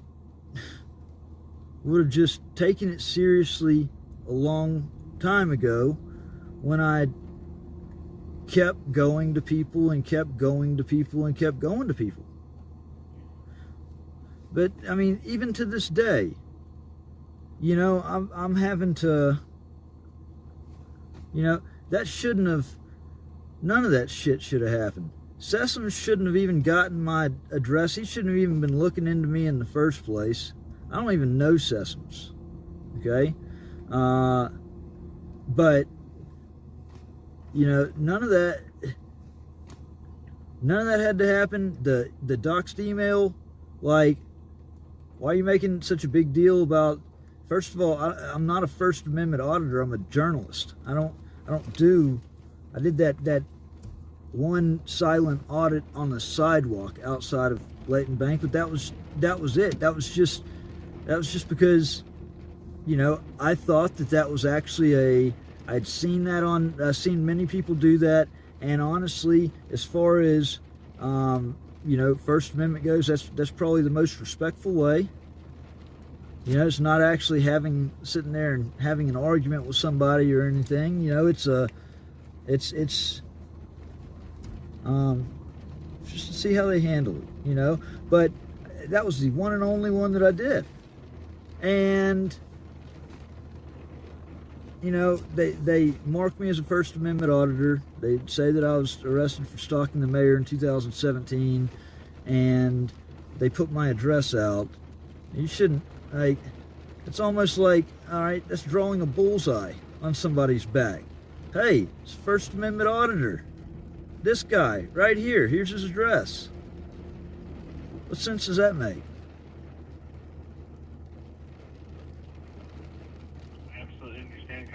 frustration and why you're going through us to share all this information. So yeah, I'd ask for people to please put themselves in my situation, and just just try to imagine what that's like to have served your country, to have sworn a lifelong oath to protect and defend the Constitution, for these intentional attacks to happen, and they set off a chain reaction of more to come, because every time they do something, they then have to cover that up with something else. It's like putting a Band-Aid on it. But it's got the liability wake has gotten so wide it can't even be hidden anymore. And honestly, they don't even care about covering it up at this point. It's gotten so far out of hand. And I want y'all to actually do something about this. Like I said, I'm taking detailed notes from our conversation. I'm going to put this in a report. I can't guarantee that it's going to become a full-blown investigation or anything of that nature. Oh, I'm demanding, as bad as serious as these crimes are. I've already sent one Inspector General complaint in, and I'm about to send a second one in. Is the Inspector General still employed over in Washington? I know there have been a lot of job cuts here lately. Yeah, that's the question. I don't know. I don't know the answer to that. But I mean, I don't want to distract you from doing whatever you feel is necessary and right in your process. I mean, it's going to let you know kind of like what I'm going to do. I'm going to get this documented for you, and I don't want to make any false promises. There's a lot of complaints, and unfortunately, there's a lot of criteria, federal nexus, things of that nature. But I'm going to get this report documented. I'm going to get it to the right individuals, and it's just going to go through the process from there. Whether it is or is not investigated is beyond my control and what I can promise or say to you. But I'm going to tell you, I'm going to do what I need to do to get this into the system for you. So. Well, let me make one suggestion right there. If they weren't expending the cost to run background checks on every single person that speaks with an FBI agent, I would say that there would probably, and especially if that's not an isolated problem, like if other branches are doing the same thing that y'all are doing as far as like the background checks, then I can't imagine what the cost is. And I would love, actually, that's probably, I need to do a check on that, because like they would be able to hire more FBI agents that could then, if it's really a personnel or staff problem, that's not a really good excuse, because look at all the wastage, on. I think there might be a semantics issue there, because it's, by all means, I mean, I'm sure you've heard of background checks for employment. You've spoken about those. Those don't happen in a day. They don't even happen in an hour, right? Those take time. The information we're looking for, I wouldn't classify a quote as a background check. We're going to do a record check, look at your information, understanding who we're talking to, and then in addition, if you're asking for permission to come past the security gate and come onto grounds, we need to have a full understanding of you and your background. Like I said, some people haven't wanted to do that, and I've spoken with them through the fence before. There are some options in that way. How everything's handled is unique on the property and speak with us versus doing like what we're doing here on the phone. We do expect you to kind of identify yourself and let us run some information on you so we know who we're going to let through that background check. That's still background check. But is where it's getting a little bit muddy, because it's definitely not a full blown. But actually, I know better, because see, it was at the end of February that I went up there to y'all's office for the first time, and I actually met with an agent. So this is where I first found out about the whole background check thing, and I was having a fit about it. But I needed to talk to an agent. Like, it was like one of those that I sacrificed, that I was the one to give right there, because it was more important for me to at least speak with an agent, sit down and talk about what happened with an agent.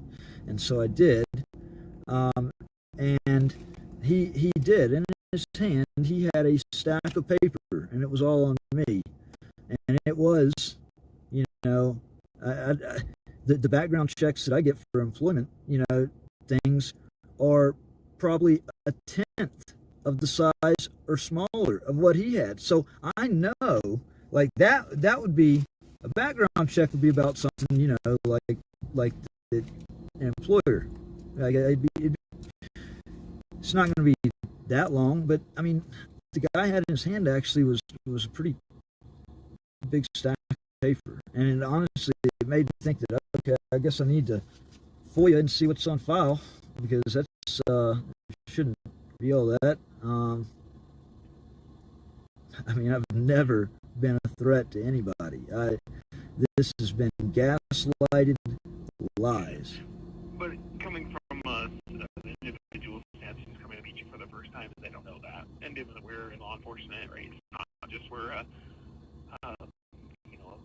private company or a restaurant or something where you're, you know, going to walk in and order food, right? There's a level of difference there in which we need to have a level of understanding of who we're speaking to, who we're allowing onto the ground, right? Our security. So there's a little difference there, but the difference, somebody, if it was a something you wanted to do, phone call options like we're doing today is an option, right? So we can hear your information. The tip line online, which again, I know you said you filed that once before. I would suggest getting on there and filling out, you know, the information once more. It'll coincide with the report that I'm putting online.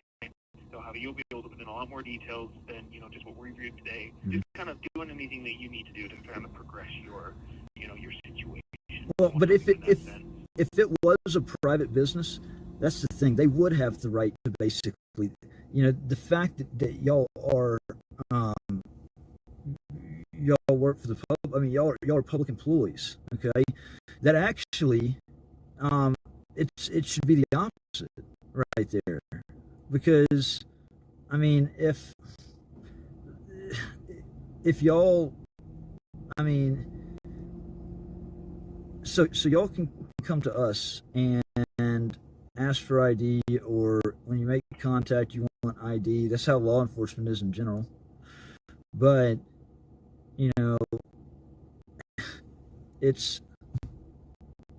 think the Fourth Amendment's just very clear about the unreasonable search and seizure. There's got to be probable cause. There's got to be reasonable, articulable suspicion that a crime was committed or is going to be committed, and that wasn't there. It just wasn't there. Well, Matthew, we've gone through a lot today, giving you some advice, some you know, things you can also do on the online portion. Like I said, I'm going to document this. So there's nothing else. I'm going to let you go for the evening. But like I said, how do I get a copy of that report? Getting a copy of the report's not going to be an option. Our systems are sealed. So it's not an option. I bet it is. To my understanding, the information, you know, filed in reports is something that you're not going to be able to request. But by all means. Well, no, I mean, the fact is, I'm in federal court right now, so it might be for regular FOIA requests, but I guarantee that I can get around it with discovery. And there might be in that regard, right? Like, don't take my word for it in that specific, you know, no man can know everything, right? But I'm just telling you, in my experience, we don't provide information from these reports given unless it's, in a discovery manner. But if you want to, you know, follow up with that and try to see if there is a way, you absolutely can.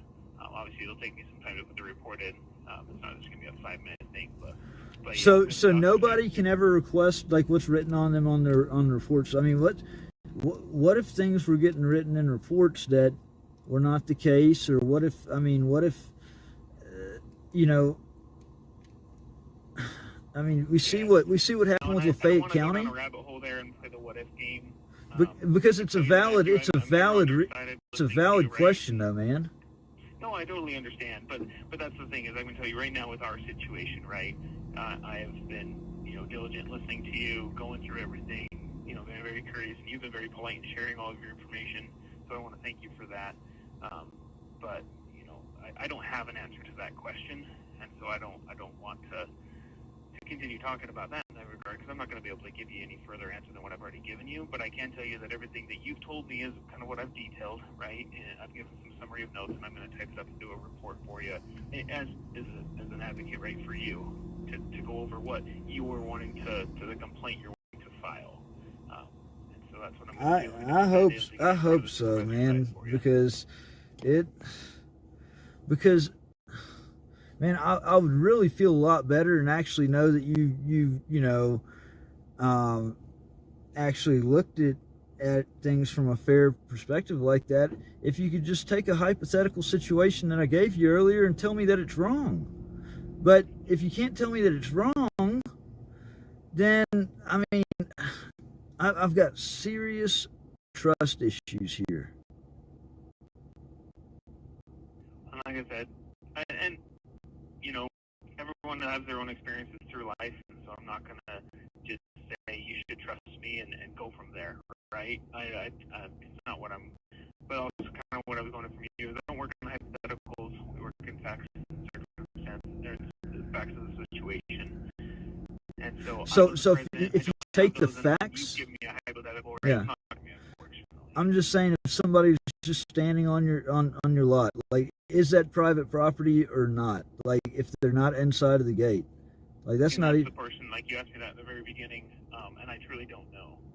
It's something that I'm going to ask. Well, to find out. The answer is no, because y'all are paid by taxpayer dollars. So first of all, the FBI can't privately own anything, anyways, because it's it's a taxpayer funded department. So, they can't say, first of all, the words, we own this, actually should not ever be coming out of an agent's mouth when it comes to property. Because that's not the case. They can't. Because it's paid for with taxpayer dollars. There's no way that y'all, as an entity, could own. They don't. And so that's where it gets into, a publicly accessible area. The rules governing conduct on federal property. That thing that's posted on the outside of the security shack has got several things in there that would go to show that I was well within my rights, right there, because it's on that policy. It's posted on all federal properties, as if the First Amendment should have already been crystal clear.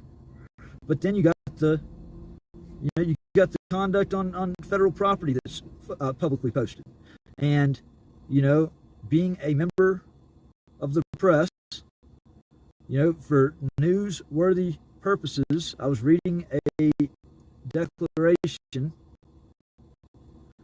and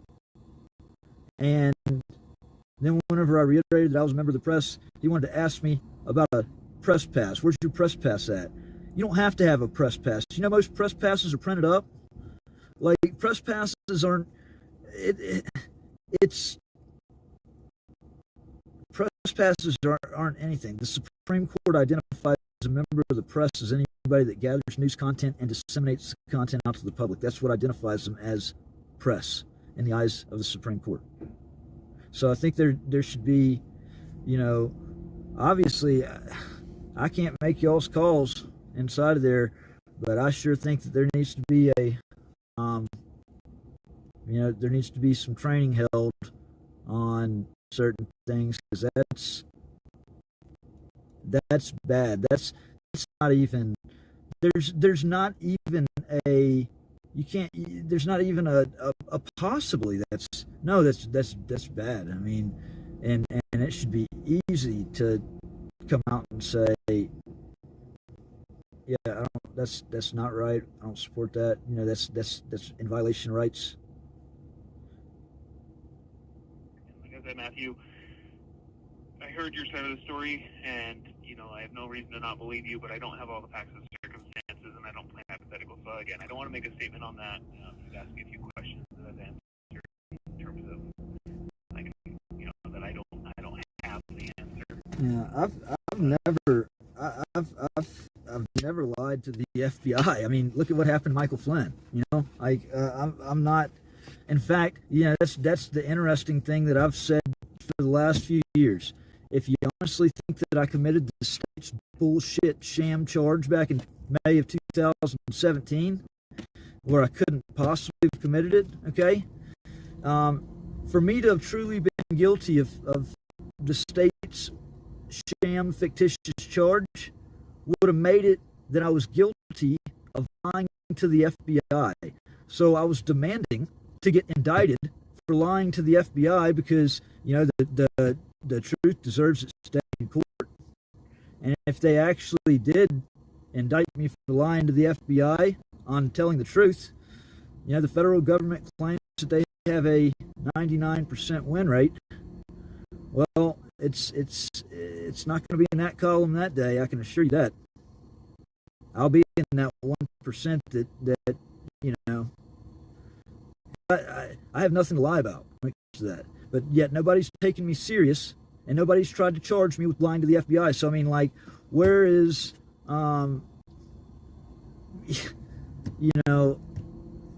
it's I don't see the complicity is just out of this world.